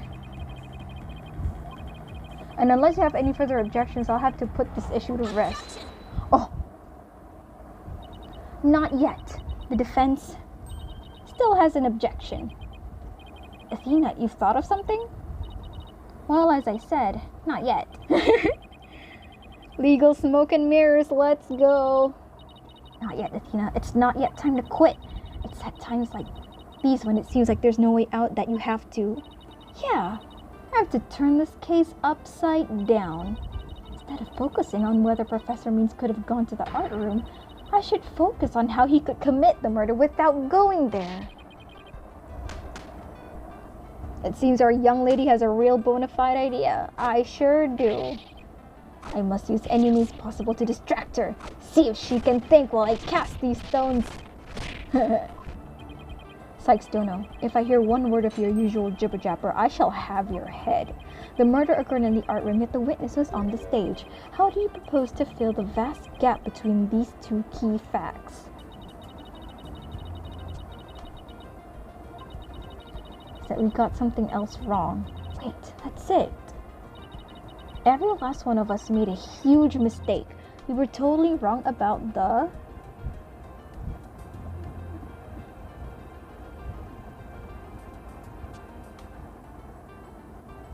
murder weapon?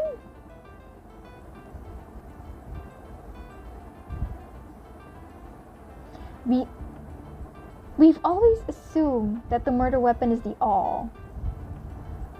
But what if it never was and it just so happens to have, like, blood? You know, because it, like, happens to be there or something. The crime scene is definitely there. The suspect is correct. There's nothing else it could be. What if we got the murder weapon wrong? Really now? And what do you intend to label the murder weapon then? Huh? Oh, perhaps you bludgeoned the victim to death with your duller than dull thinking. Ouch.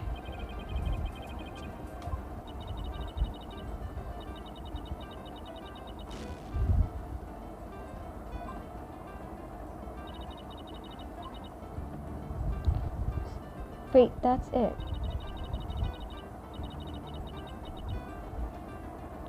What could be wrong? The blood was there. The crime scene? It is?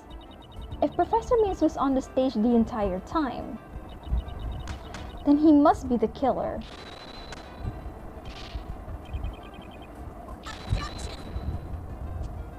No, it's just the murder wasn't committed where we thought it was.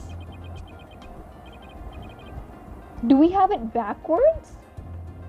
As in, he killed the professor on the stage and then pulled the banner up instead of pushing it down? Pulled the banner up first and then down. Okay, we made it here. There's nowhere else it could be. The stage. The greatest riddle case has been how the body was moved from the art room. But if the murder occurred on the stage, that means the body was never moved at all.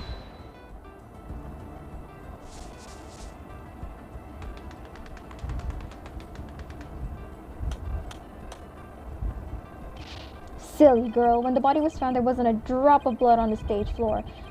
Surely there would have been some blood. No, there wouldn't have been. Because guess what's on the stage that time? The banners, smack dab in the middle. There wasn't any blood on the stage? Really? It's true, but there was something on the stage at the time of the murder that's now blood-stained. The banners. It's true, there were no bloodstains on the stage floor, but there was something on the stage that did have a blood stain, and that would have been this school banner. No blood would have gotten on the floor if this were under the victim when she was killed. Silence. Don't silence me. How dare you? What is it now? That was a pathetic attempt. You must put every inch of your body into your attacks. The autopsy states that the cause of death was loss of blood. Yet only a trace amount was found upon that banner. Where did the rest go? On a different banner. Blood getting on there when the body was moved by a wire. It makes more sense than not.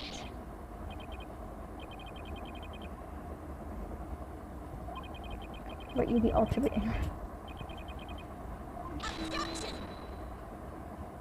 Actually, the defense has something to explain that as well.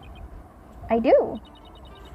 If there was only a trace of blood on the school banner, then there must have been something else the killer used to soak up the blood. All I have to do is figure out what. The governor's banner. Why, it looks like there's some other piece of fabric on top of the school banner. It's the governor's banner that had been specially made for the school concert. Since it's on top of the school banner, the blood would have hit it first. It could have easily absorbed most of the blood, like a dishcloth, and only a small amount would have soaked through to the school banner below. So it makes total sense for the school banner to only have a little blood on it. So that banner absorbed the blood like a dishcloth. Yes, that would explain it. The governor's banner was like a dishcloth? Surely it was at least towel quality.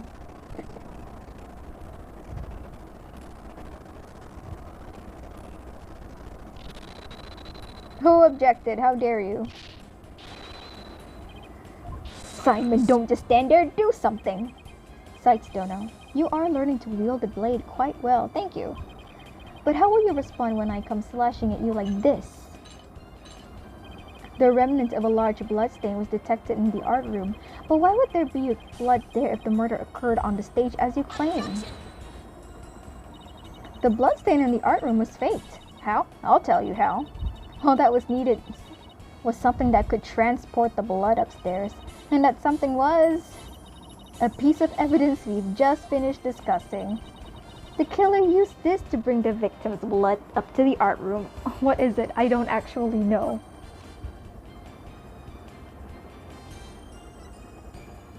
What could have carried blood? We've just finished discussing? What, the banner itself? Maybe. I don't actually know. I'm gonna save.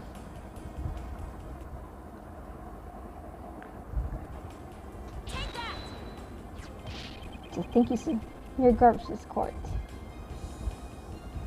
It's only garbage because someone tried to destroy it by tossing it in the incinerator. That someone was most likely the killer seeking to get rid of crucial evidence. The killer used the wire to bring the blood-soaked governor's band to the art room. Then the blood was wiped onto the floor to complete the ruse. It makes perfect sense.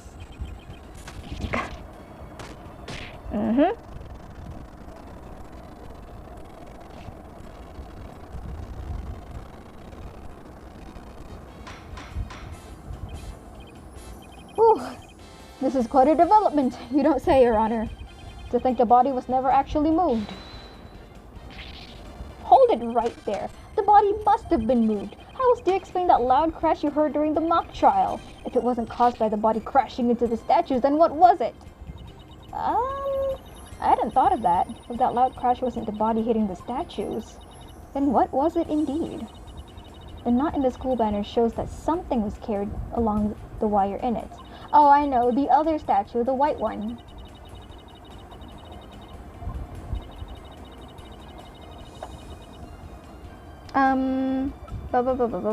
This one, this thing. Yeah, this statue. Yes, I believe it was this statue that broke the other two, not Professor Court's body. The unique statue that you see on the right, that's the pure white Lady Justice from earlier. Professor Court accidentally broke it while she was polishing it the day before the mock trial.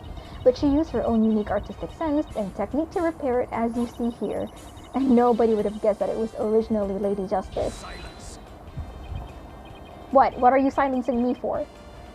If I'm onto something, why did you silence me? But why, pray tell, would anyone move that scrap heap relic in such a tedious manner? You know why, but the fact that you won't acknowledge it shows how twisted you are. Lady Justice was moved during the mock trial. During that time, Professor Meese was fabricating an alibi with his pre-recorded speech. If we consider the fact, then Lady Justice was moved in order to... Body, hide the body. Interrupt the mock trial? Why would he want to interrupt it? I don't know, actually.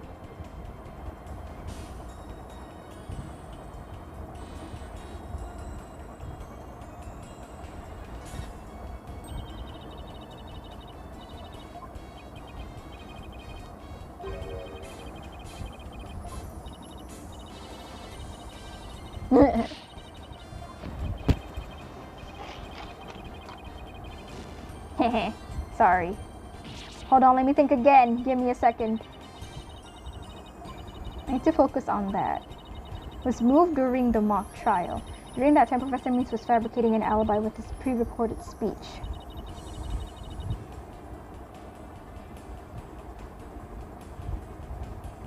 Hide the body, point us to the body. Maybe point us to the body? I don't know. For what reason would he want to do that? He didn't even try hiding the body.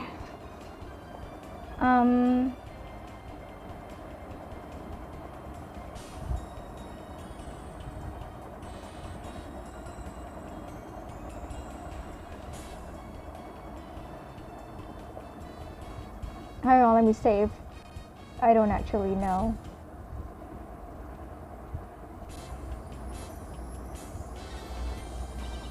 Nope. Okay. Loading. Sorry, this is embarrassing. We're in the final stretch and I'm still doing this. Point us to the body. Why would he want to do that? To fake an alibi during the mock trial. He wanted to make it look like he couldn't possibly have moved the body. Moving Lady Justice was his way of pointing us to the body and cementing his alibi.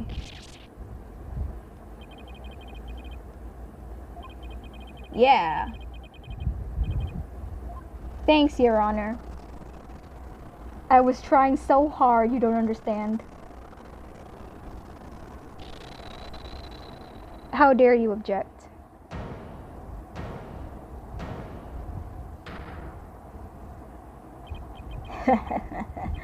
You should never underestimate me, Athena Sykes. Professor Means always means what he says and says what he means by all means. Fine then, say it already. I'm waiting.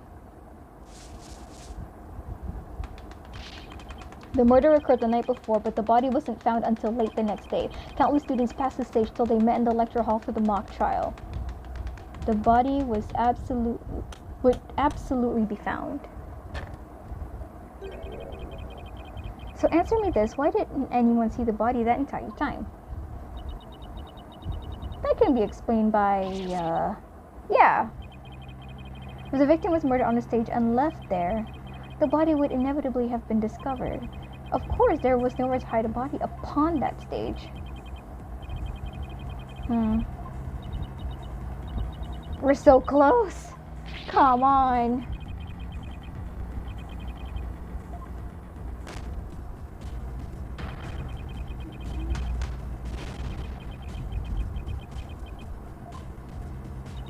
I'm so tired.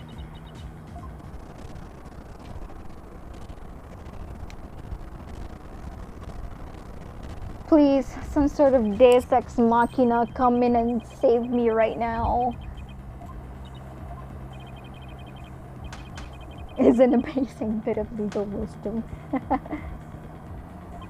Surely you haven't forgotten that little fiasco.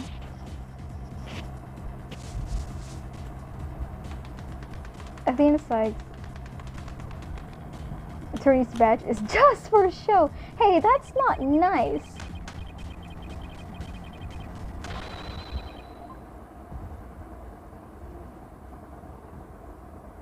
Now you're just insulting me. Athena, get it together.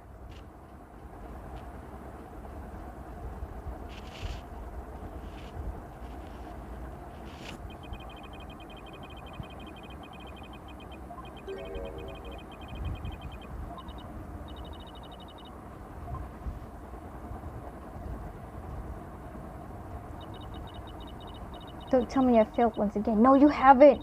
Come on, you can do this.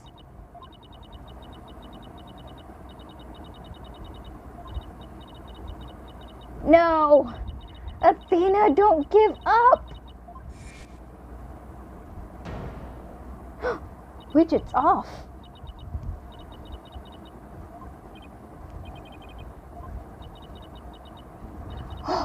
Athena, breathe in. Breathe out. Breathe, darling. Athena, don't dissociate here. Athena! No! Give me Junie. Athena, no, come back! Oh. Robin! You leave Athena alone, man! She's the one who saved me! It was because of Athena that I could stop hiding and start living my life as a girl again. And she saved the friendship between Hugh, Juniper, and I. I think you're awesome, lawyer Athena. One of the best. But I raised all charges against Hugh. That's not all. I've done something seriously unforgivable things. The power of friendship strikes again! What's the big deal? False charges are nothing to be scared of. And I'm not even mad at you. I should really be thanking you. You used legitimate means to expose my wrongdoings and give me a chance to re-examine what's important. But what does it matter if I can't save Juniper? I mean, the whole reason I've come so far is... It's not over yet, Athena. The power of friendship! Even now at this very moment, I still believe in you. Junie, I know you better than most people, Athena, and I know you'd never surrender to the dark age of the law like the professor did. Thank you, Junie, but I feel like I can barely breathe. I don't know what to do. Silence. Stop your bleeding this instant. You look an utter fool. Ouch, Blackwell! Your girl's having a mental breakdown here. Prosecutor Blackwell? There is one who awaits you, is there not? And that is the reason you have studied so very hard. Are you prepared to give up on all you have worked for thus far? He's giving us a pep talk! Prosecutor Blackwell? Aw, thank you! It would not do to have you disappoint you-know-who. I still don't like you, but thanks. That's actually really encouraging.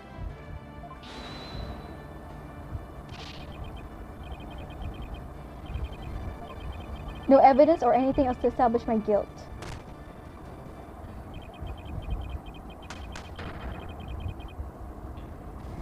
Objection! Apollo, help me! Don't worry, Athena, you're doing fine. The truth will always win against people like him. But, Apollo, what am I supposed to do now? Listen, all you have to do is take a deep breath and look back over the entire case.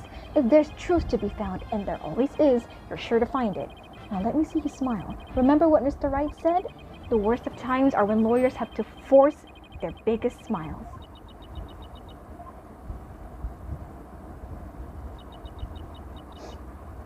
Let the power of friendship guide you, Athena Sykes. I believe in you.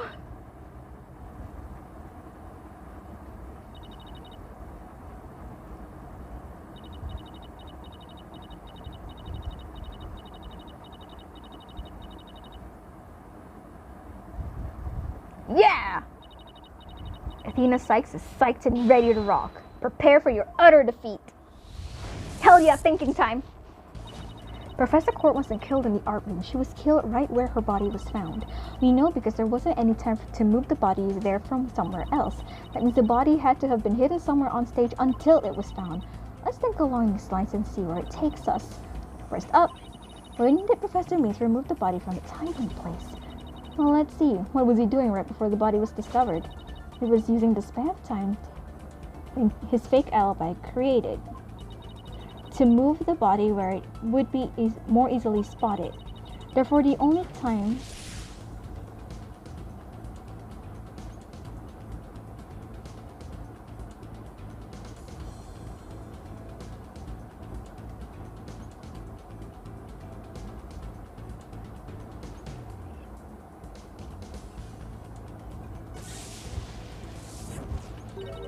for the mock trial? No, that can't be it.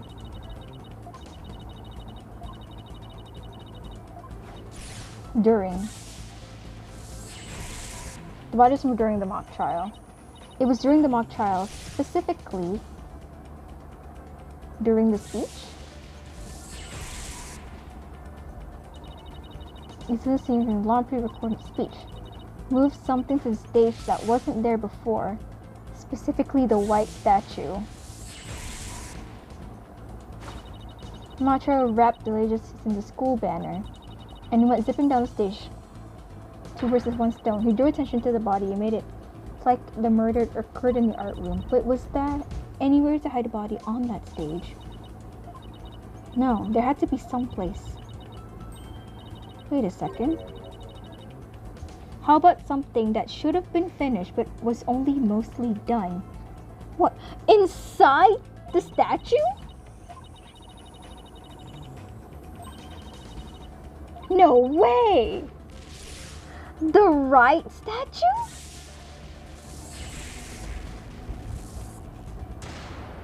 Oh my god! Wow, that's... Wow!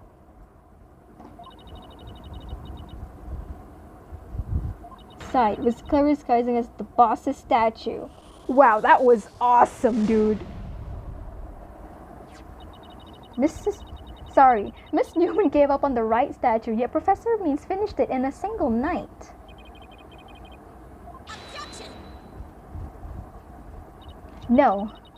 His so-called work of art deserves none of our praise. That's because it was only a facade to hide his real work.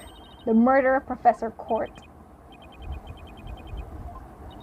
He hit the body by making it look like the statue of Mr. Wright. With the body wrapped under a piece of cloth, it looks just like the statue. I second that, what? Now this is getting interesting. It is preposterous. Objection! We'll never know until we try. Uh-oh. I think I know where this is going. Okay, Apollo. Time to turn me into a reasonable likeness of Mr. Wright. I'm going to pose like the statue, like so. And now I want you to wrap me up in a cloth so that I look like a statue.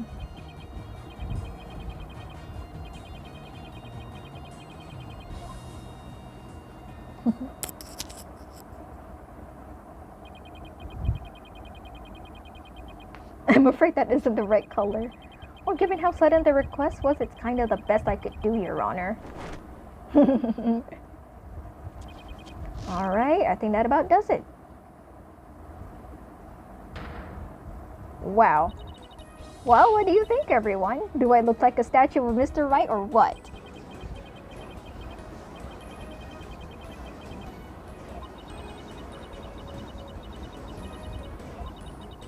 Forget the hair. The statue's head is way bigger than your average person's anyway. You gotta hand it to me for trying. The hands. Her arms are raised over her head and there are dark bruises around her wrists.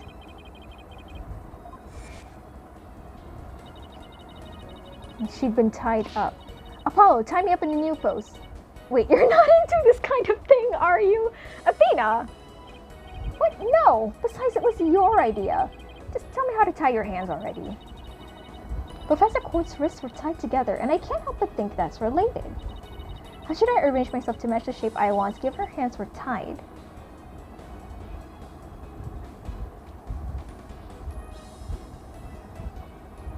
I think behind your head works, because then it would look like Mr. Wright's hair!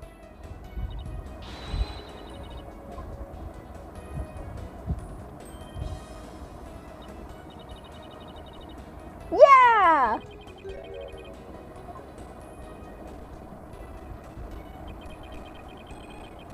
Head, you can't exactly complete the pose. Yeah, it would be awfully hard to make the objection pose like this. I can't help but think you've forgotten something, Athena. Something on the body that you don't have right now. What did the victim's body have that I don't? I don't know. Oh, the arrow!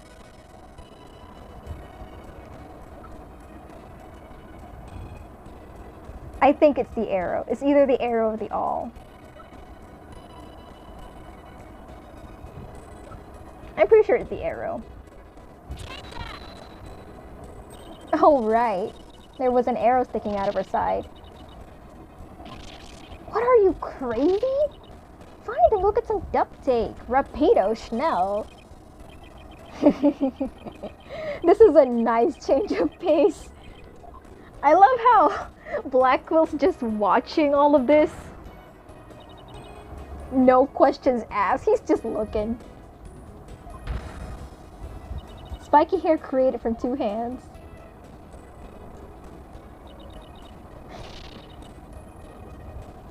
What am I looking at? What am I looking at? This is the goofiest thing I've ever had to witness for a game.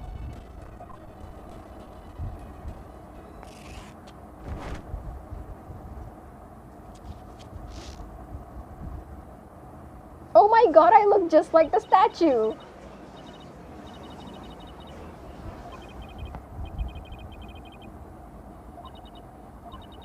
What else could you use for the arm?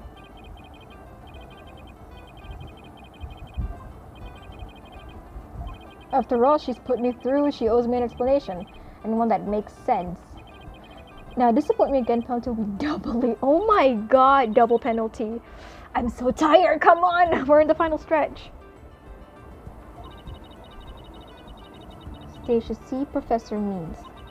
If it wasn't premeditation, he must have something close at hand in his little ruse. Apollo, show me those stage setup photos once again.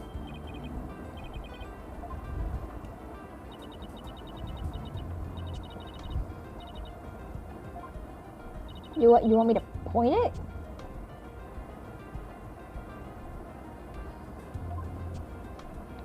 The arm. What is supposed to be the arm? What could have been long enough to be an arm?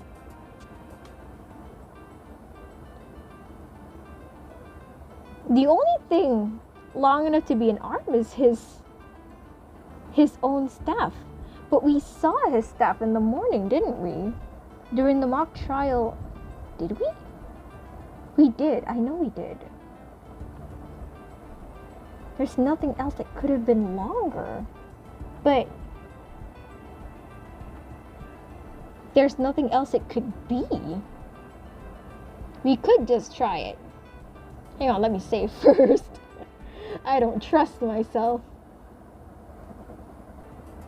Okay, this is the only thing I could possibly think of. His own staff.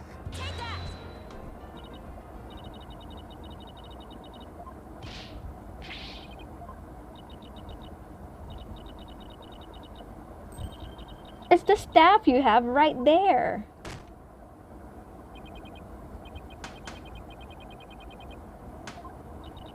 Whatever, just hurry up and lend it to me.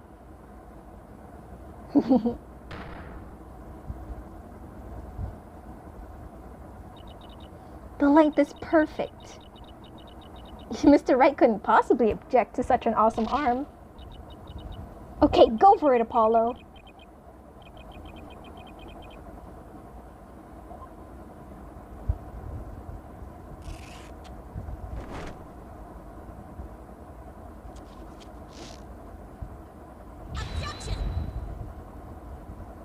Oh my god, it's perfect! Blackpool, are you seeing this?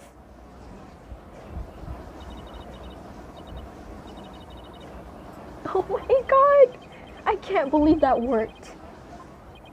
We did it, didn't we? Well, am I not the spitting image of the legendary Phoenix Wright?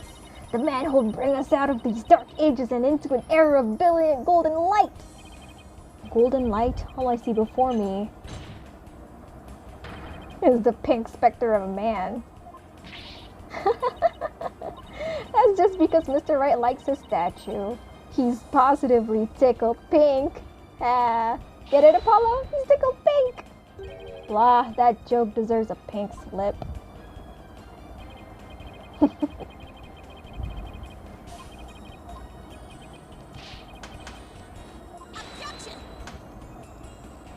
Not so fast there, Buster. Unfortunately for you, I can prove my theory to be more than mere coincidence.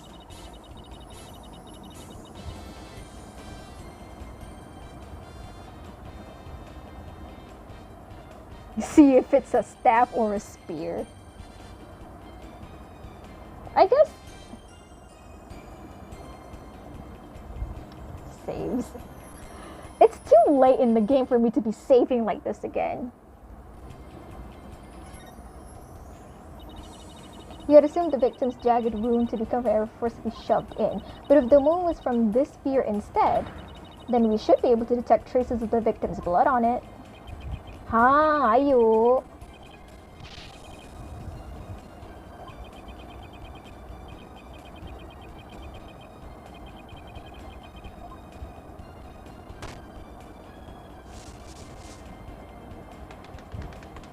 What's wrong with a non-guilty? What's that supposed to mean? If I do that, I'll be found innocent. Yes, I'm innocent, I tell you. Surely you don't expect us to take lectures from you now. Now I ask you in the gallery. Help me decide the professor's fate. Dang.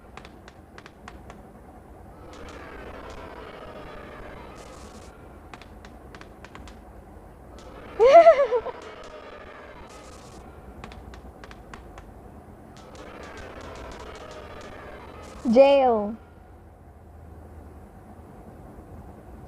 Guilty. What is he trying to write?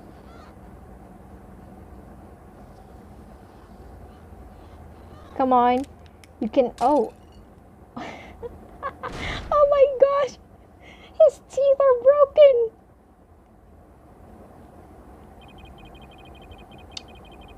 Prosecutor Blackwell, what has become of our witness Aristotle Means? It is as Sykes Dono suspected. Blood was detected on his staff. He has admitted to this heinous crime. All of it. Yay! He shall join us in the clink tomorrow. His teaching skills can be put to good use there. Great. He'll teach felons that the end justifies the means. So much for rehabilitation. Can I ask what the professor's motive was? I could barely make out a word he said on account of his shattered teeth. One of Blackwell's fellow inmates was once a surgeon. Why not a former dentist too? I eventually had him put pen to paper. It turns out Professor Means was the one taking bribes. The victim had suspected him after a report from the class snitch. That led her to questioning him at length the day of killing, right there on that stage. The result? The heinous crime was brought before this court. The fool, like Newman, had come to know of the script's contents via the victim's note. It seems he came up with the plan to stab the victim with her own awl in order to make the killing look like the one in the script and thus frame the defendant. Yay! But that scrap of paper with Hugh's name had the same mark as Professor Court's planner. Yes, about that. Those planners are bestowed upon all students graduating at the top of their class. Really? So then... Indeed. Once upon a time, Professor Means was also awarded the same notebook. That handwriting being analyzed now? But like as not, the scrap belonged to him. This too was evidence of the bribery scheme that the victim had obtained. Know that Constance Court was clean and that only Aristotle Means took the bribes. Yay! Wow. If this is our law, for the future awaits. And the first to hand out my verdict for a promising young lady. This court finds the defendant, Juniper Woods, not guilty! Oh my god, finally! Yay!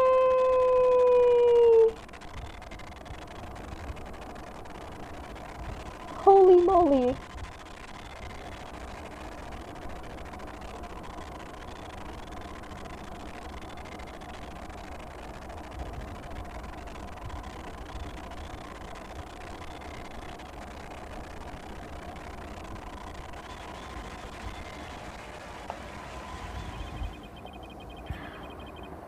I wish you all the best on your road to becoming a courtroom judge. We will need young people like you, if we ever hope to restore the law to its former glory. Yes, Your Honor. I'll work as hard as I can. Maybe one day I'll be able to work with all of you to make a difference. So does she ever end up being a judge? Proudly serve Professor Court's memory. Do not let her death be in vain. That's the last thing I expect to hear from him today. Court is adjourned. Finally. Gosh.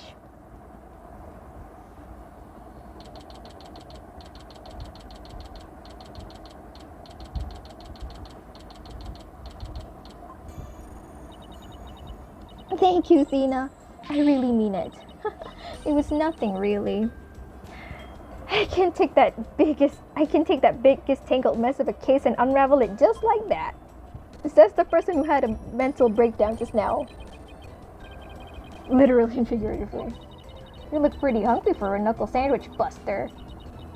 I wanted to thank you too, Apollo. Don't mention it. The way you were always there for Athena when she was in a bind. And at the detention center where your smile gave me hope when there was none. Juniper! So this is when that started. It was like the warm rays of a sun shining down on peaceful woodlands. So this is when the crush started. I think you're an absolutely amazing person. Thanks, Juniper. That means a lot to me. But I still have lots of work to do, and I can't wait until we see you on the judge's bench. I promise you I'll get there someday. That's why, until that day, I'll... Hi, Trucy. Oh, am I interrupting something?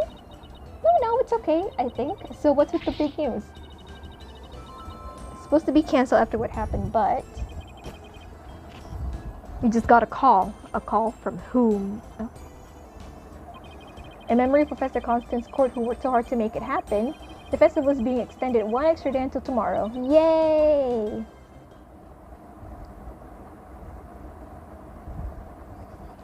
I'm so tired.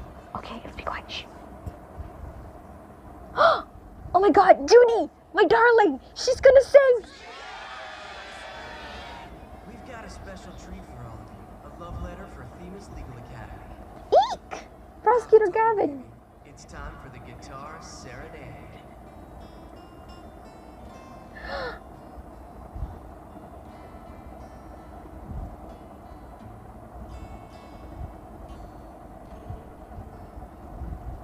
Oh, we don't get to hear her sing? But I wanted to hear her sing! Well, I'm sad now.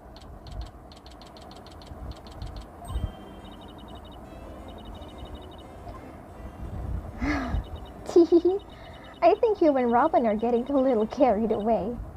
Ah, your singing voice, Juniper. It could melt my heart. Mr. Wright, thank you for that training seminar.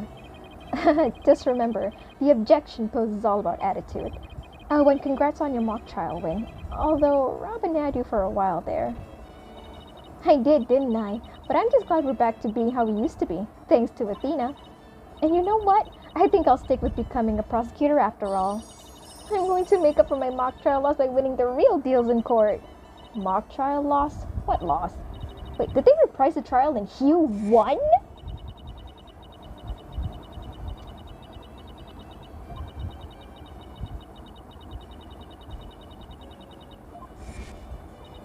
So, does this mean it's really gonna happen? Juniper! Oh my god, confession! Oh my god, confession! There's something I've been wanting to say to you. Huh? Oh! Is he gonna do what I think he is gonna do? Juniper. Can we still be friends? You know, best friends like we've always been. Oh, Hugh! Huh? Best friends? Hugh, were you gonna profess your love for Juniper if you won the mock trial? No, I was going to confess that I'm not a genius and that I'm really 25 years old. Oh, he was gonna confess the truth about himself, not... we already dragged it out of me during the trial. Whoops. Listen, Hugh. You too, Robin. Miriam? Miriam! Oh my god! Me too?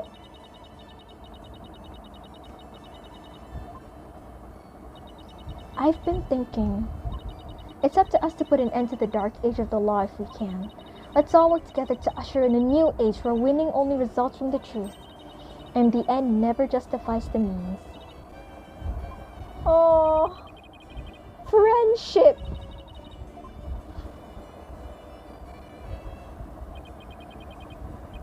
Best friends forever, huh? Friendship.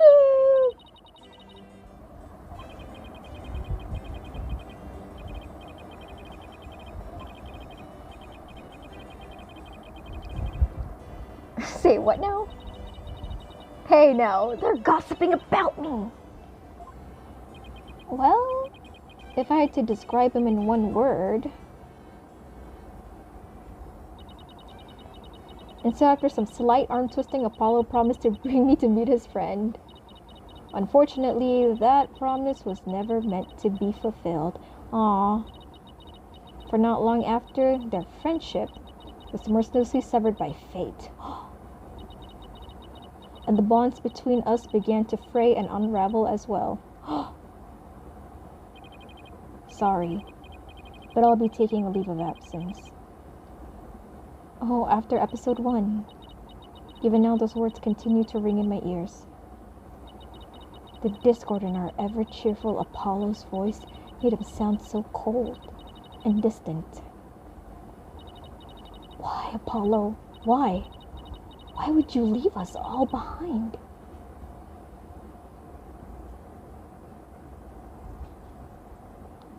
And that's episode 3 for you. Oh my goodness. The cosmic turnabout. Right. Wow. I am so tired. It's 2:26. I've been streaming for 4 hours, 48 minutes. That's nuts. Right. So I don't have anything witty left to say. It's far past my bedtime. So I'm gonna go. And we're gonna pick up episode 4 when I get the chance. I'm going to take a well-deserved nap. So yeah. Bye.